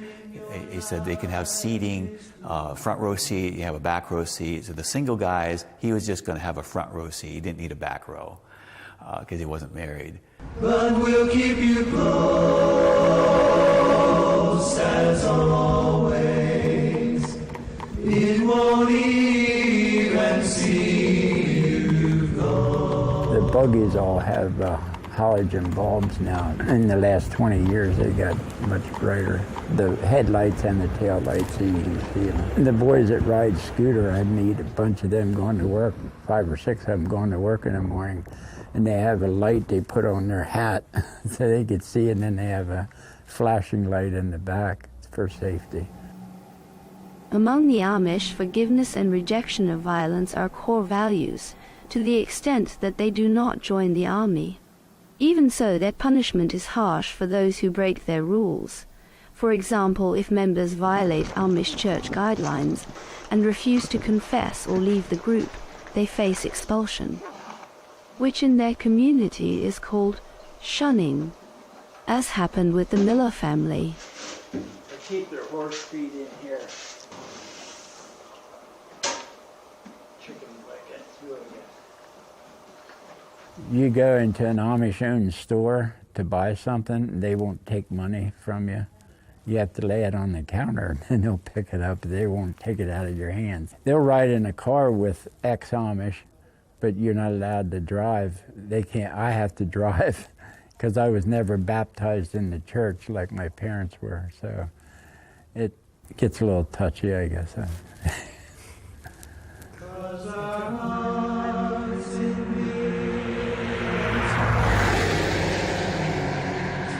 We'll keep the love that keeps us strong, and friends are friends forever.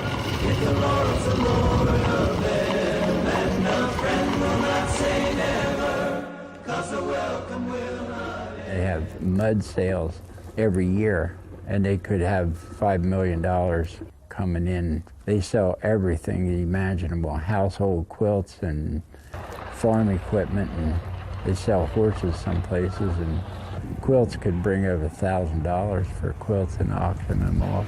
But because it's a fundraiser for the fire company, they don't mind paying twice as much as what you would maybe buy it at a store. You might get 5,000 people showing up at the sale. English and Amish, they go together, and Mennonites and sell buggies and horses. And we got the Wilbur out of a 35. Mud auctions, as they are called among the Amish, are one of the major traditional events in their culture. These auctions are held every spring with many community members and neighboring groups participating. They sell many items including handmade furniture, farm equipment, horse-drawn wagons and local foods. This event is a chance to raise donations and also a special social occasion where Amish people and visitors meet to enjoy the auction and exchange stories and experiences. A harder life, riding a bicycle, pushing a scooter, which would use one foot on the platform and the other foot they use to push. I mean, it's a lot harder. It's slower. It's a slower life. And I said to one Amish lady, you know, you're kind of away from the world kind of a thing. But she said, you know, but we're still tempted. We're still tempted. We're still, you know, it's part of life. Not that all of it's bad, but it has its influence. It changes things. So I think as long as they're able to maintain their independence to some degree, they'll be fine. You on my side, Ben, or not? 22, not 5. And now 22, 22,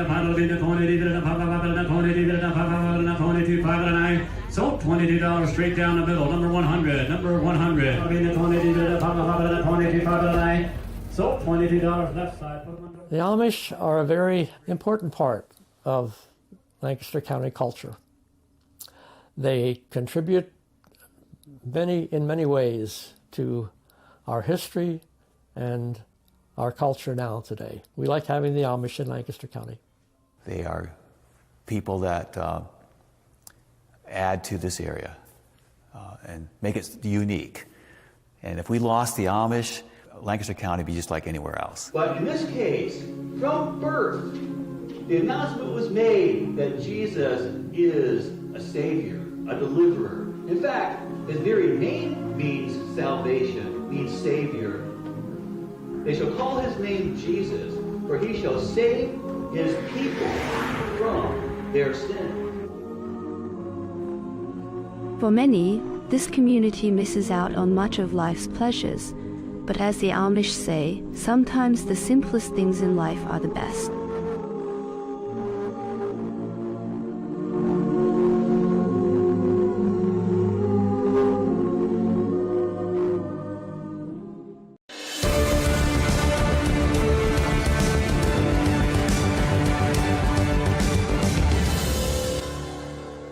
Hello and welcome. I'm Riz Khan. The Trump name is a loaded one and carries with it both positive and negative traits, depending on your view of the current US president. For Fred Trump III, it's a name that has often created challenges because of his strained relationship with his uncle, perhaps even more so since Donald Trump returned to the White House. Fred is a passionate advocate for people with disabilities, as his youngest son, William, now in his mid-20s, has serious communication and physical challenges. In his book published in 2024, All in the Family, The Trumps and How We Got This Way, Fred said that Donald Trump, in his first presidential term, had told him to let his son William die and move to Florida. Despite the rift, Fred Trump is still keen for his uncle to support his advocacy for disabled people. Although, as he told me, he believes Donald Trump's second term as president is a dangerous one. Fred, it's good to speak to you. It's been almost a year since we last spoke. And at that time, Donald Trump was campaigning. We discussed a lot about what would happen if he got into the White House again. Now, what did you make of what seemed to be, for a lot of people saying, is a decisive victory? Yeah, I don't think it was decisive in terms of the numbers. For sure, it was a very slim majority that he won, which he did.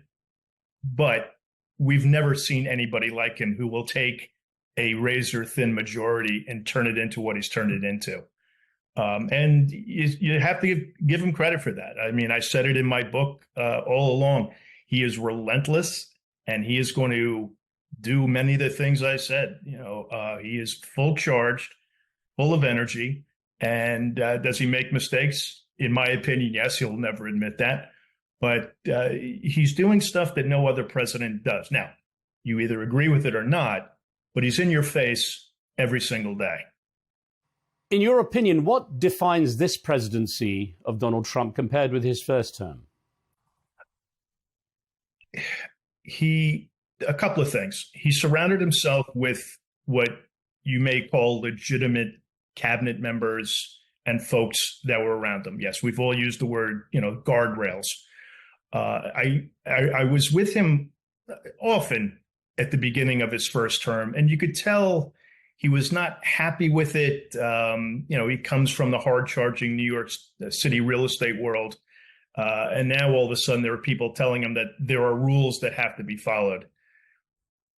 Second term, all bets are off. No guardrails, no rules. He will take advantage of anything he can. And again, as a Democrat, and I am a Democrat, I've always, since I was able to vote, have voted Democrat. There's a little envy in me, and I have a little Twitter account that has, a few thousand people, and I'm just constantly saying, and it's hard to say, but Democrats have to stop being so principled. They have to learn how to fight like he does. And just selfishly, I was kind of disappointed that the Harris campaign didn't use me a little more, because I grew up in the same neighborhood Donald did. I'm from Queens, and we know how to fight. So and that to use a word that Donald uses almost every day, that campaign, in my opinion, was a disaster. It should have been a victory for the Democrats. In terms of where things are for the Democrats now, where does it leave them? Because, of course, it was one of those situations where people said, well, this was an opportunity, but obviously it was lost. Yeah, it was lost. Bad campaign managers for Harris. Yeah, listen, she was thrown into a very difficult position. But when she didn't sort of disavow some of the Biden policies that she was involved with, I grant you. But here's the way I look at it. Donald's constituents, his fans, if you will, love him.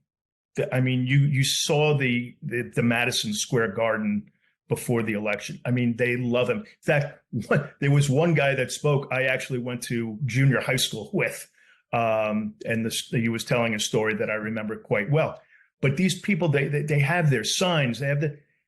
Was there anyone that really would cry in the stands for Kamala Harris when she came out? There was no true enthusiasm, except if you throw Beyonce in there. That was tough. You can't. I mean, you have to match his energy if that's possible. The thing is that it seems, according to the critics, that Democrats don't have anyone with real charisma now to take on someone like Donald Trump. I mean, irrespective of whether he's a good guy or bad guy, according to your position, he's got that presence that people seem to like, especially in America. And I couldn't agree more. And if you don't mind, I'll throw out some names that I think are really ones to look after. Wes Moore, the governor of Maryland. Andy Beshear is the governor of Kentucky. This state senator from Texas, James Tallarico. Now, he should start off running for Senate. They're all really super smart. And Gavin Newsom, of course. I mean, you can't not have him in the conversation. But they're lacking that ability to attract passion from their people. I love Wes Moore. I think he's got a great backstory and all this, but I just don't know if he has the ability to go out there and take a knockout punch to his opponents. We seem to live in a world, though, where, if you like, the strong guy seems to be the hero for a lot of people. We have Benjamin Netanyahu in Israel. He's pretty much doing what he wants. We have Vladimir Putin in Russia doing pretty much what he wants, and Donald Trump in America doing pretty much what he wants. It seems it's a time for these guys who are really strong to just plow their way through.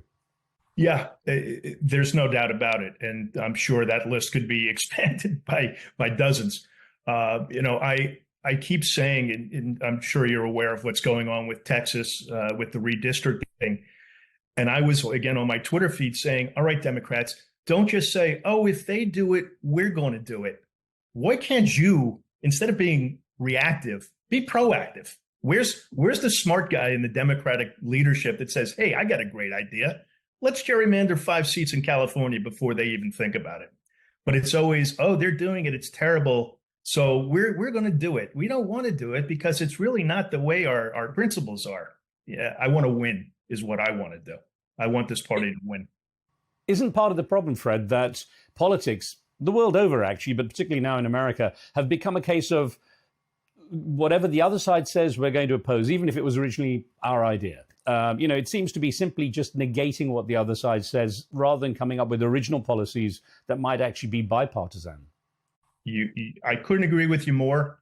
Unfortunately, certainly in this country, there is very little appetite for bipartisanship. And as you know, my incredible advocacy and passion and wanting to get out there to speak on the rights of the disabled, I kept saying, it shouldn't be a partisan issue. Disability is going to, in one form or another, it's going to affect every family in this country. Yet there's no consensus on what to do about it. And it's a huge issue. And what I really was disturbed at with the Harris campaign, and again, I had a personalized letter sent directly to her and her chief of staff saying, I'm here. Let's forget, if you can, for a second, what being disabled means and the tens of millions. Let's put it in pure political terms. There are 60 million people in America that are afflicted with some sort of disability. That is a huge voting block. And believe me, I was involved with many organizations, and all of them are saying, we can't believe that the head of our party right now, Kamala Harris, and the vice presidential candidate, Tim Walz, who has a son who's disabled, I didn't hear them use the word disabled once. So again, if you want to put it in truly political terms, disability is a major voting block. Fred, I'm going to circle back around to that in a minute, but let me carry on with what Donald Trump's been doing since he's come into office and how much things have changed since January of this year. Now, a couple of things. First of all, what did you make of his various claims? I'm going to stop wars in a day and so on. Of course, that hasn't happened. What did you make of the kind of broad brush statements he made? Well, if there was anybody out there that believed that, but his MAGA base tends to believe stuff like that. Now we're 6-8 months into it, and we'll see tomorrow if there's any progress. I'm sure he's not thrilled with the fact that he's being played by Putin, as many people are saying. I think he's way too close, and trust me, I'm no expert on the Middle East, but as a layperson, political junkie, I think he's too close to Netanyahu with what's happening right now. I think when you start seeing him tout his stopping the war with Congo or Azerbaijan or that's him trying to make up for the fact that he's not having any success with the two big ones. What about his what seems to be fairly big appetite for the Nobel Peace Prize? Yeah, it's interesting. It really is interesting how that comes up all the time now. I think it's just going back to Barack Obama, who Obama sort of lives rent-free in his brain. Obama, and I disagree with this too, but Obama won the Nobel Peace Prize before he was even president. So I don't know how I think that really drives Donald nuts. And he wants it. There's no doubt. It's a mission for him right now. I've never personally heard him talk about it with me, but it is one of the most forward things in his mind. Yet it seems that many leaders are kind of cozying up to him by nominating him now. It's happened 3 or 4 times where people seem to be wanting to win favor. Why do you think people are so desperate to keep Donald Trump happy? Because he can make them very sad. If you get on his bad side, it could cost you. So I think we see it every time, except for maybe Zelensky. Everybody who goes into the White House, tries to curry favor with him in one way or another. For a lot of people, he seems to be wielding power that seems to be way beyond what most people would have expected the US president to have, that there would be more checks and balances. Yeah, I think those rules are gone for now. And I said early on when my book came out last year that, people don't care as much about the Constitution as they used to. I remember when I was in grade school, actually, Donald and I had the same teacher in high school, 17 years apart, who literally would read the Constitution and we would have to write it down in a green book. So we knew what the Constitution meant. Now it's, who cares about it anymore on the right side? I'm not going to necessarily say on the left, but yeah, he's taking advantage of everything he can. And he may lose some court battles, but with temporary restraining orders, but in the end, a lot of it comes back to his favor. And I don't know if it's his great attorneys or what, but he has won some things that I wouldn't have even imagined 5 years ago happening. There are those who have the opinion that the checks and balances, if not coming through the political system, will come in other ways. I've heard, for example, the financial markets end up as a check and balance against the president's action. When the tariffs were first being announced, there was such a reaction in the financial markets that Donald Trump had to kind of pull back. That perhaps it's the laws of nature, if you want to see them that way, might actually hold him back in some of his actions. Yeah, I agree with you, but he has this masterly ability of starting off at a point and reeling it back in. And you definitely saw that with the tariffs. What was it, April 2nd, when and the markets just absolutely crashed. And I cautioned the Democrats saying, A, don't wish for inflation to come because that's just bad for the American people. But he'll find a way, as I said, to reel it back where what he said is not really what he means. And you saw the market is at an all-time high. We had a very bad PPI, producer price index number today. Markets reacted dismally right off the bat, and then they're starting to claw its back. So, here's the thing. He is always in somebody's ear. Okay, he'll dial up Goldman Sachs the other day. He'll dial up some other companies. He'll dial up somebody in the government saying, you better write this now, okay? And don't say it was a bad PPI number. It was Biden's number. It was a bad, statistic. He will always find a way to win, to make him look good. And it's a genius. Do they listen? Do you think everyone listens? Who is everyone? Meaning the people he calls up. If he's in someone's ear, are they all obliged to listen? I can only go back to an old anecdote in real estate. Now, I was in real estate for 35 years in the city, and Donald would always tout himself as the biggest landlord in Manhattan, which absolutely wasn't true. There were a number of real estate families that had been around for generations, and I knew a few of them pretty darn well. And they would basically say, you know what, when we see that in the newspaper, we just kind of laugh and say, let him have his fun. So yeah, I'm sure there are guys out there that are saying, "Oh, sure, we'll do what you want," because you don't want to be under his thumb. Fred, as a journalist, I keep my opinions out of this, but I'm going to say what a lot of people say, and that is some of the statements Donald Trump makes. When he says it's complicated or it's something people don't understand, but I understand better than anyone else. That this actually masks a lack of knowledge. Now, again, your family, irrespective of your issues, and knowing him well growing up, would you say he is genuinely a smart person? Yeah, I think he's a smart guy. Yeah. And he has a lot of smart people. Maybe smart different than, certainly in the beginning, Goldman Sachs smart. He had street smart guys. And that's what a lot of his knowledge, it's street smart. So when he says it's common sense, he truly means that. That's what he bases a lot of his decisions on. It's common sense.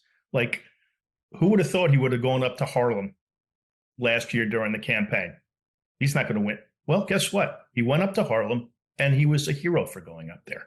And he wound up winning the younger black vote. Anyway, so to get back to your point, he may not have the knowledge of a MIT professor like his uncle and my Uncle John, who was in the news a couple of months ago. Donald put him in the news, but he just has a knowledge of so many things. I mean, when I hung around with him, his knowledge of sports, his knowledge of this, it's pretty amazing. And he gets that from his father. I mean, my grandfather used to pour through newspapers every time I saw him on the weekends. And, Donald's the same. Now, of course, his claims are often disputed and often disproved through analysis. But there is a feeling that somehow he's managed to manipulate the system and enrich himself greatly through whatever measures are coming through, in his presidency. Of course, he's meant to be detached from those. What's your opinion on the way the family business has been run, irrespective of him essentially supposed to be hands-off? I don't think he cares. I really don't. And he's got enough people that say, we don't care, that you don't care. Mike Johnson, the Speaker of the House, would say, the Biden crime family. Okay, but it was, at least Donald is saying it out loud. And, that was just brushed over. So I really just don't think they care. Let people say that it's crooked or it's this or it's that. We like making money. We're going to make money any way we can. And that's it. I haven't seen any real blowback from it.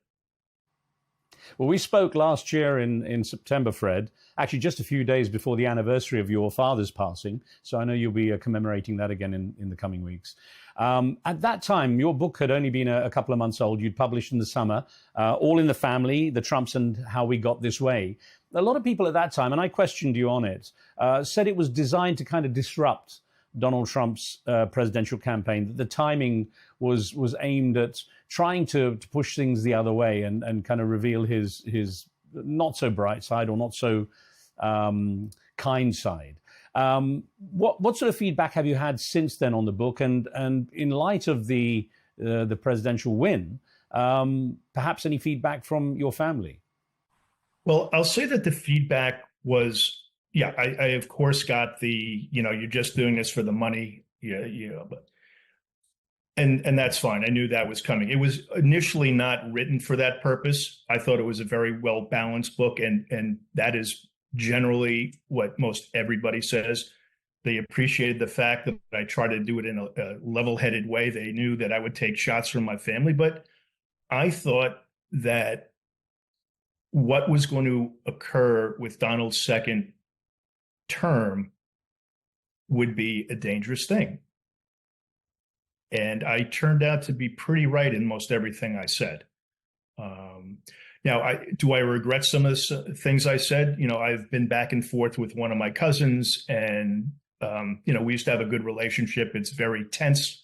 I would like to get back in touch with Donald when the assassination attempt came. I wrote him something after the election. I congratulated him and said, look, I'm not congratulating you on your policies. I'm just congratulating you because you're my uncle. I hope to somehow get back to have some type of relationship with him. I said very clearly, I was actually in DC being interviewed by a few UK outfits. And I said, what I really wish he had done was say, okay, pal, I know how important disability issues are for you. So why don't you come down and let's figure out something to do. That never happened. And that was troubling. But again, yes, there were some things that people misconstrued that I regret saying about him. So I'm sorry for that. But I disagree with nearly everything that's happening right now. It's uncomfortable personally for me. My family, my direct family has been adversely affected by it, but that's the way it goes. I'm not whining about it. It's just the way it is. Now, you did say, Fred, the book was written to basically honor your father and his memory as well, and also to explain your passion, your advocacy for people with disabilities. And I was going to ask you first, and it was something I should have asked at the top, I guess, of the show, is how is William doing? Thank you for asking. William's doing well. He lives in a group home in a town right next to one my wife and I live in. Let me just tell you, this country is so ill-equipped to take care of people who need assistance like this. And it's not just what's going to occur with cuts to Medicaid. because that's coming and that's going to be devastating. It's also the immigration issue where I'm going to say nearly every caregiver I know is not born in this country. And I mean, they're all here legitimately, but, you know, those who are on temporary protective status, you know, we all have heard stories of ICE going after them. Now, these are people I've gotten to know. And when that Haitian thing happened last summer in Springfield, Ohio, I spoke out about it. I said, wait a second. Many of William's aides are Haitian. And you come and do that job, okay? It is a tough, grinding job every single day. And they have to take care of their family. And they probably have another job because they're only getting paid $18, $19, $20 an hour. It's sick in this country that we can't figure it out. And I got to know a great old friend of mine, worked with Indra Nooyi at Pepsi for decades. And I had the opportunity to speak with her. And she goes, Fred, it's great what you're doing. And because my book was was out in India, she goes, you got to tell that story because it's rampant in India. It's rampant in Australia. Every country that I have had the opportunity to speak to, disability issues, and I don't get it. You know, we're all going to be affected with it. I mean, I'm probably 10, 15 years away from needing home health care or something like that. We all are. We're all getting it. I just had a good friend who's had his third child, and she's going to be in the hospital for 2 months. And what effect will that have on the rest of her life? And who will be there to help? It's an issue that's just got to be dealt with. It's actually interesting that in the Middle East, in general, there's been kind of a move to see people with disabilities not as being disabled, but having determination. So the term often used is people with determination. 100%. I mean, I've always said that about William. He's the most courageous person. Imagine being in a wheelchair, not being able to speak, not being able to bathe yourself or brush your teeth or do it, or tell people that you're hurting. Imagine the courage it takes to have somebody you don't know come in and start taking care of you. But yes, the absolute determination of these people, it's so humbling. It is a very small word to what it really is. I give everyone who lives with a disability, no matter what it is, this country looks down on those people, and they shouldn't. They should, and you make a great point. They should look to them with respect. Well, we touched on last time how the story had come out, how your uncle Donald Trump had essentially quietly said to you, you know, why he doesn't know who you are. William doesn't know who you are. Why don't you just leave him to die and move to Florida? That stuck with me, of course, and that's being quoted quite widely. Yeah. Yeah, no, he said it, and I wish he hadn't. I don't know if he wishes he hadn't said it. And that's just, that's just the way it goes. I've tried to make the case that, there's the lack of empathy. And empathy is what this country really needs a little more of. Well, the reason I'd waited on this topic until now, Fred, is also because when we spoke last time, you talked about how many immigrants, you mentioned again now, how many immigrants are involved in the care services. And in the case of William, too, you said many of the people who have helped him are also from immigrant backgrounds as well, not born in the USA. And I'm wondering, since we last spoke, has there been any indication from what you know that any of those people have been affected? That obviously they're probably a bit wary now with the whole ICE agent situation. Yeah, obviously I can't get into any specifics, but sure, yes, I've heard of situations, not just for the caregivers, but for their family members. So yes, it is out there. I was going to say, are you sensing a general tension among the immigrant community where you are? Sure. And by the way, it's not easy to have the last name Trump when this is all happening. It's not that easy. Yeah, I was going to ask you about that. Of course, it will always be something you carry. You had actually said earlier on in our conversation how you were disappointed the Democrats hadn't used you in the campaigning prior to the election. That would have been partly, obviously, or largely perhaps because of your Trump name. But then there's also that potential liability, isn't there? The liability in terms of... Well, meaning that, again, bringing a Trump on the other side, it becomes more again about the Trump name and perhaps would be counterproductive. Yeah, I thought I had a great story to tell, but they thought otherwise. And okay. I also went into local races. There was a woman who was a representative from the town I went to school in, Bethlehem, Pennsylvania. And I remember sending her a signed copy of the book before the election, way before. And I got in touch. I said, why don't you have me here? My dad went to Lehigh. I went to Lehigh. And my son went to Lehigh. I know these people. Why don't you have me come down and at least talk? And they wanted no part. So, yeah, maybe they're smarter than I am. Maybe mine was more of an emotional thing. But there is possibly the risk of retribution because there is a feeling that if you cross Donald Trump, that there's going to be some kind of outcome. Yeah. No, I mean, I've had virtual, I mean, other than, people that I come in contact with, every now and then who will, there's no black and white. They either love him or they hate him. So if they know me and they're MAGA Republicans, they're going to let me know that my book sucked and sorry. And you shouldn't be doing that. He's the greatest thing in the world. Okay, that's great. That's their opinion. I have no problem with that. You're not the only one who wrote about it, though, Fred, because obviously your sister Mary also was quite scathing in her opinion.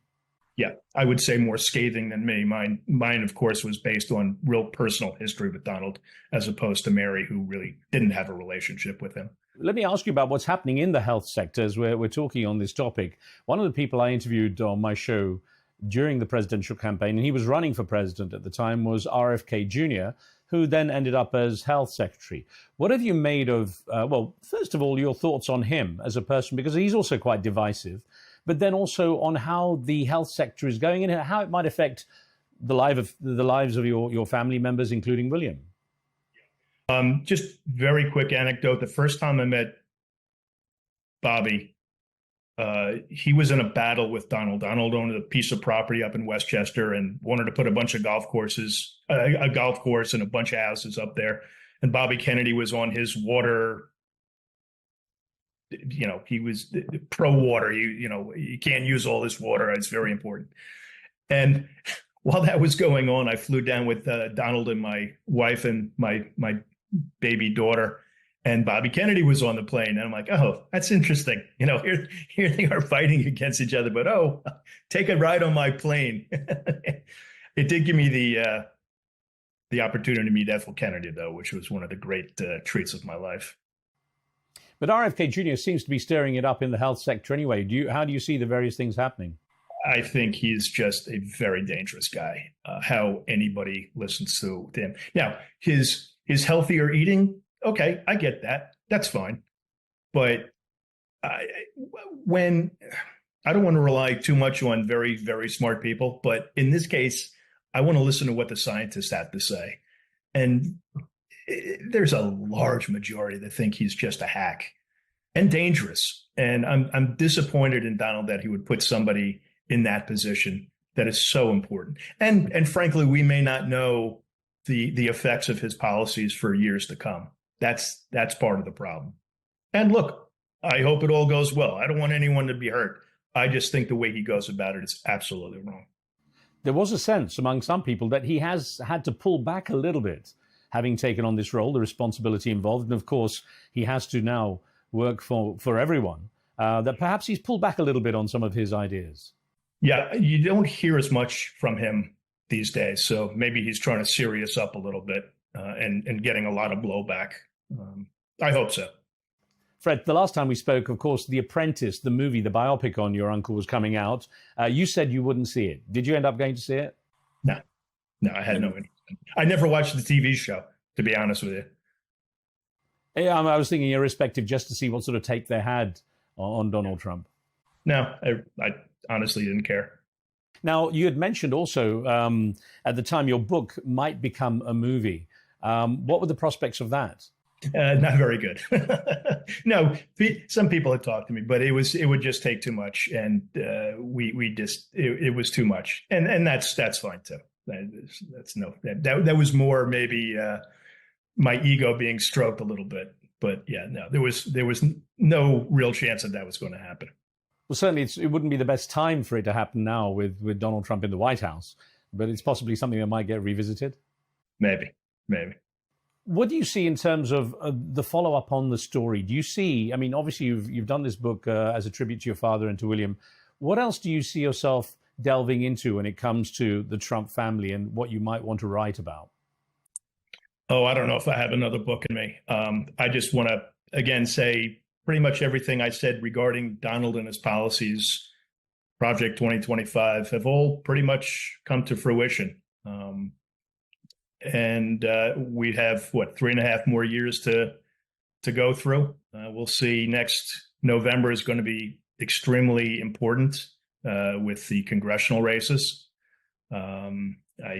Democrats should, if history shows the party out of power comes through, but I wouldn't put anything past Donald and his Republican colleagues of pulling something out. Well, there has also been mention of Donald Trump seeing if the Constitution can be changed to allow him to take another term. Well, again, if you remember, I did say that he will run again in 2028. And I think the Supreme Court decision last year giving wider sway in executive powers, maybe he'll just say, I'm going to sign an executive order making me president again. I certainly wouldn't put it past him. I laugh nervously, but I wouldn't put it past him. There was also a film called Civil War that was made about America becoming so divided, and it was pretty grim. It was taking a journalist perspective on the story. In that sense, how do you feel about the way the USA is going in terms of its society, in terms of the divisions? Do you see the greater divisions that a lot of people talk about, and do you ever see those being healed? I do see the divisions. I think they're obvious. They're unfortunate. I've said it before. I'm a huge Godfather fan, and one of the great lines is, it takes a war every 5 years, every 10 years. If the Republicans get clobbered next November, it'd be interesting to see what happens to the Republican Party then. Are they just going to finally say, we're done, we got to move forward? Or is Donald going to, do what he does? Just say, not me, we're moving forward. I didn't lose that election. It was you guys. It's going to be a combination of that and the Democrats getting a real leader in the party, because it sure isn't Chuck Schumer and it sure isn't Hakeem Jeffries, who I had great hopes for being a New Yorker. But I just don't see anybody with the pizzazz to really get out there and bare knuckle fight. There is a sense, though, that the US also has lost its place as a global leader. What's your opinion on that? You certainly, obviously, would know better than me, but I can't help but think that we're being ridiculed, just to put it into simple terms. We're not the great, sure, we're the great power for sure, but are we the moral compass? Are we the great leaders of the world right now? I'm not so sure we are, and that's really a shame, because nearly all my life we had been. Well, as we wrap up, Fred, I was going to say, when we spoke last time, you'd said how your son William loved the song Road to Joy by Peter Gabriel. I did drop him an email. I never got to hear back. I mean, he's a very busy guy. But perhaps we can revisit that, and maybe you'll have a chance to connect there as well. Fred, always a pleasure to speak with you. Thank you for making the time. Riz, thank you so much. Take care. Well, Fred Trump III there discussing the second term of his uncle, US President Donald Trump. And that's it for this edition of the show. Thanks for watching. Don't forget to subscribe and leave your comments. And I'll see you next time.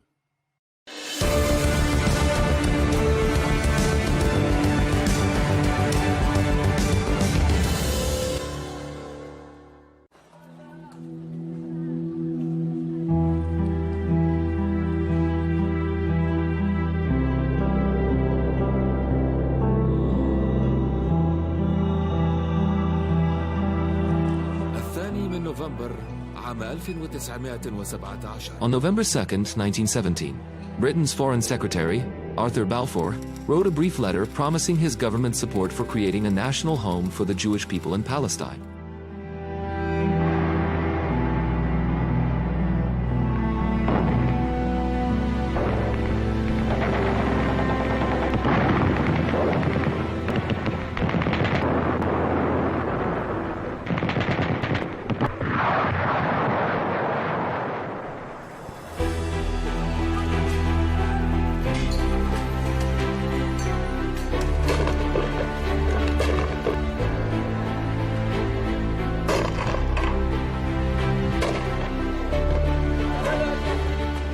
mark the beginning of a century of conflicts and wars that would forever alter the fate of Palestine and the entire region.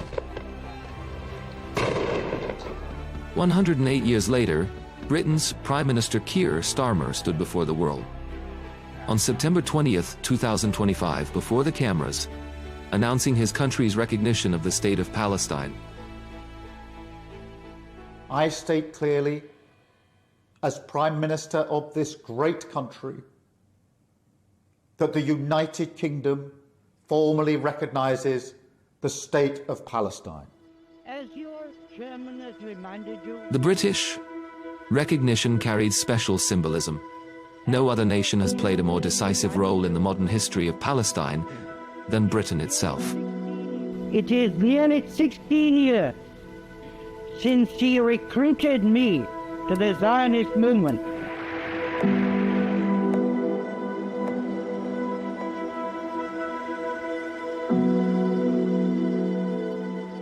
Under the 1916 Sykes-Picot Agreement between Britain and France, Britain took control of Palestine, placing it under military rule, just as it did with other parts of the Middle East.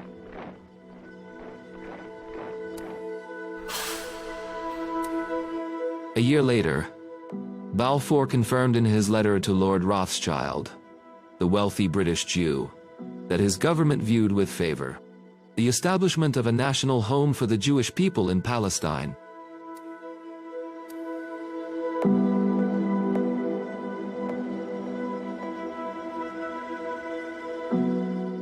The Balfour Declaration was not just a letter, it reflected a clear colonial policy. Britain had also promised independence to the Arabs, in return for their support against the Ottomans, a promise that was never kept.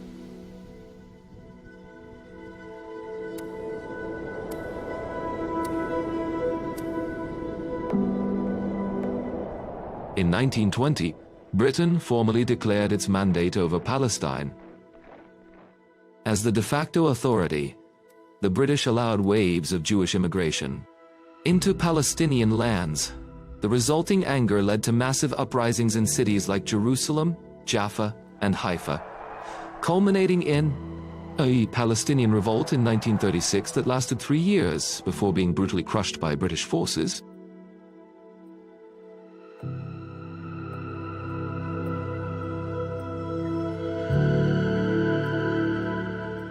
Following that, the British Peel Commission, after investigating the situation, recommended dividing Palestine into 2 states, one Jewish and one Arab, concluding that the mandate system was no longer sustainable due to the rising conflict.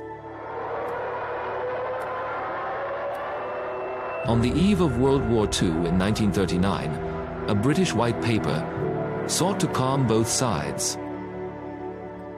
It announced the support for establishing an independent Palestinian state where Arabs and Jews would live together within 10 years. But both sides rejected the plan. It satisfied neither their ambitions nor their fears. Keinen Mut, die mehr zu zwingen vermag, dann wird unser Wille und unser Heil. The outbreak of the World War made Palestine even more volatile. As the Nazis tightened their grip on Europe's Jews, migration quickened, until Jews made up nearly 1/3 of Palestine's population. In 1947, Foreign Secretary Ernest Bevin handed the matter to the United Nations, announcing Britain's withdrawal from the mandate. The resolution of the Dutch Committee for Palestine was adopted by 33 votes, 13 against, 10 abstentions.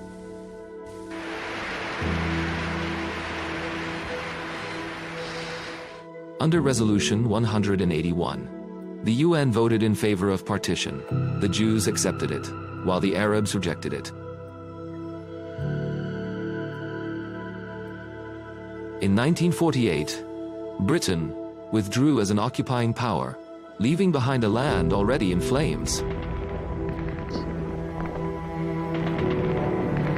Soon after, on May 14, 1948, the State of Israel was declared. And the Nakba began.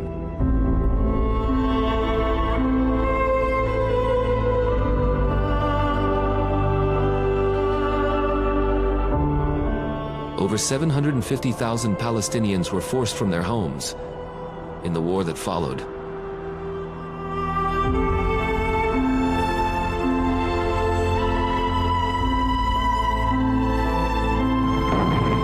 During the Suez Crisis of 1956, Britain joined the tripartite aggression against Egypt, but its failure showed the world that Britain was no longer the dominant power controlling the region's destiny. The United States had become the global superpower instead.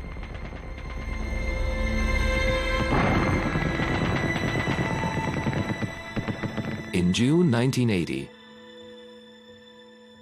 European nations, including Britain, met in Venice, Italy, and issued what became known as the Venice Declaration. The declaration was a pivotal moment. For the first time, the West collectively affirmed that the Palestinians were not merely refugees, but a people with legitimate political rights.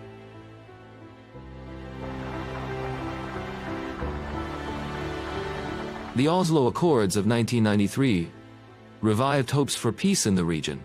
Britain supported the negotiations and financed the emerging Palestinian Authority. It seemed the Palestinian state was finally near.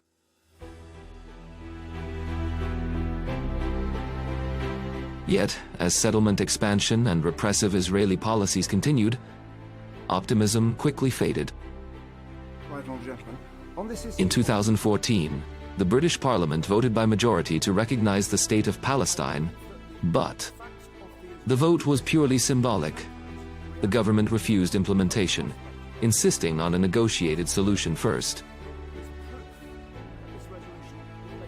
Yet, public pressure keeps the issue alive in London. For many Britons, it has become increasingly clear that their country bears a historic responsibility.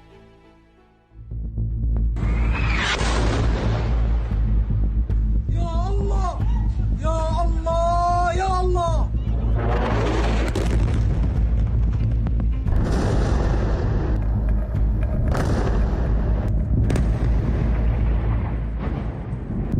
In 2023, Palestine faced another pivotal moment as Israel launched its ongoing assault on Gaza following the events of October 7.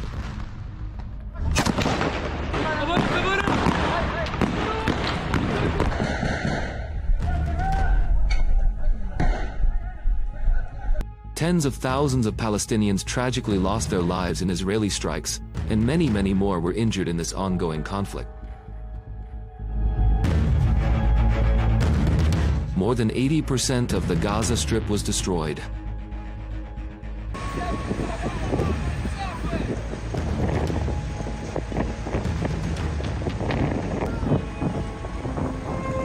The new catastrophe in Gaza and Israel's repeated refusal to heed ceasefire calls placed immense pressure on Western governments, some of which finally decided to recognize the state of Palestine.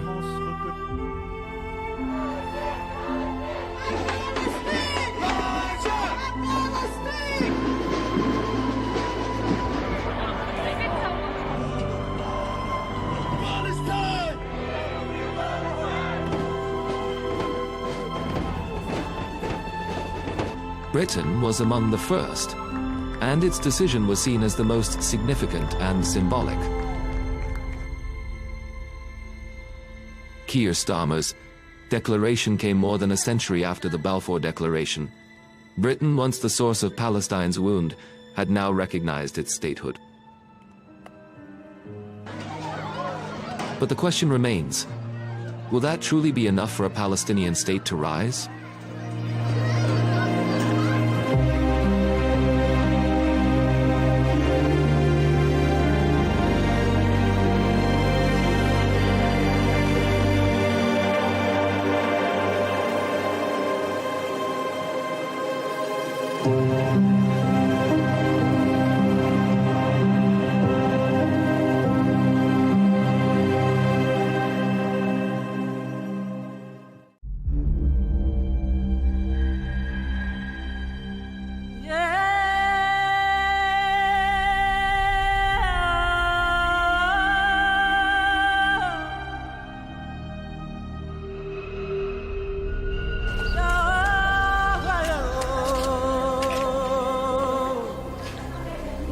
Gorée is a small island in the Atlantic Ocean, just a few miles from the Senegalese capital Dakar. For 4 centuries, it was one of the most prominent stations in the slave trade. Although islands and ports in other African regions were dedicated to the same purpose, Gorée remains the most famous for what its small area preserved of the horrors and degradation of human dignity.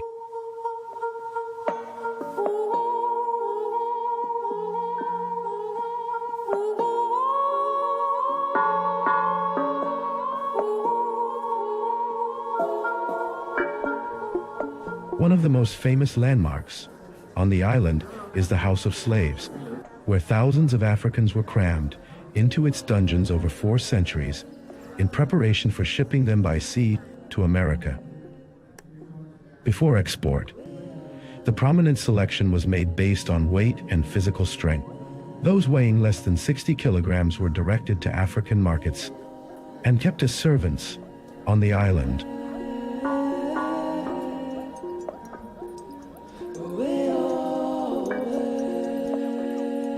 The curator of the House of Slaves takes visitors on a tour during visiting days and explains how the slave trade was managed over the 4 centuries.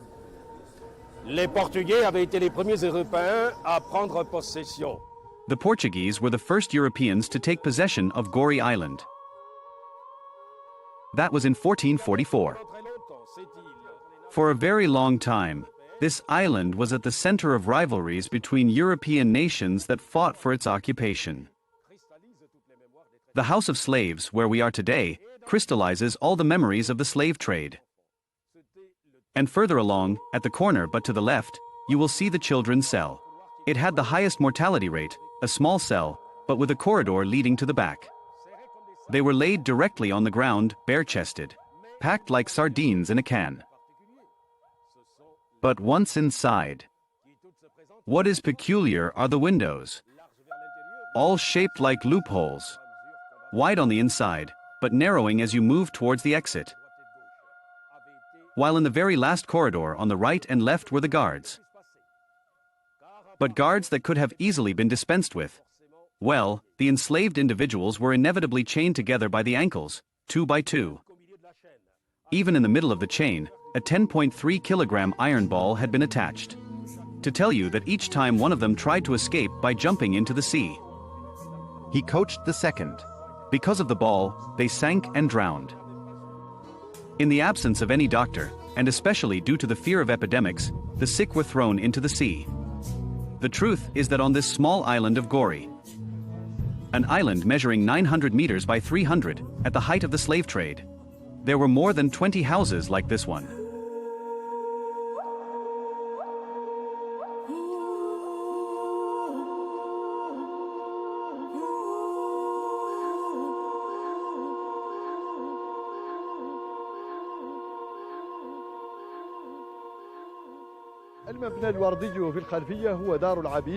The pink building in the background is the House of Slaves and the infamous Door of No Return, from which, over 4 centuries, 1 million African slaves left to become the engine of production across the Atlantic. However, in reality, the House of Slaves is not one. Every house on the small island was a house for slave owners and also witnessed the horrors committed against humanity during the slave trade period on this island.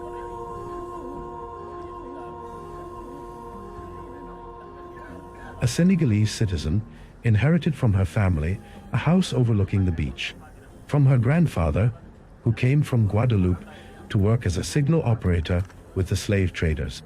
She lives today without any complex about her grandfather's past working with the whites. We accompanied her to the house that has become a reminder of the family whose members are now scattered. In European immigration, like my great-grandfather, who was a station chief, so he worked with the whites because he spoke French, so he was the one who conveyed the message. So he was the post chief, he was the one who carried the messages. That's why we lived here during the time of slavery. So it was my grandmother who told us about him. So he explained to us what he did there. So he told us to hold our heads high because we are not slaves. Lived here, but we are not slaves, you see. These were nations that had agreed, obviously, to undertake this slave trade. Therefore, well, the acceptance by all. I mean not the protagonists, but those who organized this trade. Was the understanding they had that was put forward. It was to consider the slaves not as human beings, but rather as objects, furniture. So there was no respect. But what should also be remembered is that most of the houses, at least concerning Gori, most of the houses were built for women. The women called Signor, Signor from Signora. Madam, these women who originally here could very well have been black. It must be admitted that they became mixed over time due to their relations with Europeans.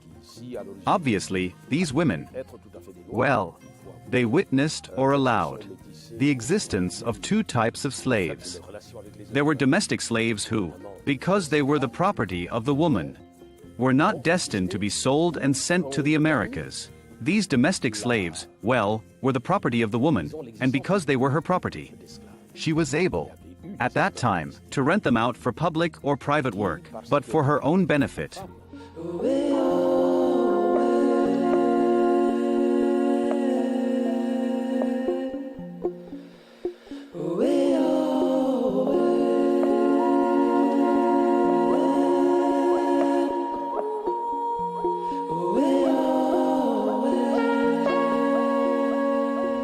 Many visitors visited Gori Island in recognition of the horrors committed there, and as an expression of human solidarity, even for ordinary tourists and many visitors.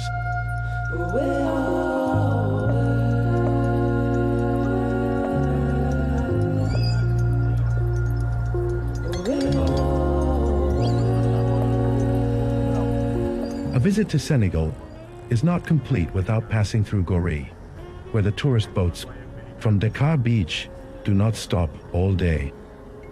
The descendants of the victims, as well as those interested in this history, which should only be considered as an integral part of the world's history. Obviously, people come from everywhere to remember what happened. There are others who come simply because, having heard about this history, they wanted to experience a bit of what the slaves went through. But also, there are undoubtedly historians who, in the course of their research, need this to know more.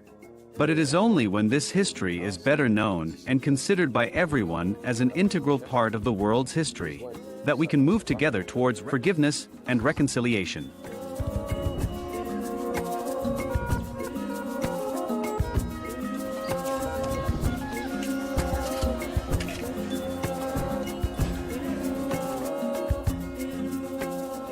It is one of the most prominent tourist destinations in Senegal, although it is the smallest municipality.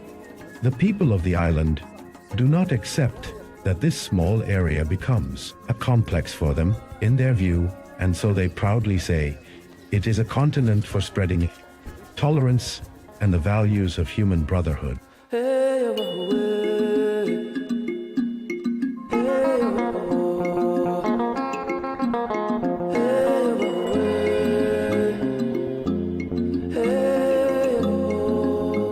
A Muslim imam and a Catholic priest stroll through the island's corridors. A familiar scene that does not attract the attention of the island's residents, where people of different religions and ethnicities live together in rare harmony and coexistence. Here in Gori, harmonious relations prevail between Christians and Muslims. We hope to spread this peaceful coexistence throughout the world. God alone is the judge. And as humans, we have the responsibility to spread peace. Our role is to convey the message of the Holy Quran and the hadiths of the Prophet, peace be upon him, and to condemn any acts of violence committed in the name of religion. No rational person can attack places of worship, which are places of prayer, tranquility, and contemplation. The limits of tolerance among the residents of the island do not stop here. The former Imam of Gori, Sheikh Tidiane, was buried in the Catholic cemetery in the suburbs of Dakar, according to his will to be buried among his Christian friends.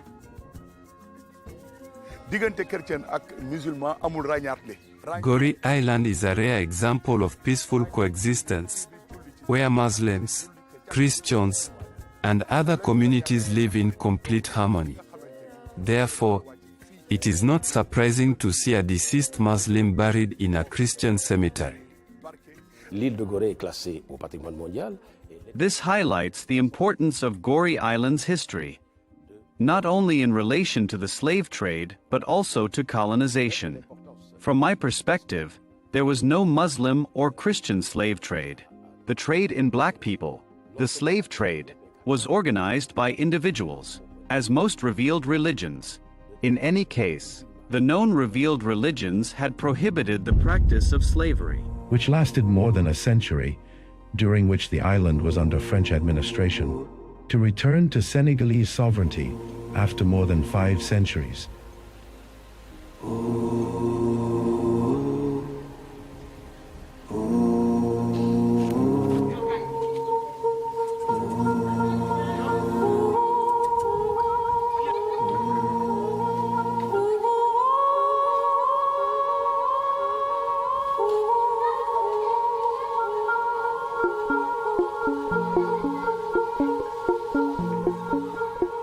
Our guide takes us to the most prominent landmarks of the island across the 3 eras.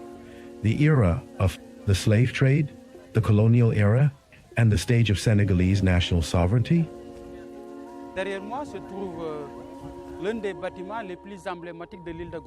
One of the most iconic buildings on Gori Island is the former governor's palace from 1880. This building is currently unoccupied. However, due to its historical significance, with its courtyard and panoramic view of Dakar, it has been the venue for various community cultural events, like the Gori Diaspora Festival. So, this building is part of the colonial heritage. After the abolition of slavery, colonization took place.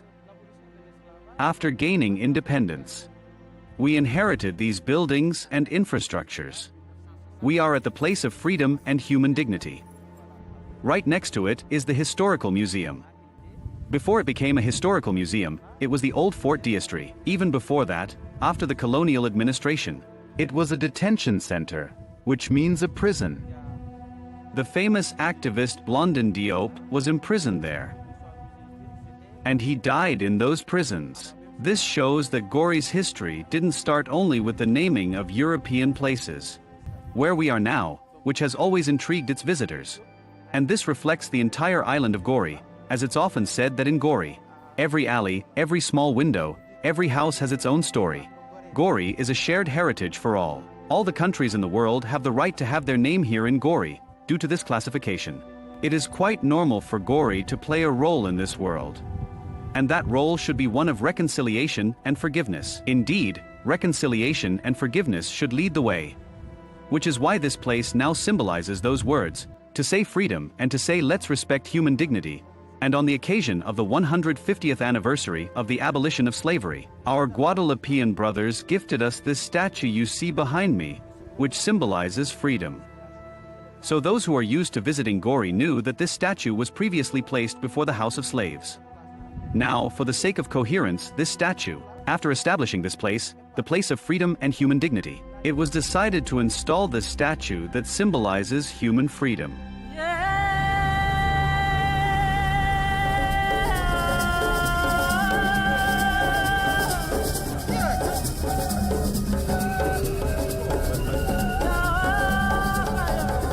Today, the men of Gori, like all men of Senegalese coastal towns and villages, live from fishing. They ride the sea freely, with no authority over them except the law, while the women of the island work in trade, taking advantage of the tourist features to sell handicrafts and African clothing.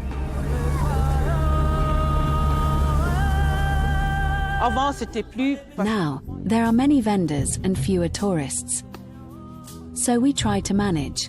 Now, we go to Dakar to find tourists and bring them back to the island. Every boat has variety. There are girls who come to sell on Goree Island, who come to Dakar, who come to the island Pau Grande. So with every boat, we can go see the boat to find clients and organize the places we are. So there are many men who fish, and we make wax fabrics with dyeing. There are days it works, there are days it doesn't, but we manage because we've been living with this for a long time. We work on this. With the money we earn, we pay for our children's school, we pay for retirement and water at home too. We help others, our family too.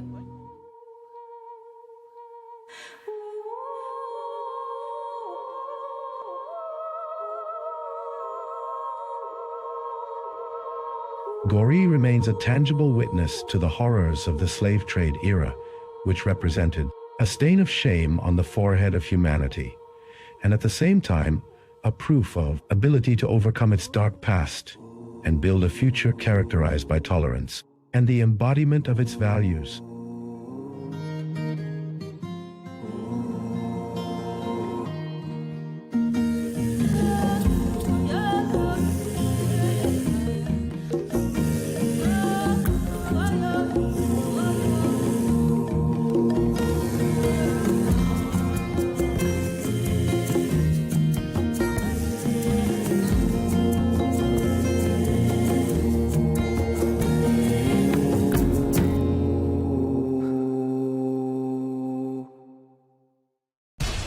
We have to take care of our people, and we're going to take care of our people first. For in-depth analysis and all the latest developments across the globe, make sure you join us every weekday. President Trump is trying to negotiate a ceasefire. With so much happening, so much information, and so much noise, International law will have no part in his administration. It can be hard to keep track. Tariffs will just fuel inflation. We're going to fight these tariffs. But you can count on us to tell you what you need to know. We stand by your side. Join me, Tom Burgess-Wilson, for Global News Today, right here on Al Arabiya News. It feels like decades are passing by in a matter of weeks. Seismic shifts in the world order. Never, ever will be part of America. With so much happening and so much noise. Whether it's political upheaval, Canada has been ripping us off for years. Economic shifts or social movements. And no one wins from tariffs. I think America can be more friendly to the rest of the world. For in-depth analysis and all the latest developments across the globe. To have an inclusive policy together. The meetings with Hamas gave me some hope. We're in another nuclear arms race. The most important development straight to your screen. Welcome to the dressing room. I'm on my own. I need backup. And an insightful look at the issues shaping our world today. It was not going to happen, that war, and it happened. Join us on Al Arabiya News, where the world talks.